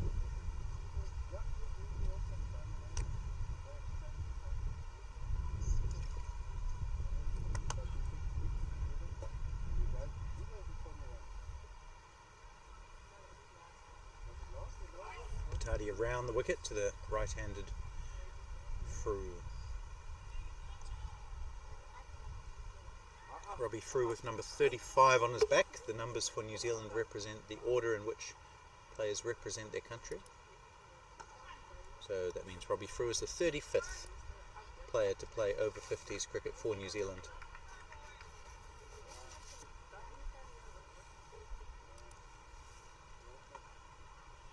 The first such match for New Zealand was played in February of 2018, so just over 5 years ago. That was against Australia in Nelson, my hometown. Australia won that match, New Zealand won the second match in the series, and the third match was abandoned due to a cyclone. Richard Petrie played in both of those games. Hit the winning runs for New Zealand in the second match.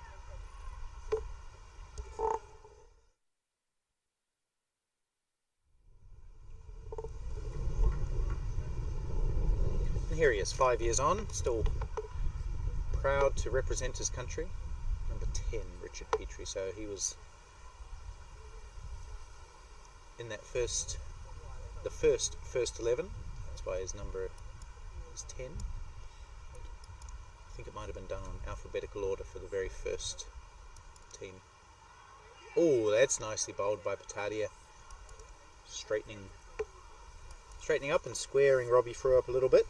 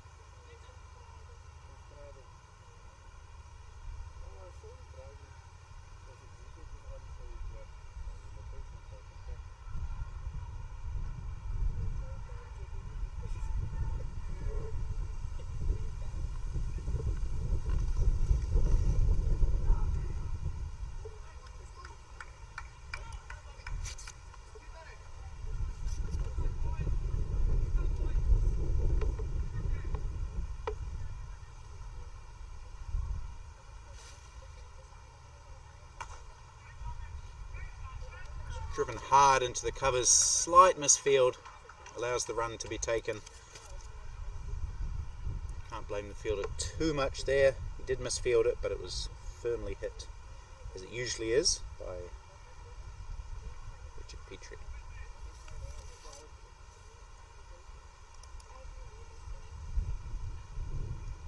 Ooh, Frew is beaten this time, trying to play a late cut.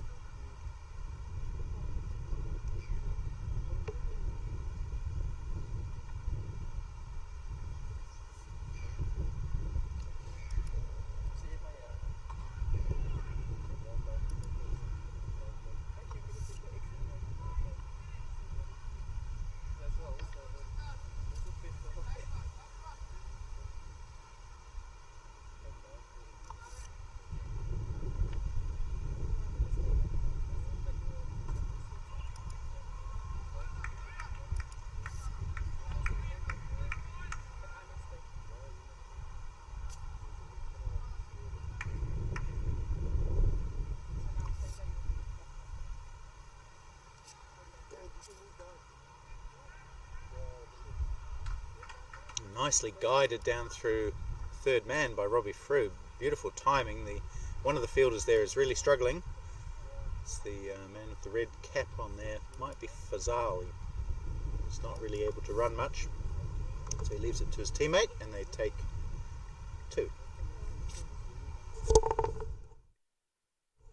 And that's 15 overs bowled now by the USA. New Zealand have got calmly through to 75 for 1. That's exactly 5 and over. It's a good start for them. And everyone will have a little 5 or 6 minute break.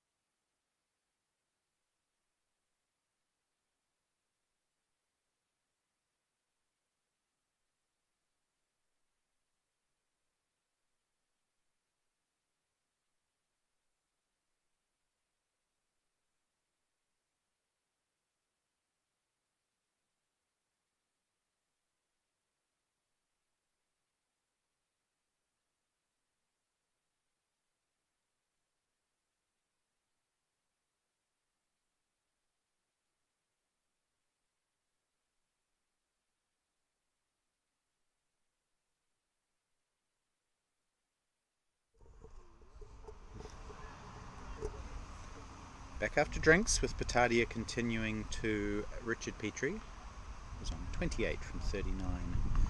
Man out, Andrew Hoare,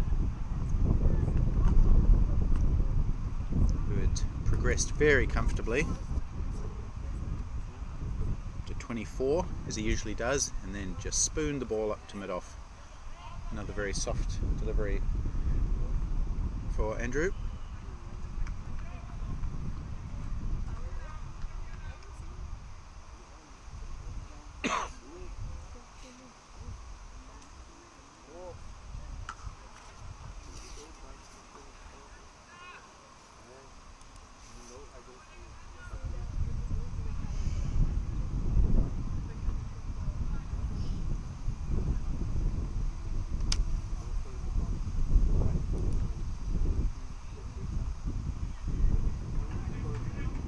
Placement by Richard Petrie again. Parakananta chasing after the ball.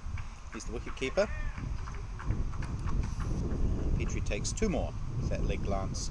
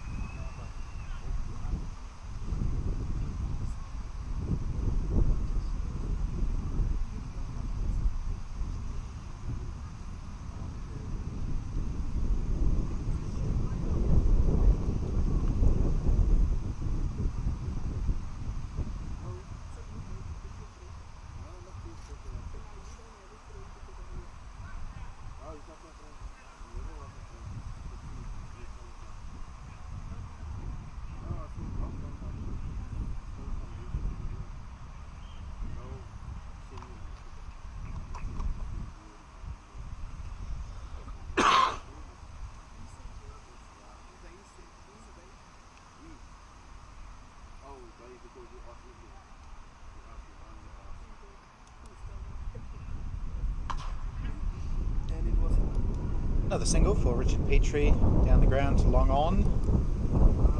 A few of the US fielders just looking a little bit tired, as you'd imagine. The New Zealand fielders were definitely in the first innings. It's been a long tournament, as I said. This is game number 8 within a period of about 2.5 weeks. So generally the batters surviving better than the fielders at this late stage. The Americans, amazingly, flew in on, I think it was the Saturday before the tournament started. Ooh, good delivery from Patel. They got off the plane at 5:30 in the morning, and by 10 o'clock that morning they were playing a warm-up match against South Africa, which they nearly won.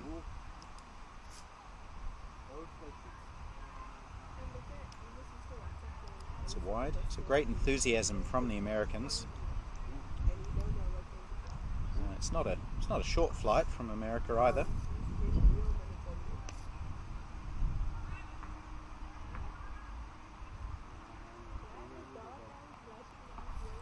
Nicely played, nicely bowled.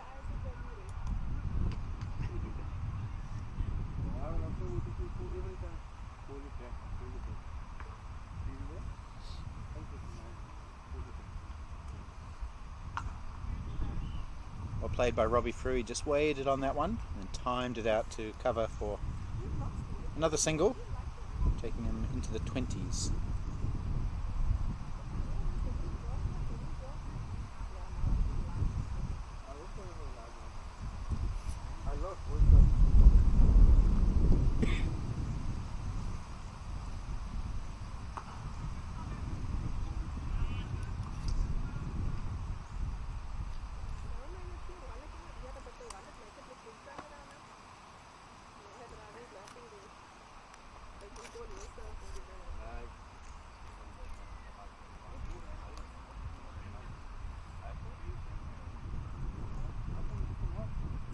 So New Zealand just accumulating now in the 2 overs since drinks. We've seen 8 runs.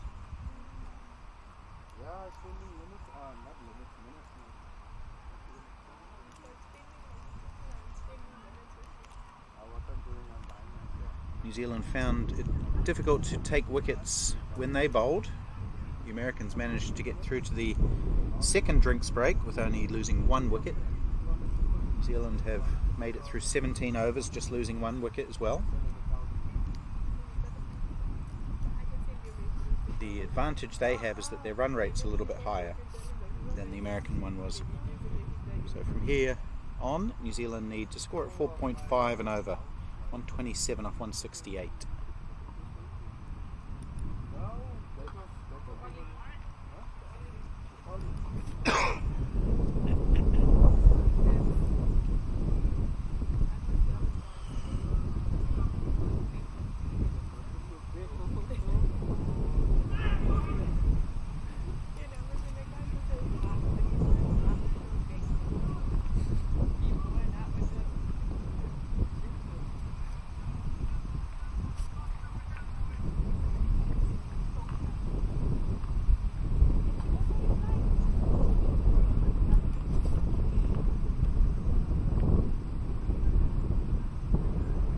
Hardy is bowled tightly though, just 1 for 11 off halfway through his 5th.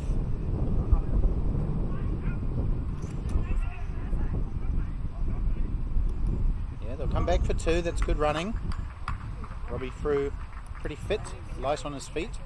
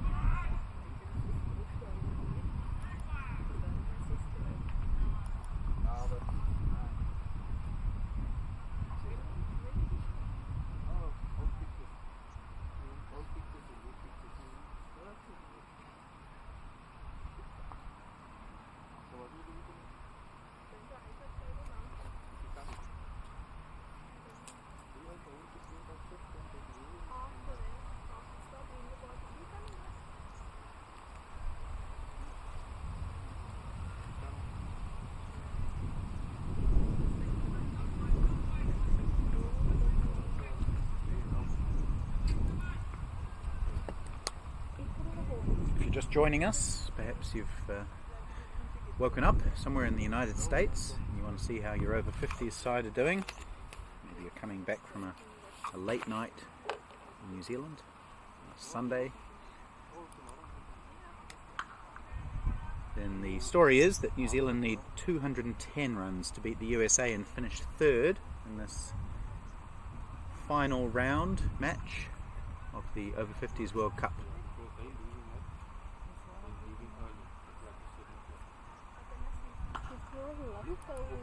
The US scored 209 for 9 in their 45 overs. Ajit Jayasinghe 68, Rafi Kazi 54, and Fazal Alam 20 were the only batsmen to reach 20.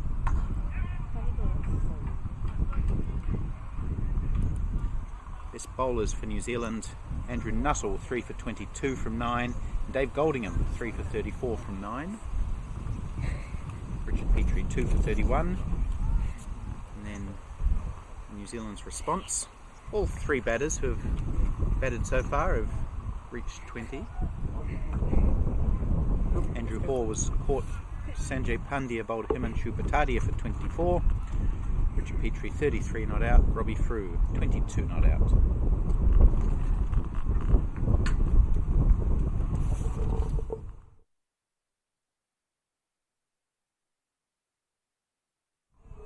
Whoa, that's kept really low.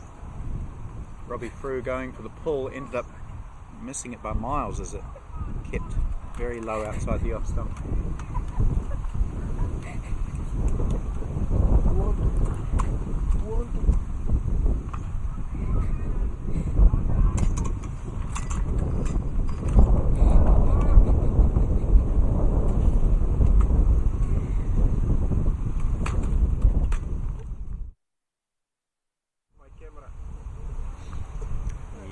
Pitch Vision production crew are just moving our marquee a little bit as the sun shifts around.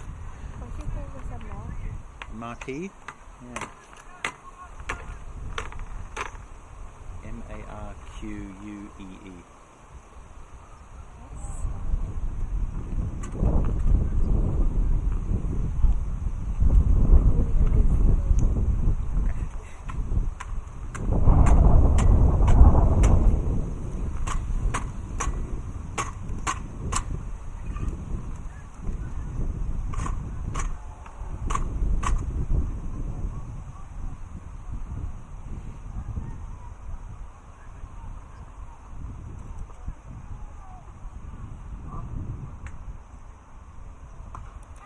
Petrie goes straight and falls safely.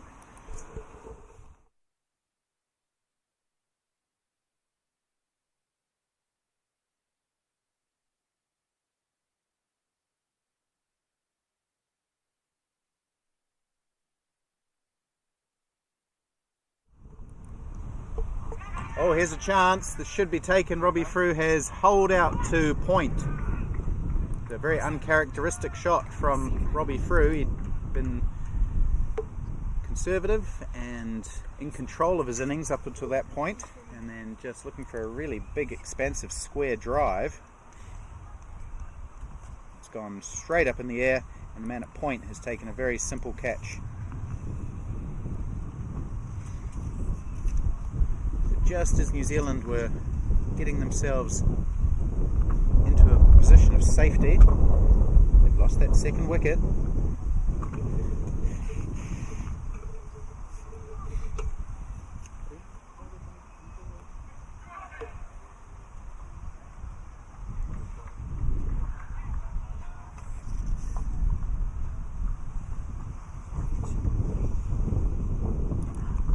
.87 for 2 now, 19.2 overs gone. And the new batsman will be the New Zealand captain, Adrian Dale.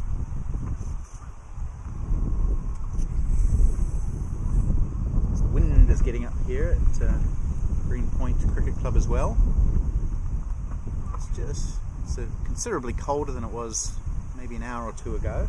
Not a cold day, just more windy. That won't bother Adrian Dale or Richard Petrie or any of the American players, I wouldn't think.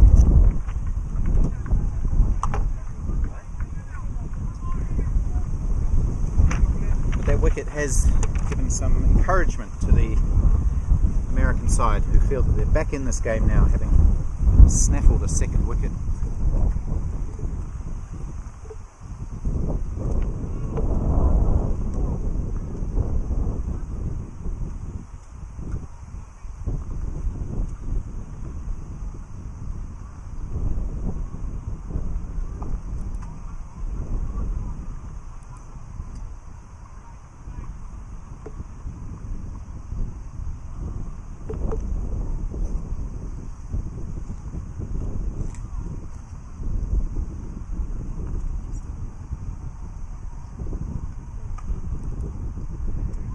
Gets off the mark with a drive through the covers.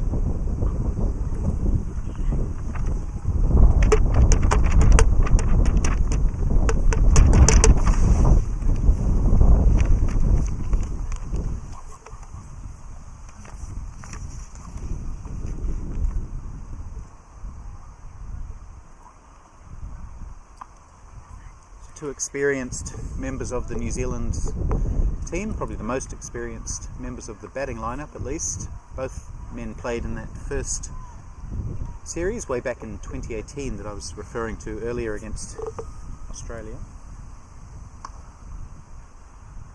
Also played a lot of first class cricket. Adrian Dale played 15 years of county cricket.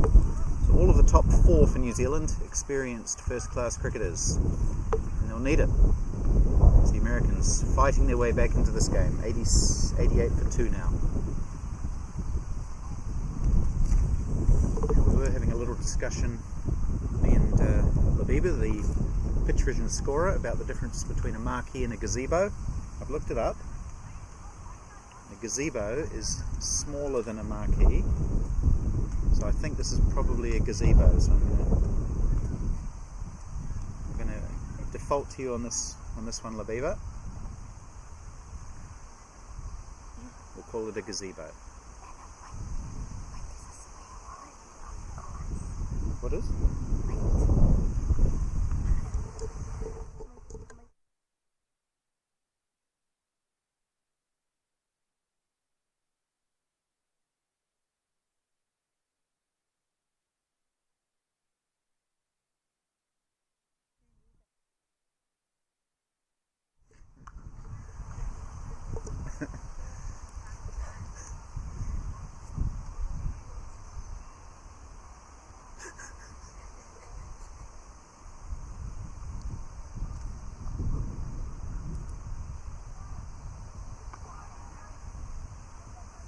Lots of space out there on the leg side, which is where Petrie has pushed it into, and they'll take an easy two. And Parakananda, the wicketkeeper, he's everywhere. He rushes 2/3 of the way out on the boundary, the wicketkeeper, to field the ball at square leg. So he's like having two fielders.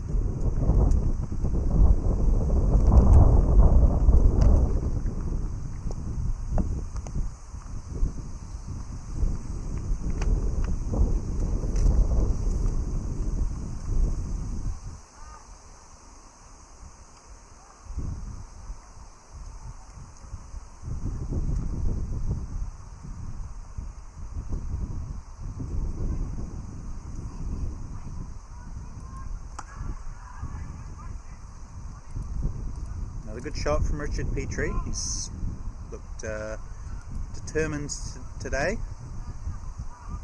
Hasn't taken any risks. He's played good shots when he's had the chance. He's got himself up to 36 now.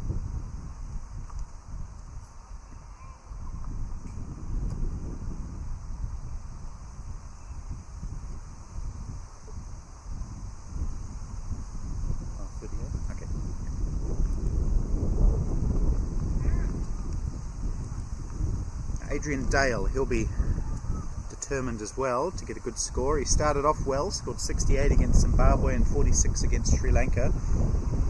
He's fallen away pretty badly since then.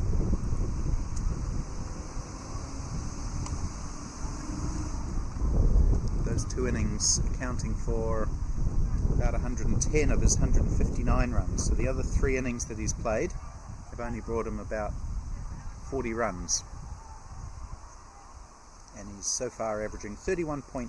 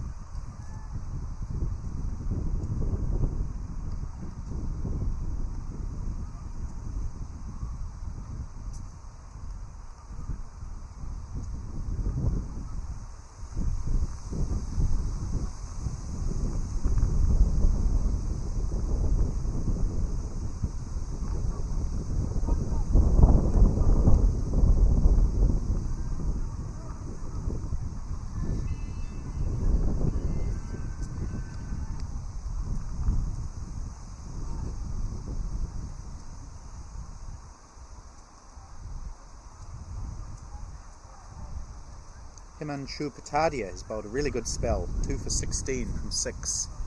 As I mentioned, one of the leading wicket takers in the tournament. He's proved very difficult to get away for the Kiwi batsman. Taken both of the wickets that have fallen.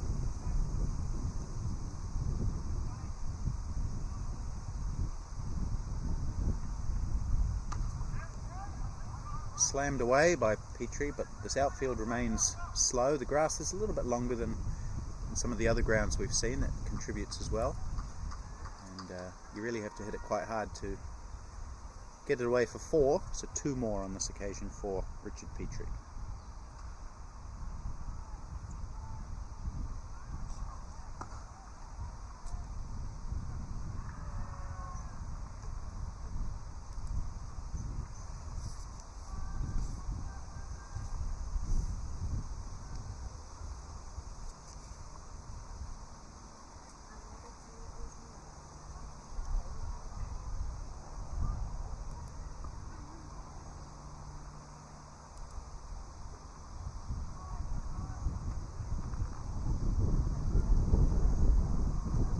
The other thing about Adrian Dale is he's given his wicket away a couple of times in this tournament, which is not like him. He's usually quite a methodical, professional style of batsman, and if you get him out, well, it's because you've bowled a really good ball. But he's holed out. He's been stumped a couple of times.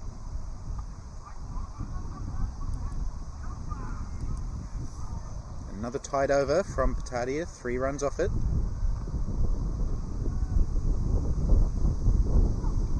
So the run rate's still in hand for New Zealand, but it is creeping up to close to 5, 4.96 it is now. 115 needed from 139. So no problem at all yet. Again, wickets will be the key. We saw the Americans lose 8 in their last 15 overs. In the pursuit of quick runs.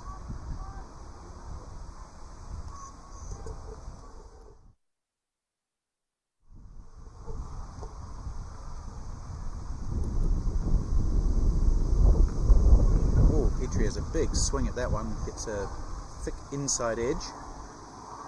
And he'll grab 2 more.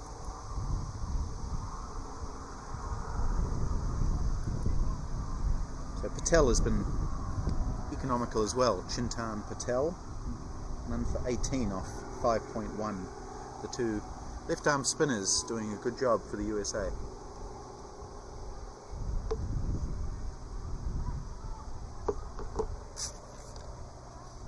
Oh, that's kept very low. We've seen a few really shoot along the ground outside the right-hander's off stump at that end.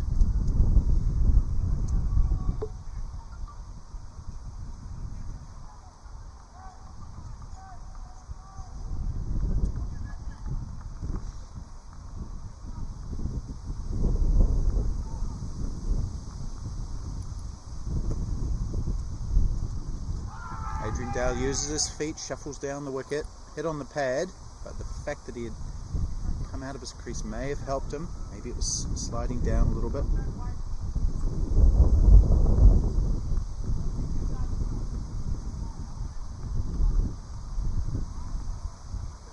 May have hit him outside the off stump, in fact. Looking at the replay there, we're a little bit off centre here.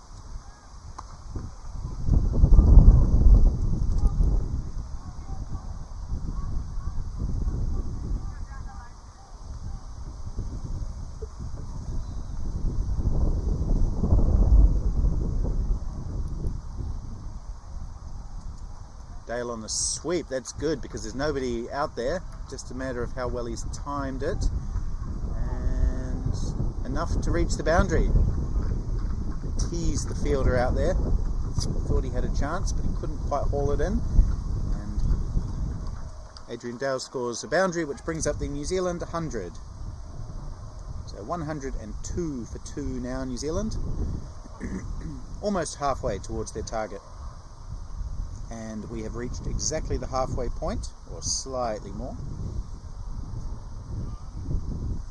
So New Zealand on track.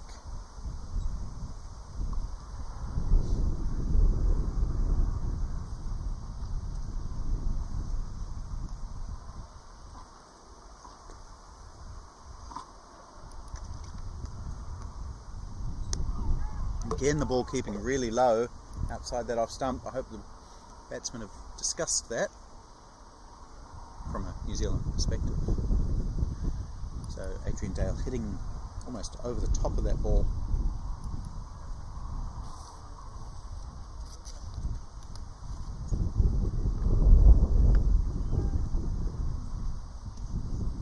Two more though.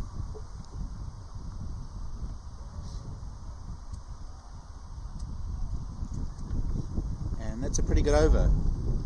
As far as New Zealand's concerned, 9 coming off it, just when things were getting quite tight in terms of the bowling in the United States. Richard Petrie just doing some stretches. He does stretch a lot. His body's always a work in progress. He gets more massages than I've ever known any person to get. He almost has full and exclusive rights to the New Zealand team physio.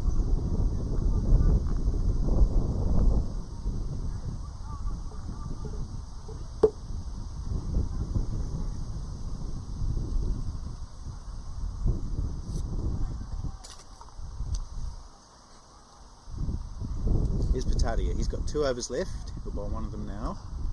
Driven straight, that's nice. They could get 2. They will. Adrian Dale calls Petrie back.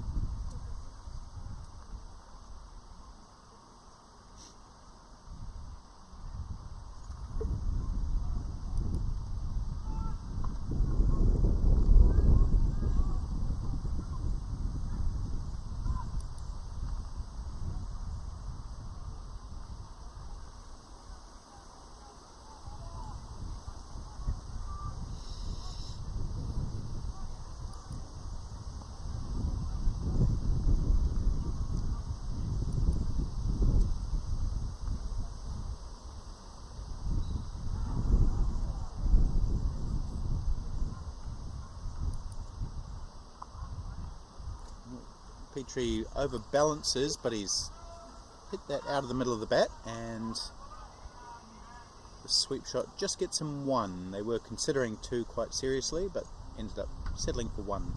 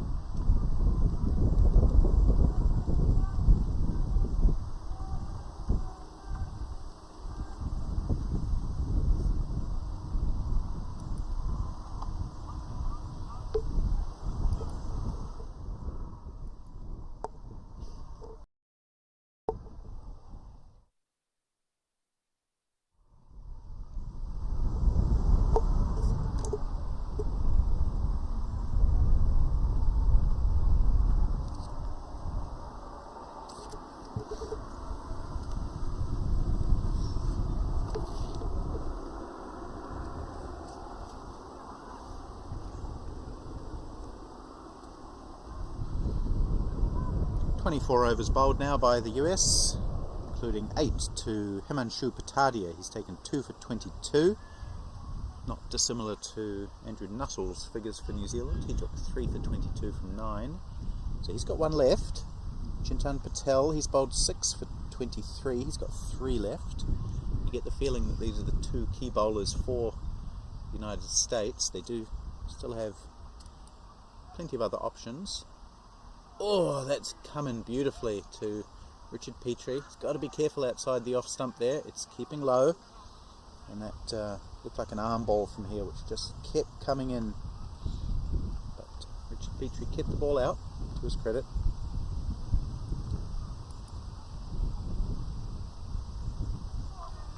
And some bounce at that end.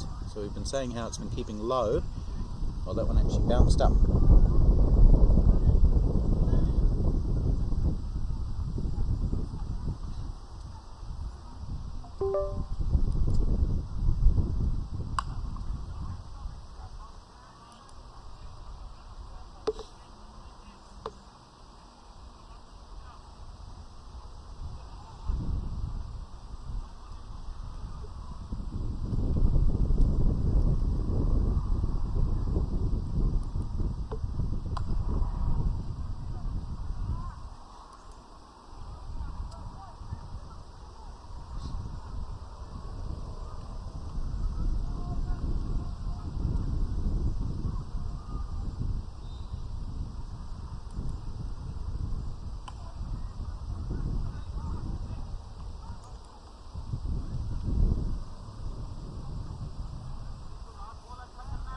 Five dot balls in this over from Chintan Patel, a good one. He's just got the 1 ball left. Can he bowl a maiden? We've had 1 maiden in the New Zealand innings. That was early on.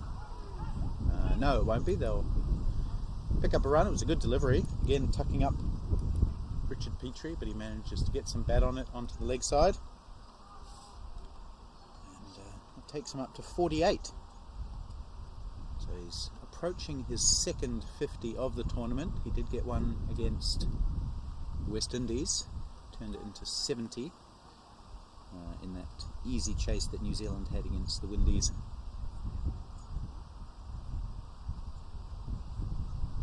But this is a more important one, I venture to say, because I think New Zealand would have won that match without him against the West Indies, whereas here I think they're quite dependent on New Zealand vice-captain Richard Petrie, currently batting with his captain Adrian Dale.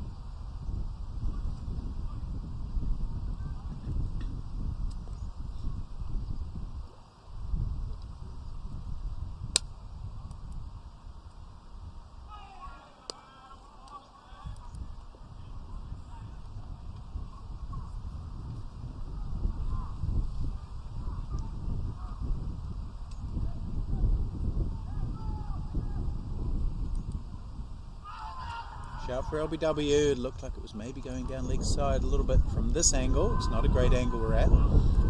It's not too bad actually, we're just maybe 10 degrees off straight.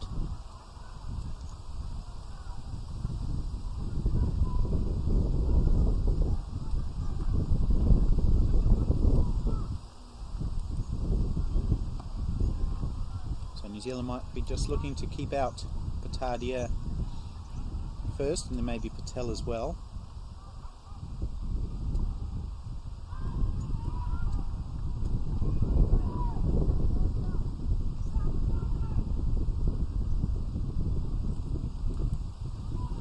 Oh, that's good delivery, beating the bat of Petrie as Petrie lunged down the wicket.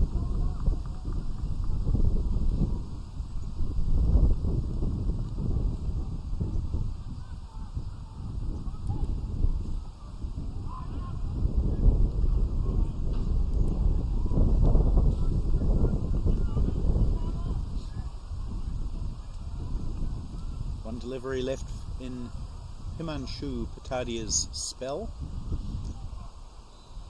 Looks like he might finish with 2 for 22.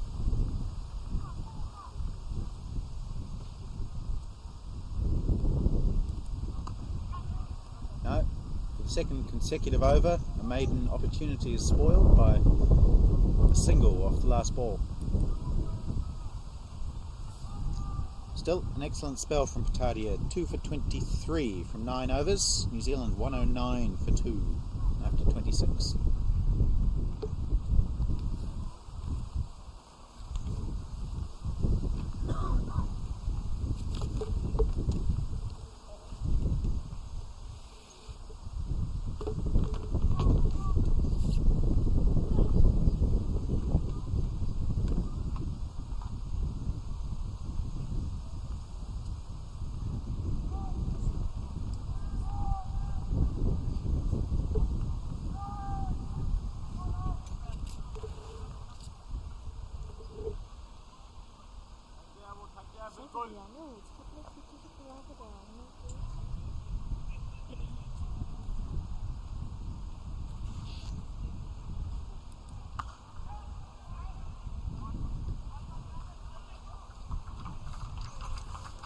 That quick single brings up Richard Petrie's 50.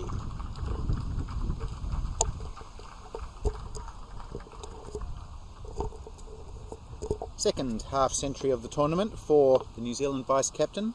He's up to exactly 50 from 78 deliveries.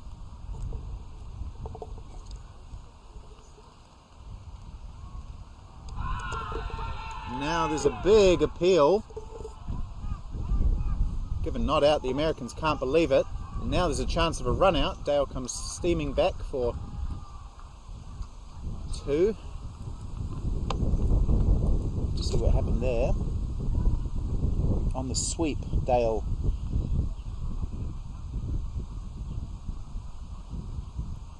Yeah, big shout. Maybe just struck him outside the line of off stump.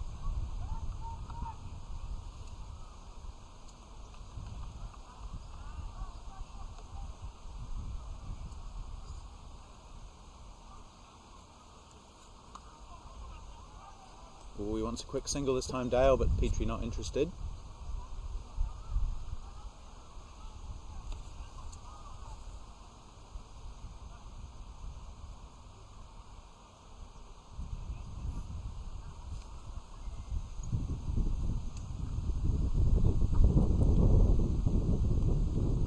Does sweep this time. He's got a top edge. Is it going to be caught? No, just over the top of the fielder at backward square leg, who does look like he might be a little bit tired after 2 weeks of cricket. Didn't really make wonderful ground to try and take that catch. Not sure who that is down there, but Adrian Dale living dangerously on the sweep shot.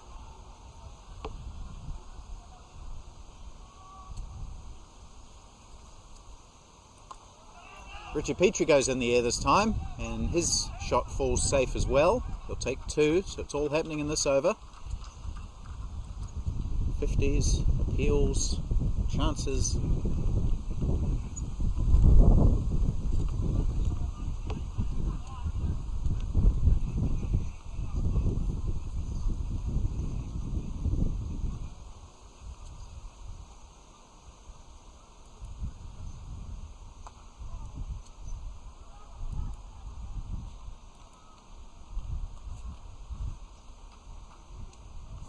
So that eventful over comes to an end with 3, 5, 6 off it.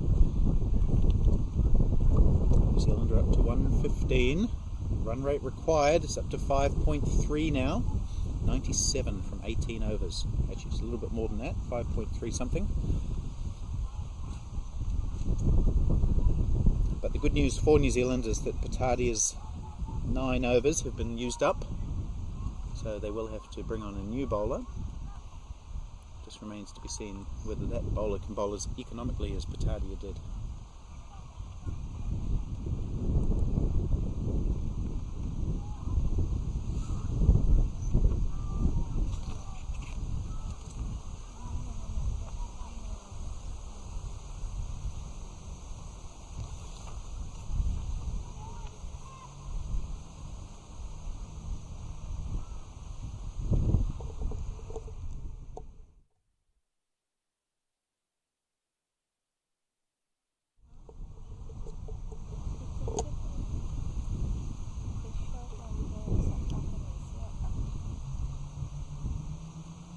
Who it is?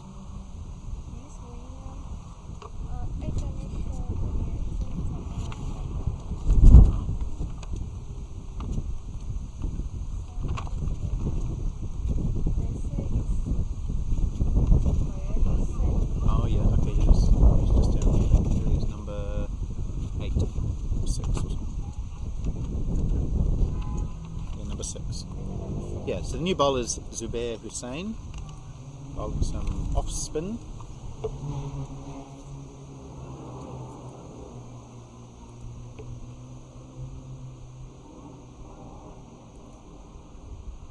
Well, he's got a very good record as well. He's coming into this innings a little bit late, perhaps. He's taken 10 wickets at 14.5 and an economy rate of 3.25. So he's certainly no mug with the ball, Zubair Hussain.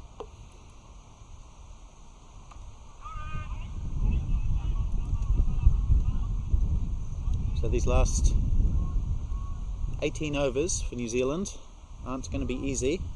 If Zubair Hussain is indeed a good bowler that his stats would suggest, he can bowl right through to the end.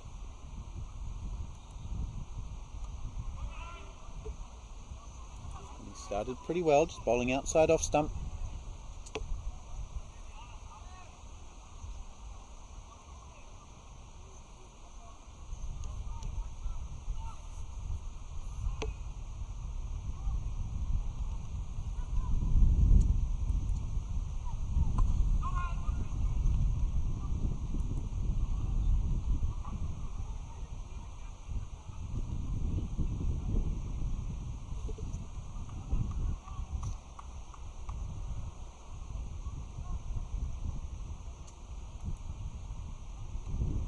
Oh, it's an edge, that'll be runs. I don't think it'll go for 4. It may do, it's going to test the fielder. No, he does well, keeps it in. But Richard Petrie comes, how can I describe that? Describe it generously as loping. Back for 3. Chugging perhaps. 3 runs to Adrian Dale.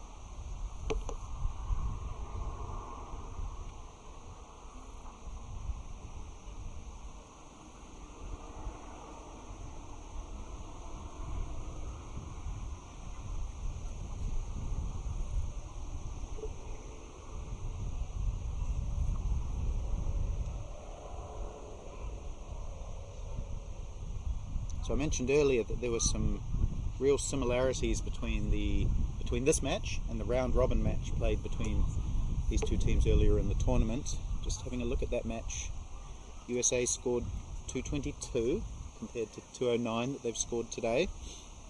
They had some big hitting at the end, one big over, which took them up to that competitive target.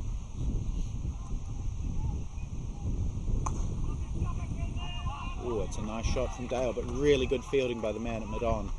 Well played, Rafi Kazi. And then in response in that earlier match, New Zealand were looking very comfortable at 130 for 2 after 30 overs, which is about what they're looking at here. But then they fell away badly, losing 6 wickets for 58 runs. So some real parallels. That's a nice shot from Adrian Dale to the right of Zubair, fielding it long on now. But he fields well.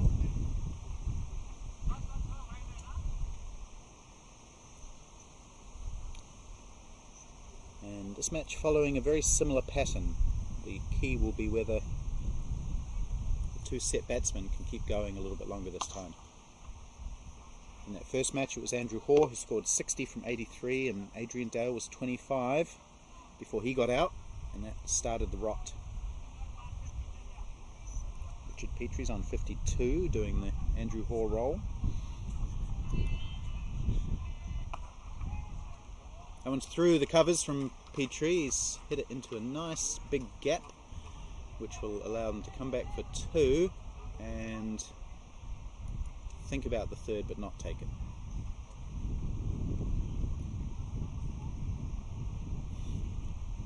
Just finishing off on that match before, the earlier match, Patadia took 2 for 36 from 9.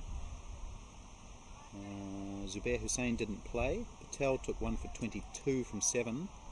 And Sajid Fernando took 3 for 37. He's not playing today, so maybe Zubair Hussain will have to do that off-spinner's role.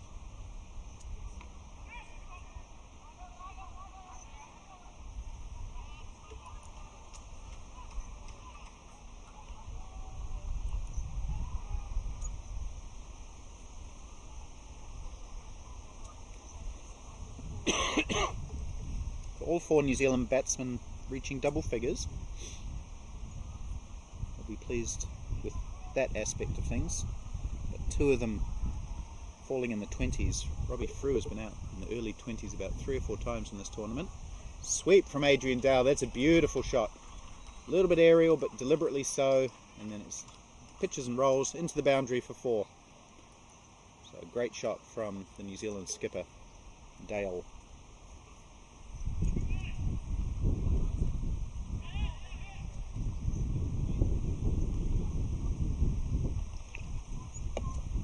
A good way to finish the over for New Zealand.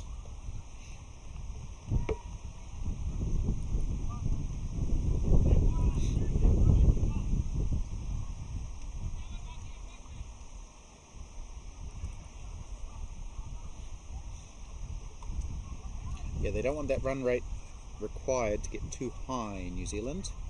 That was one of the problems that they had in that round robin match, is they allowed the run rate to get up over 6, and then it was just too difficult for the new batsmen coming in on a slow, low pitch against accurate spinners. Conversely, that's exactly what the United States will be looking to do. They'll be looking to bowl dot balls, get the run rate up over 6, and then over 6.5, create some pressure, grab some wickets, and then make it really tough when new batsmen come in. So it looks like we're having a change of bowling.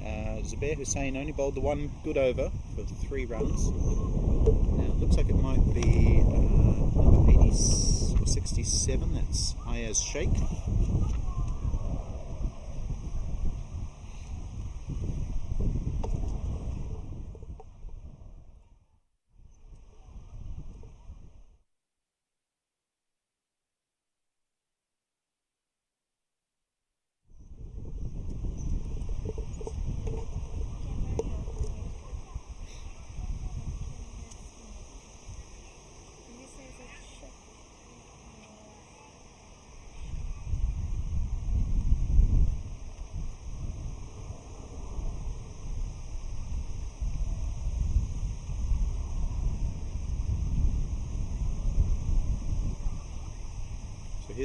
Here is Sheikh, interesting bowling action, and they'll take a single off his first ball.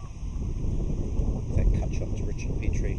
We are just having some minor technical issues with the scorecard overlay. We're working on that, so bear with us.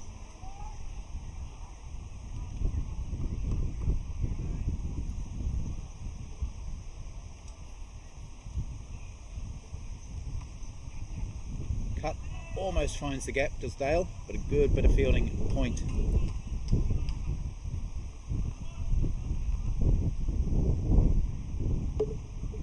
Canada have beaten the UAE by 7 wickets. It's a real turn up for the books, that one. It's an upset. Oh, tossed up, and then it didn't bounce at all at this end. So that was an interesting delivery. A lot of flight given to that ball by Sheikh, and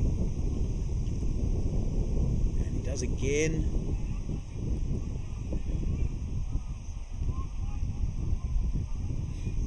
So he's got an interesting action. I think the ICC might have the old protractor out if he was playing internationally. Nice sweep. Petrie gets there on the full, and again the wicketkeeper charges after it. Didn't need to, as the man came around from fine leg. They take 2.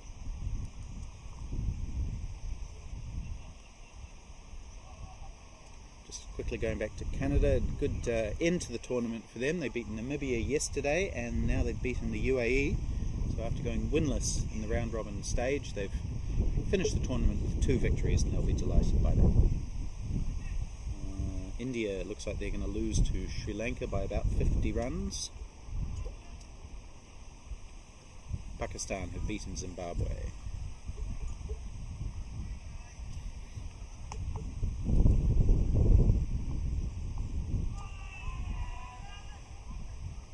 Appeal for a stumping. The wicketkeeper looked the wrong way and then had to appeal to where the umpire actually was.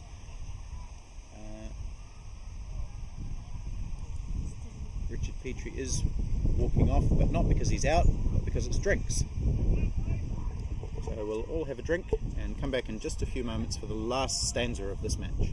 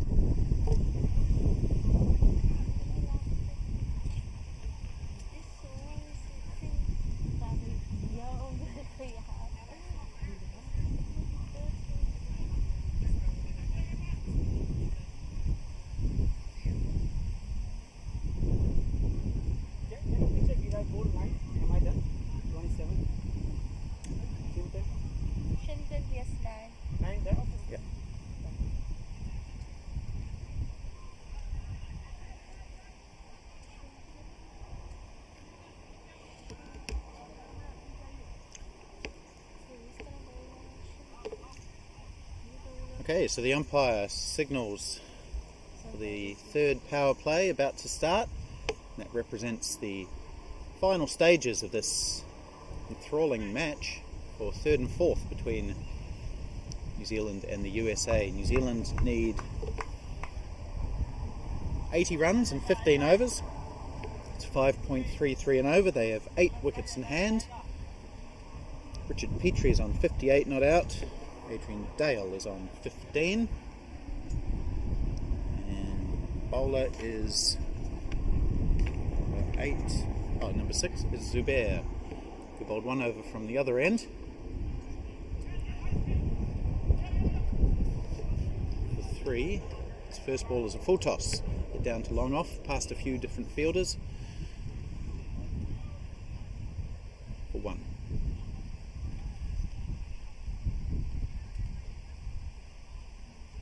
So if New Zealand bats sensibly, they should win this match, despite what looks like a increasingly wearing pitch. some good bowling, some good slow bowling from the USA. There are enough gaps in this field that if the two batters can just keep their heads and avoid that run rate getting too high,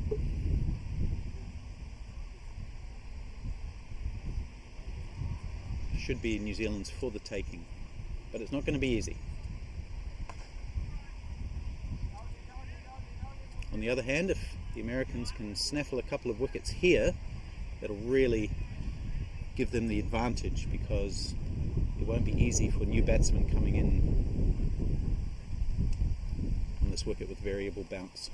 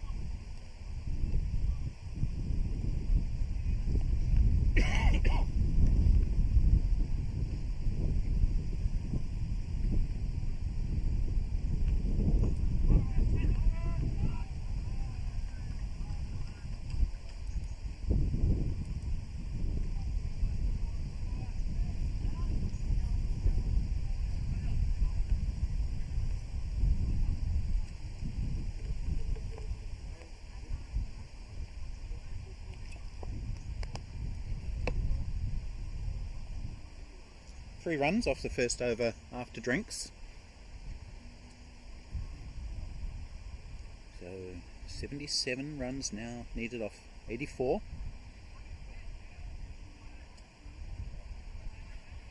Players out. Andrew Hoare first of all. He was batting very fluently, looking really good, and then just spooned the ball up to mid-off where Sanjay Pandya took the catch. It was in Batadia's first over, I think. So a disappointing end to the tournament for Hoare. Robbie Frew came in and also looked quite fluent, got his way to 22 off 36 before he was caught by Chintan off Himanshu. That was a top edge. That was about the third or fourth time in the tournament that Robbie Frew has got his way to 21 or 22 and then managed to get out. Since then, Petrie and Dale have batted well together.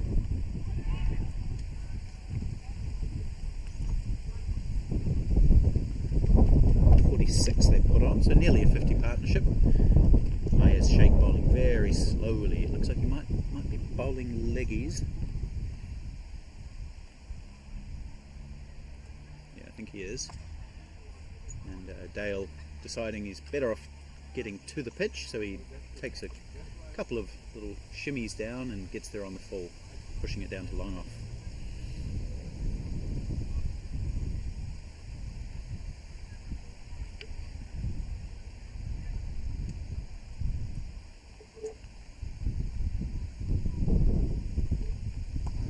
Petrie doing similar. He's a tall man, so it doesn't require such a shimmy to get to the ball on the full.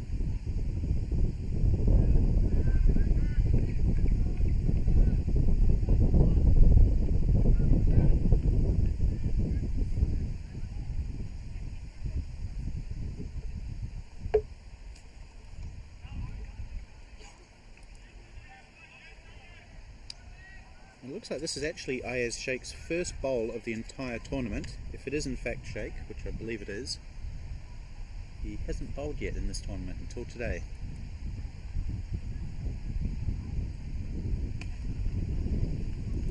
Now this has gone a little bit wide of the fielder at long off, so they will take two.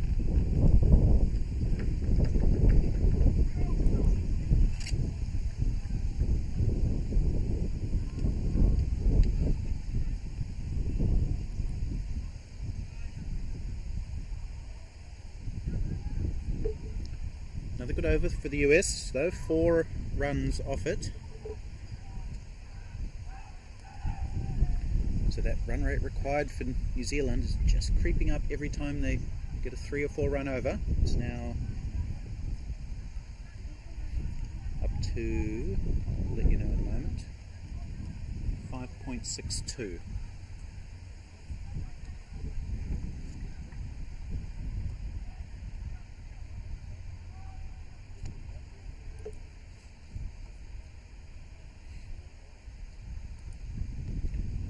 Yes, 73 runs off 78 balls, 8 wickets remaining, and that is the key. If these two are still in at the end and they need 7 or 8 and over, they won't be too bad, but if there's new players, it's going to be difficult. That wasn't a great bit of fielding by Zubair off his own bowling, and he's castigated by his teammates for just being a little bit lazy getting down to try and stop that ball.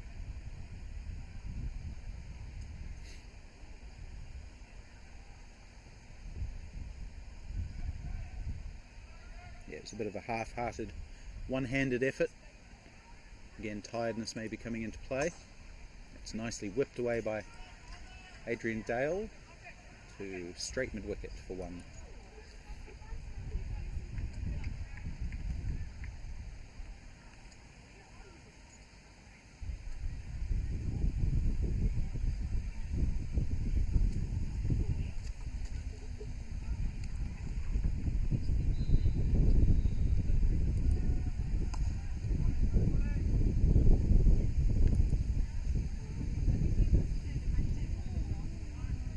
Zubair Hussain bowling with his cap on backwards. Not sure I approve of that. A bit more of a traditionalist. If you have to wear a cap while you're bowling, I don't know.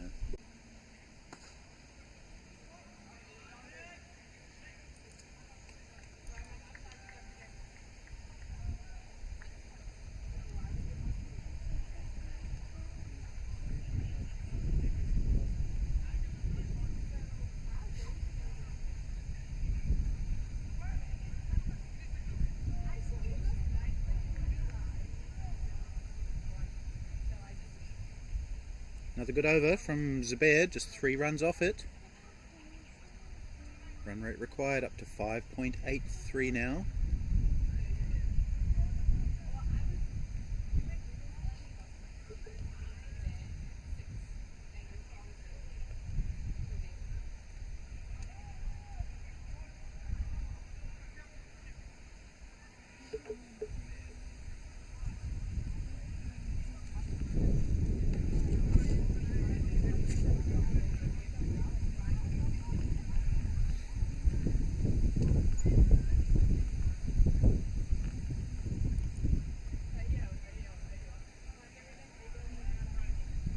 Drinks, New Zealand were 126 for 2, so since then they've only scored 14 runs.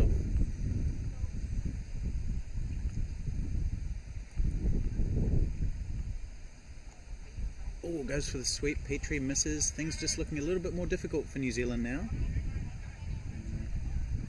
In fact, they were 130 for 2 at Drinks, so they've scored 10 runs off 3 overs since then.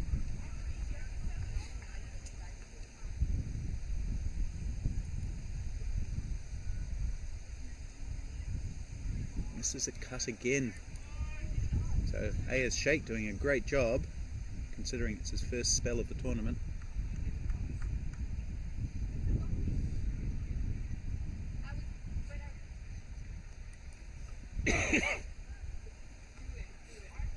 Does get hold of the cut, but just hits it straight to point.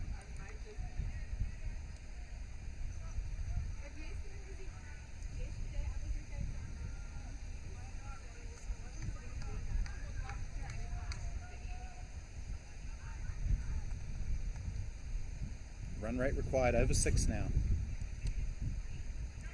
It's a good shot though, just sweep, glancing it round the corner. Again, Parakananta, the wicketkeeper, steaming after it, and even gets a direct hit from almost close to the boundary. It's a great energy from the American wicketkeeper, who I believe has played every game in the tournament.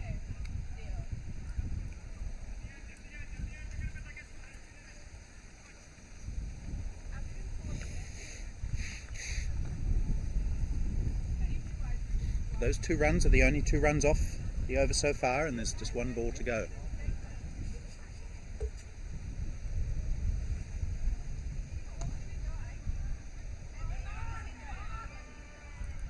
A little bit of a misfield from the bowler. If he'd fielded that cleanly and they'd still decided to go for the run, which they may have, could have been a chance of a run out. 3 runs off the over.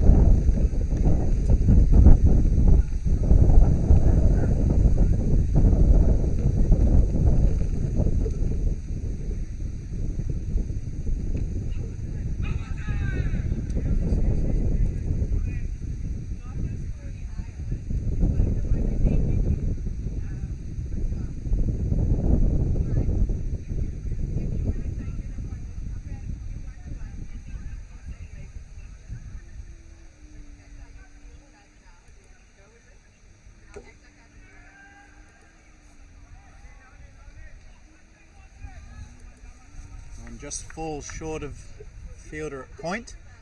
And they take a single, but again it's 3 balls into the over. The over's halfway through, and New Zealand have only got the 1 run off it.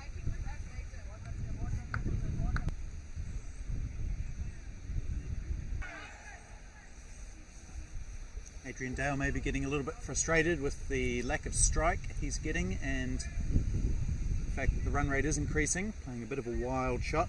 Appeal for LBW. Not given, but they get a leg by.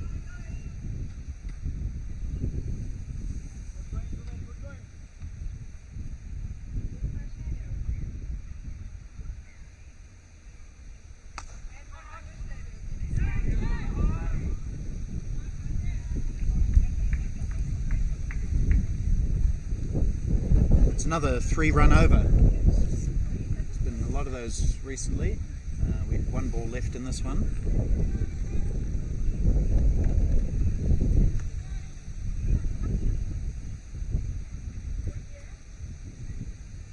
Will Adrian Dale remain calm?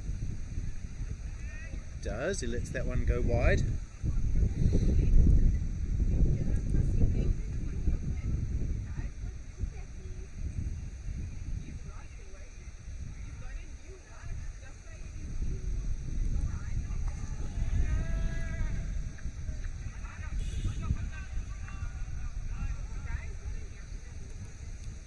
Four runs off that over for New Zealand, meaning that we're down to the last 10 overs now for New Zealand, and they need, well, for both sides, New Zealand need 63 runs to win from here. That's obviously 6.3 and over, so it's going to be an interesting chase. How are the New Zealanders going to approach this? Are they going to try and take it deep and maybe require 8 off the last 3? Or are they going to try and get ahead of that run rate and take the risk of losing a wicket? Colin Owens probably next in, or Mason Robinson, one of those two.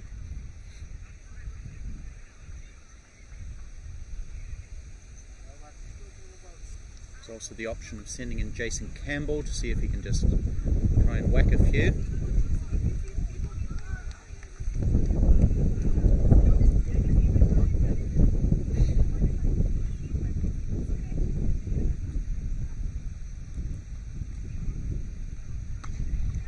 Straight chance of a catch. I think he's going to be taken. He is.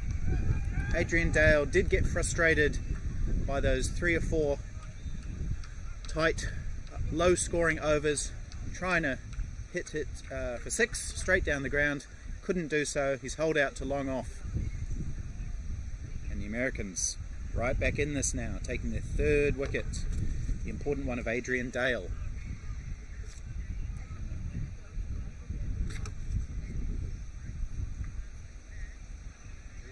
I'll tell you when they put it up here. Oh, yeah, you've got it. So it is Colin Owens who'll come out to replace Adrian Dale. We know that he cuts well, sweeps well, so he could be a good option. He runs well between the wickets.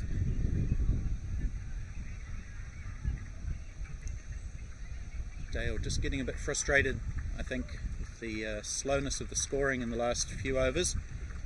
Didn't want the run rate to get up over 7 or 8, and he's holed out.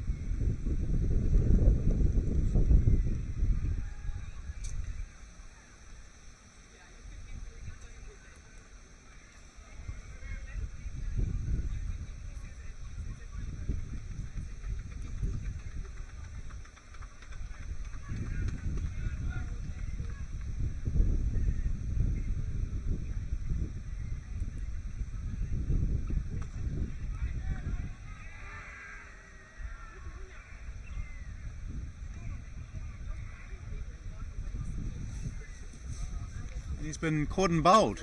It's all a bit slow motion here. It did look like a fair catch to me. Colin Owens thinks it might have been a bunt ball, but he's driven it straight back to the bowler Ayaz Sheikh, who has claimed the catch, and he's been given out.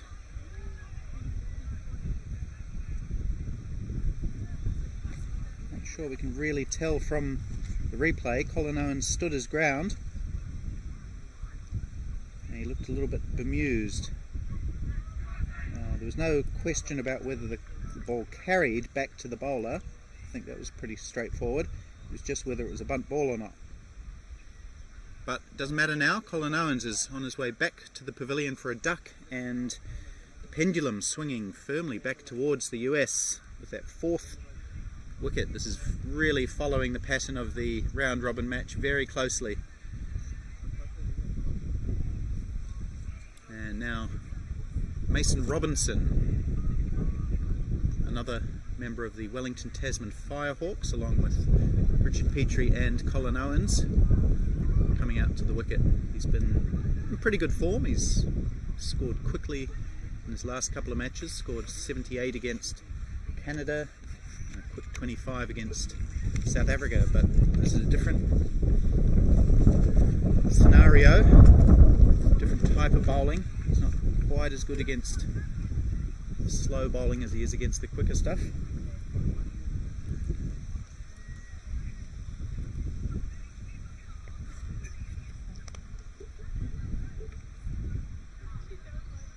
The run rate now up to 6.53 required.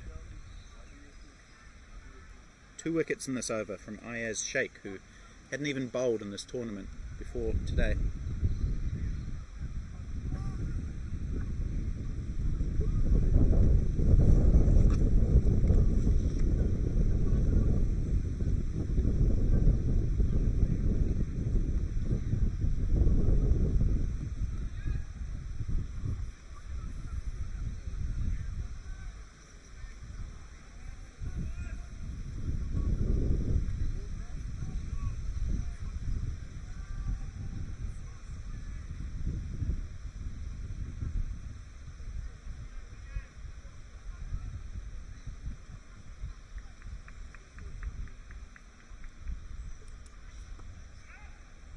And Robinson's off the mark immediately with a little turn around the corner into the leg side. So it might be a little too early to start talking about this, but I just wonder how important that big over that Simon Dodds bowled in the American innings, where he bowled a poor over that went for 23, whether that will come back to haunt New Zealand. For his sake, let's hope it doesn't.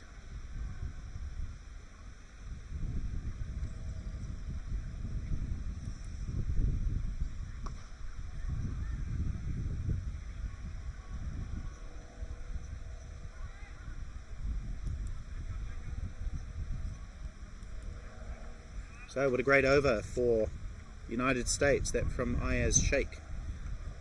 2 runs and 2 wickets. New Zealand now needs 60 from 9 overs. And it's advantage USA.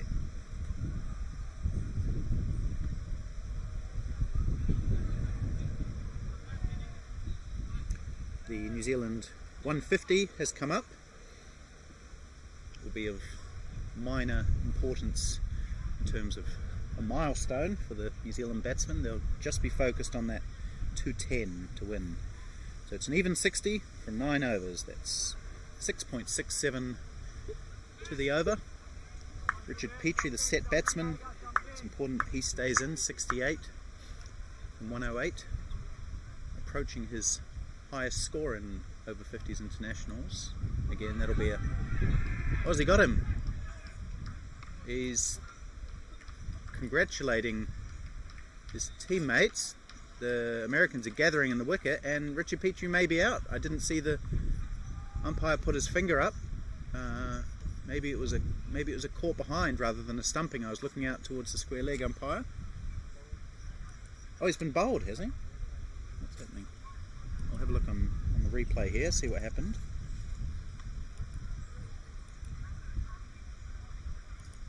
I think he may have been bowled. The bails certainly came off. I didn't see the umpire give it stumping, but nevertheless it's the very, very key wicket of Richard Petrie, and wickets tumbling now for New Zealand just as they did in the round robin match, and that's the very, very important wicket of the set batsman Richard Petrie. 3 wickets in the last 7 balls for New Zealand, and they're throwing this match away.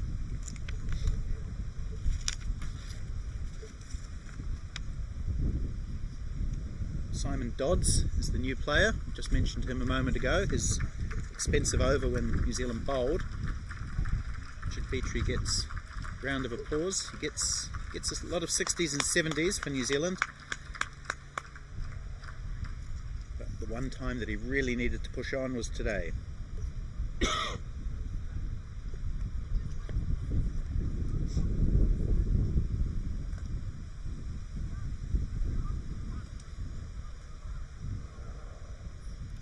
Still waiting for the official scorecard to come up to say how Petrie was dismissed. My feeling is that it was stumped, although I didn't see the finger go up from the umpire. He may have just raised it quickly.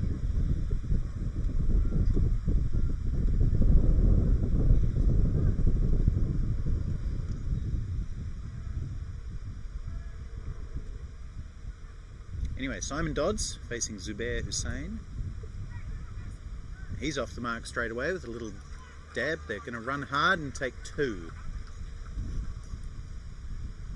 So we might just see a little bit more energy in the running now with Richard Petrie out. He's a good batsman, but he's not the quickest between the wickets. These two batsmen will run hard.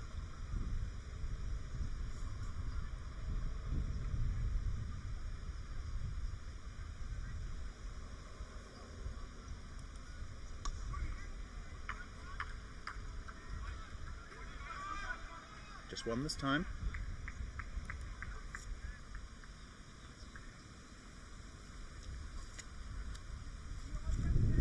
So a lot of similarities between this match and the round robin match between these two teams. I'm just looking at the worm here. I can see the two worms almost identical now. So that the difference may be that big boost that the American worm got with the Simon Dodds over. Well worked into the leg side by Mason Robinson, who's looked industrious since he's come to the crease. Just faced the two balls, but he's run hard as well.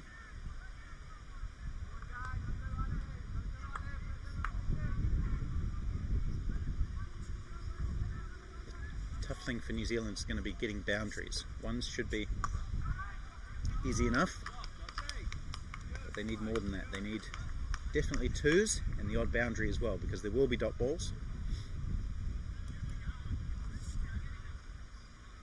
So the official scorecard has Richard Petrie stumped by Parakananta from the bowling of Zubair Hussain for 68.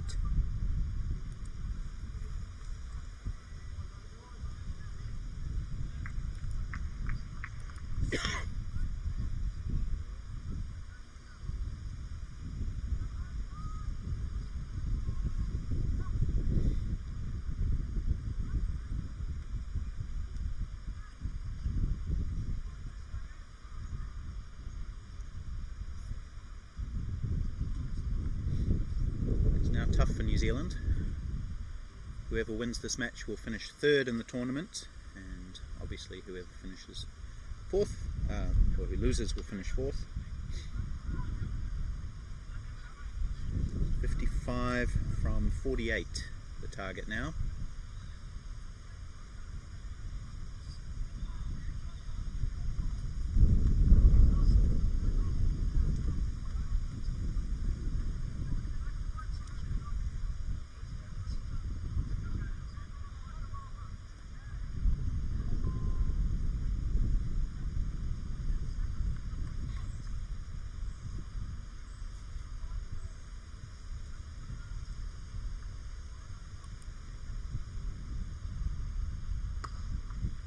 He's found a good gap here, Simon Dodds. They'll get at least two. It's good fielding though, and that's all they'll get.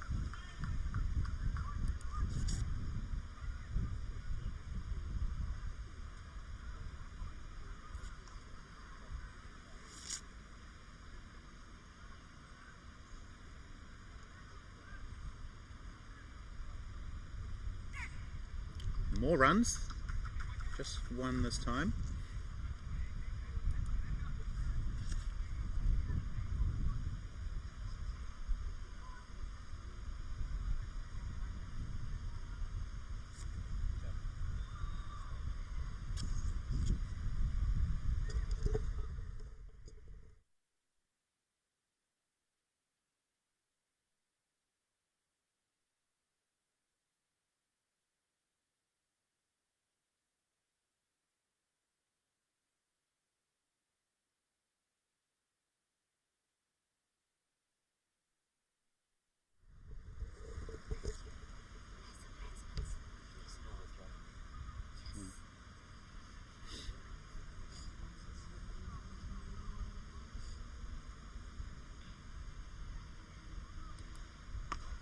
Oh, he's just scooped it over the head of the bowler. Ooh, a little bit lucky there for Simon Dodds. He'll collect one after all that.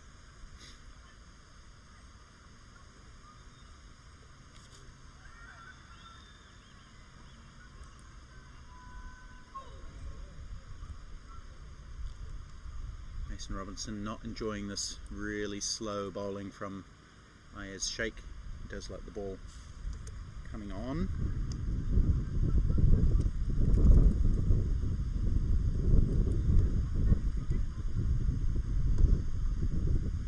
Beautifully played.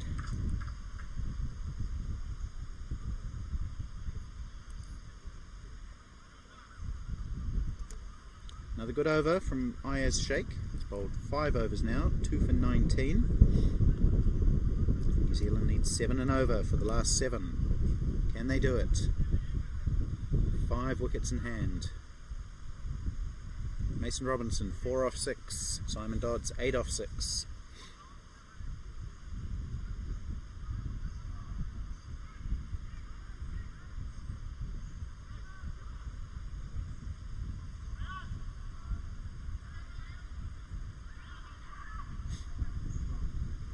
Just a bit of a delay here. Someone's running onto the field with what looks to be some drinks. No, he's been sent away, so he does a big circle and runs back in the other direction.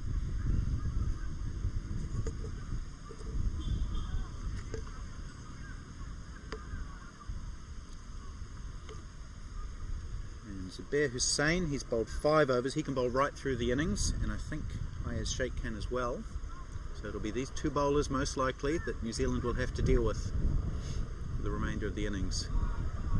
Ooh, it's going to be a bye here, or a leg bye. Let's see. What's he signaling? That looks like a bye to me.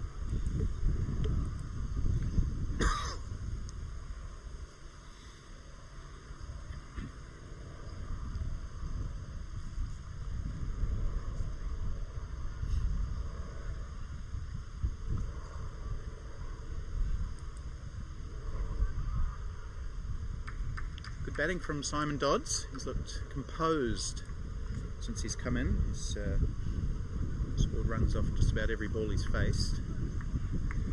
9 off 7.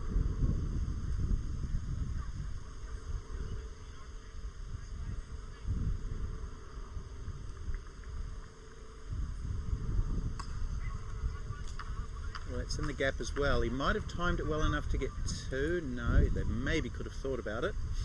But the fielder coming in did well.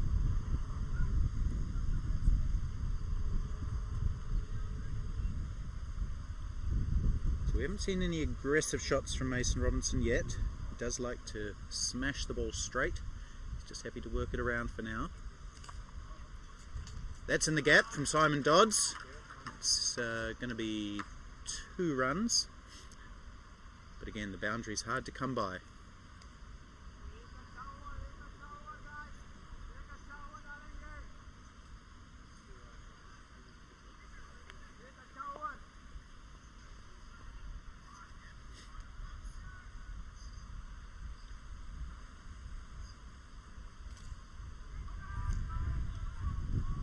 Another good shot from Dodds. Dabbing it down, taking a single.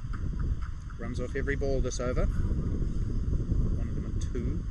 It's 1, 2, 3, 4, 5, 6 off the over so far, and we've got a ball to come. If they can score a run off this over, that'll be the 7 they need.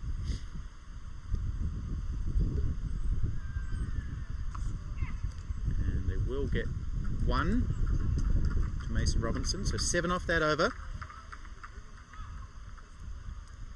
Down to 6 overs, off which New Zealand need to score 42 runs, so still 7 and over.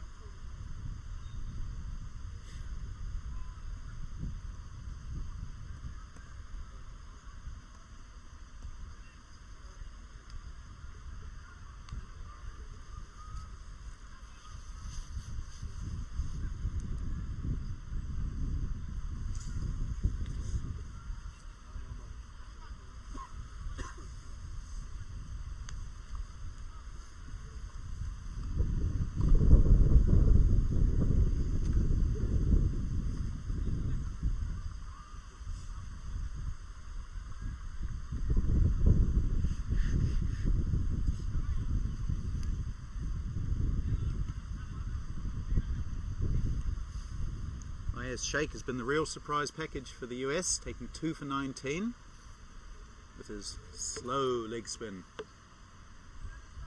Oh, he's beaten. There's an appeal for a stumping. Good piece of work from Parakananta.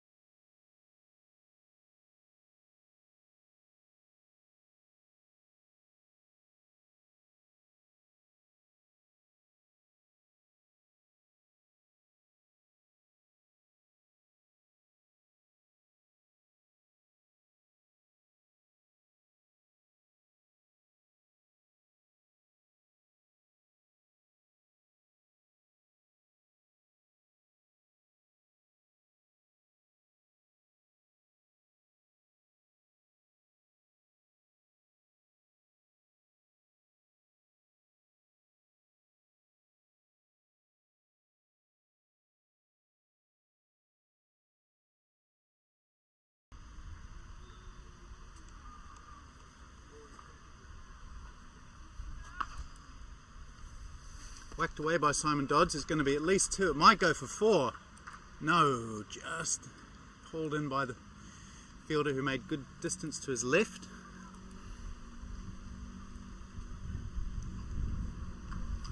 But again, we've had 7 runs off the over.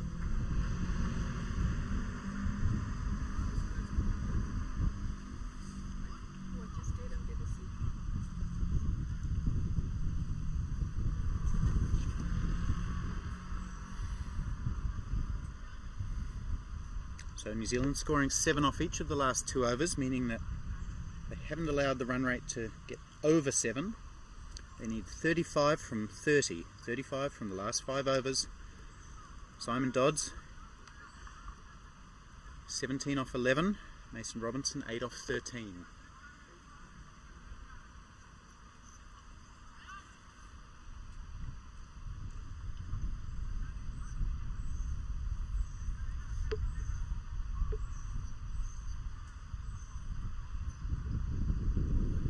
Five fielders out, mid-wicket, long on, long off. Surely that's not all. Must be a cover sweeper. Oh, has he bowled him? I think he has. Mason Robinson has his off stump knocked back, and that's a crucial wicket. The Americans happy and relieved at that.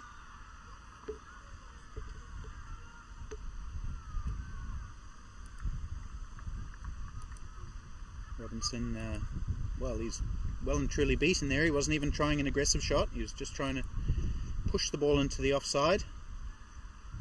Looks like the ball might have spun back in between bat and pad there.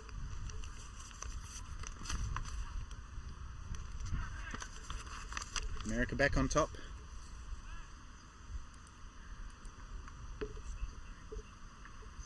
Important wicket for the USA. And interesting stage now. We've got Jason Campbell coming to the wicket for New Zealand. He really only has one way of batting, which is with aggression. So it could be all or nothing.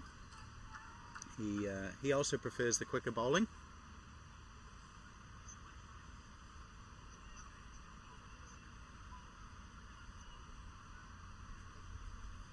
Against the spinners, he's just as likely to hit the ball straight up in the air as he is to hit it for 6.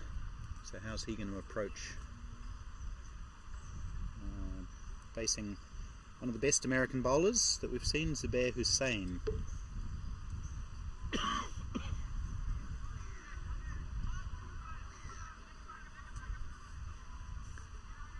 Americans sense that they're on top now, which they probably are. New Zealand only have the 4 wickets in hand.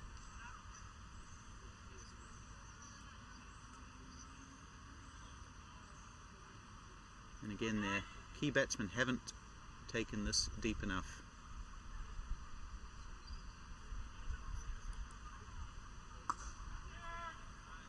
Campbell drives down to long off to get off the mark.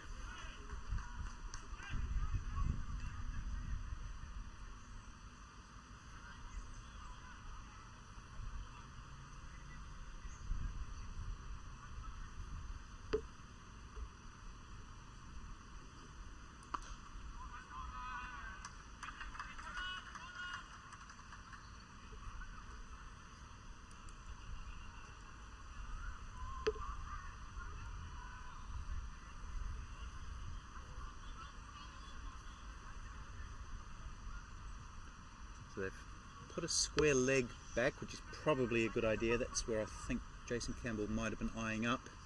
We've got a long off, a long on, a mid-wicket, a square leg.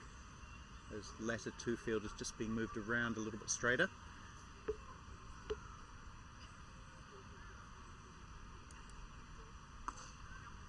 Campbell goes down the ground sensibly for a single.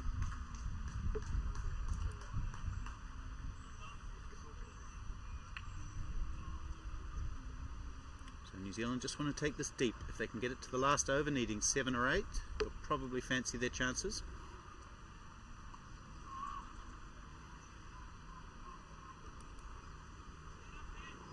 Dot ball, good bowling from Zubair, just held that one back a little bit.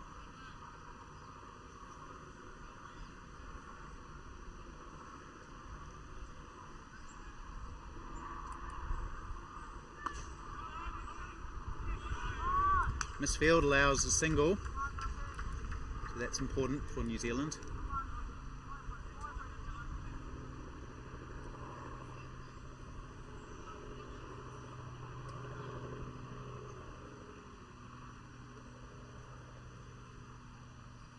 Four runs off that over though, that's all. So now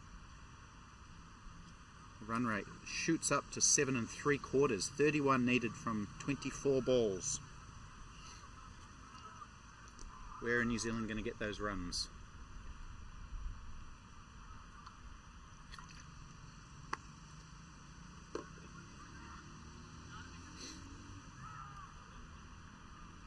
Ayaz Sheikh is going to continue with his slow leg spin that's been pretty effective on this wicket. It's a slow, low wicket, some variable bounce.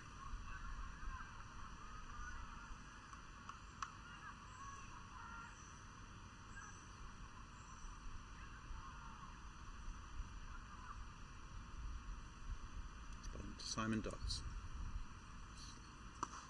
Looped up, driven back, hits the stumps, and that might have saved a run for the Americans as it deflects down to long on for one.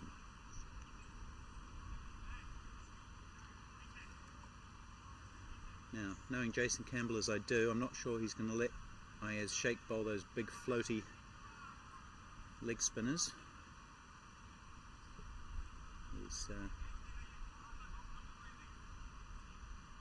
I'm not sure he'll be able to restrain himself. Could be wrong.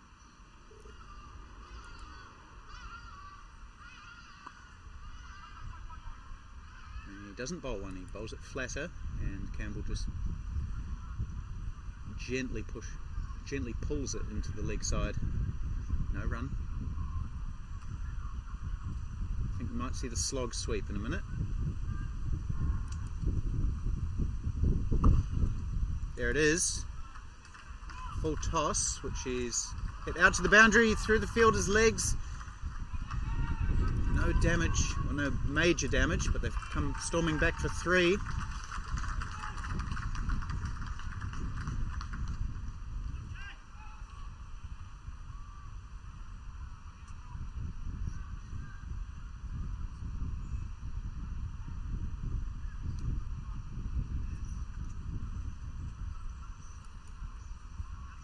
Tossed up, Dodds goes straight, just for one.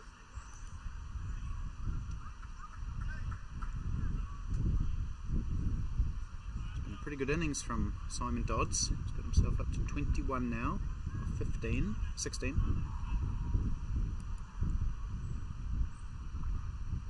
Campbell sweeps for a single.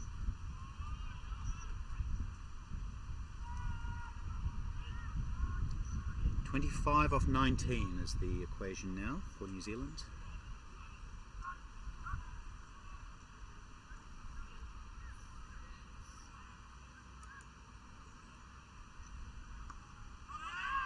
Ooh, no run. That was good bowling from Sheikh. Just was slow outside off stump, and all Dodds could do was push it to point. So no run. How many runs off that over? 1, 2, 3, 4, 5, 6. So the target now, 25 from 18. 3 overs left, 25 runs needed.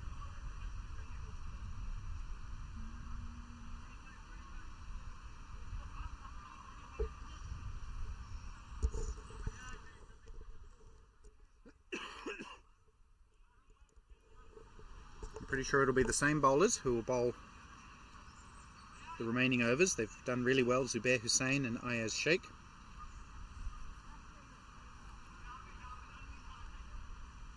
Batsman having a conference. Simon Dodds usually pretty calm. I think he'll back himself here.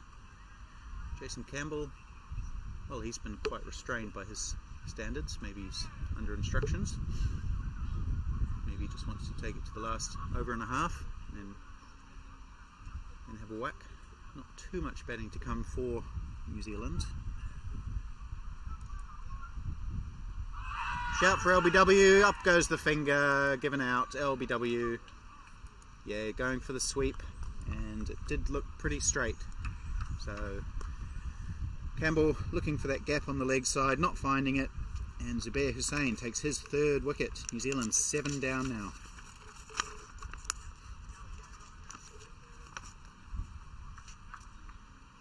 Disappointment for Campbell. He would have loved to bring this match home for his team.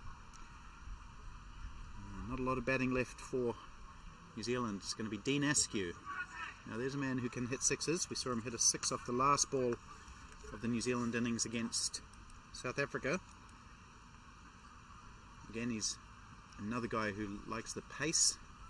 I don't think this slow bowling will suit him. And once again, unfortunately, I do have to mention that over from Simon Dodds that went for 23. Will that be the difference? New Zealand need 25 at this point.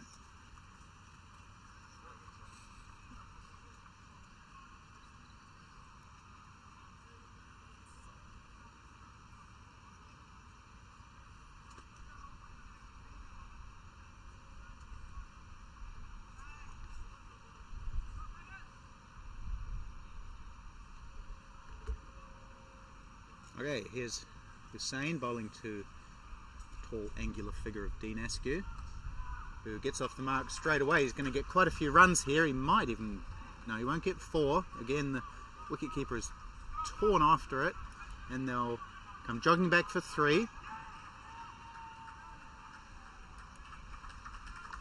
So Dean Askew doing exactly the right thing, swinging the ball away, getting 3 runs off his first delivery. Target now 22 off 16.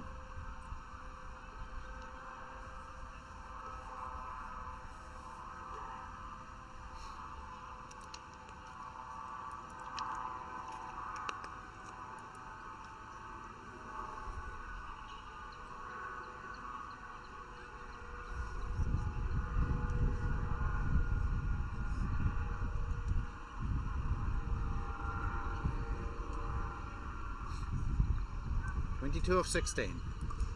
Dodds goes into the leg side. I think he's hit a nice gap actually between the 2 boundary riders, and they'll come back for 2.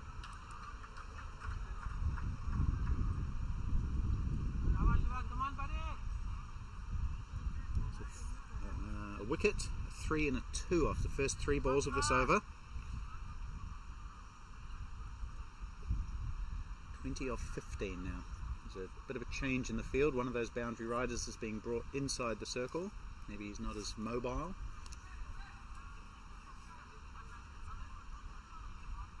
Simon Dodds, 21. Take another single.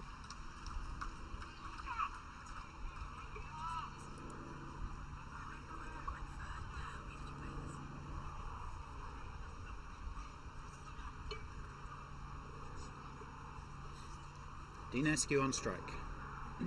To Zubair Hussain, who's taken 3 wickets. Hammered up to long on. I think it'll just be 1.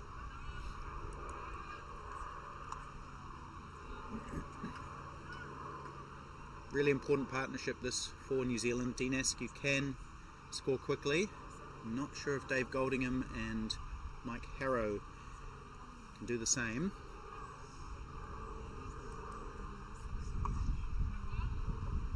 More to Simon Dodds.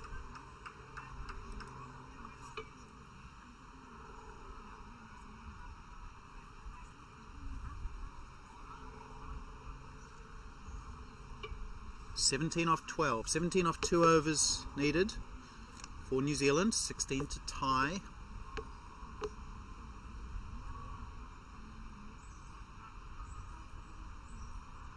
Bit of a conference among the US Brains Trust. I don't think there's any doubt about who will bowl it, or is there? Are we seeing a change of bowling here? Yes, we are seeing a change of bowling. Sanjay Pandya coming back into the attack. That's interesting. Ayaz Sheikh had bowled really well. He's being replaced by Sanjay Pandya, who did bowl well as well earlier on. 4 overs for 20. Those figures maybe don't reflect that he did bowl pretty well. Bowls left arm, so he's just going to come and dart it into Simon Dodds here. He's up to 25. Starts with a wide. 16 off 12 now for New Zealand.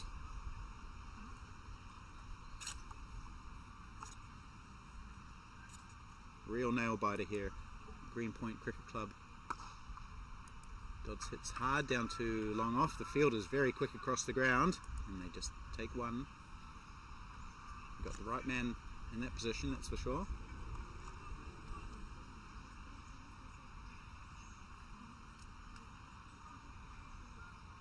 $15 off 11.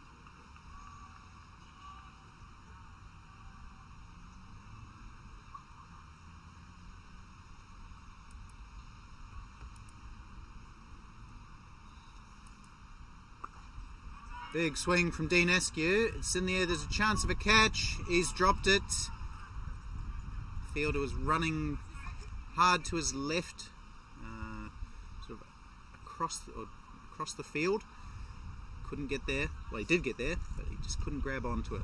And they take one.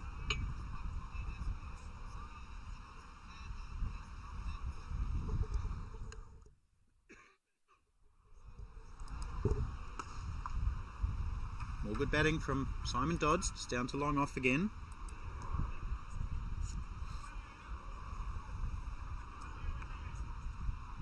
$13 off 9 for New Zealand. Pandya to Askew. Swing and a miss, and he's been stumped. Good work by Parakananta, the wicketkeeper. Dean Askew trying to get down to the pitch of that one. Nowhere near it really, and Parakananta, who's the leading wicket-keeper in this tournament in terms of dismissals, picks up another one with a good stumping. Quick as you like. So New Zealand lose their 8th wicket, and there's another twist in this tail. New batsman will come in, that's Dave Goldingham. 13 runs needed off 8 deliveries. What can the big Wellingtonian do? Walking slowly to the wicket. I think he really needs to try and get bat on ball, get Dodds on strike, and then if Dodds can get a single, he'll have the strike for the last over, maybe needing 11 off it.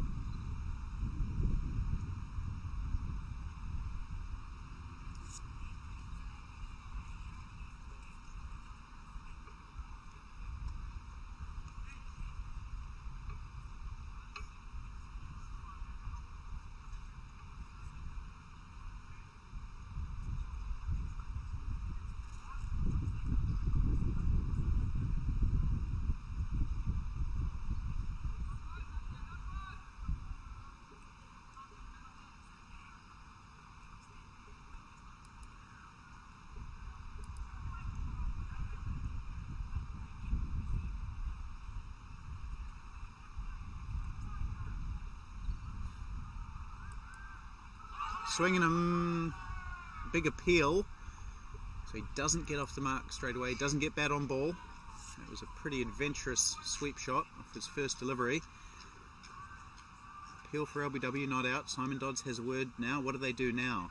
Does Dave Goldingham have a license to have a free hit? Well, not a free hit, but a chance to do whatever he can, or does he try and get one? 13 runs needed still for New Zealand. It's really tough for them now. It's definitely a big advantage to the US. There's Pandya. Oh, he bowls a wide. So that compensates for that first ball that Goldingham missed. 12, in fact, now 12 off 7.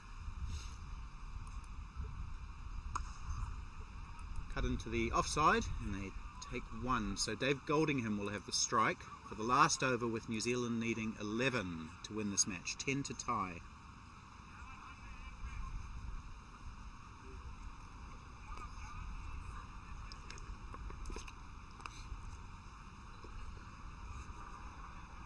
New Zealand looked like they were on top halfway through this innings. They were 148 for 2. So for their last 50 runs, they've lost 6 wickets. Very similar to what happened in the round robin match against Simon Dodds on strike. That really should have been Goldingham's aim there, just to try and get some bat on ball and leave it up to superior batsman Simon Dodds. Now that same task falls upon Mike Harrow, the New Zealand batsman, coming in at 11 for his first innings of this tournament. So what a scenario to come in and face your first ball on a wearing wicket against a bowler who's taken 4 for 36, with your team needing 11 runs off 5 balls.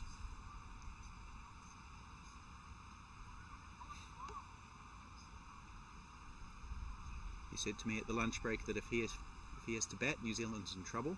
Well, here he is, and New Zealand is in trouble. Quite a lot of it. America on top, looking for 3rd place. It's flat, it's swung, it's down the leg side, it's a wide. Plenty of chat among the American fielders. They're all a little bit nervous. Gets a high 5. How American is that?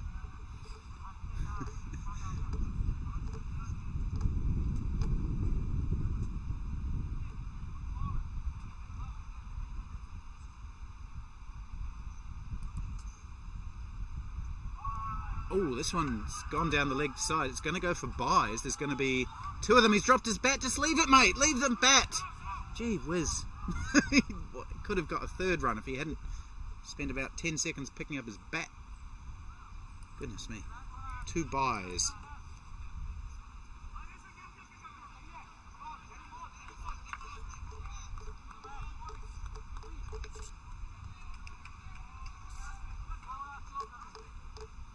So what are we up to now?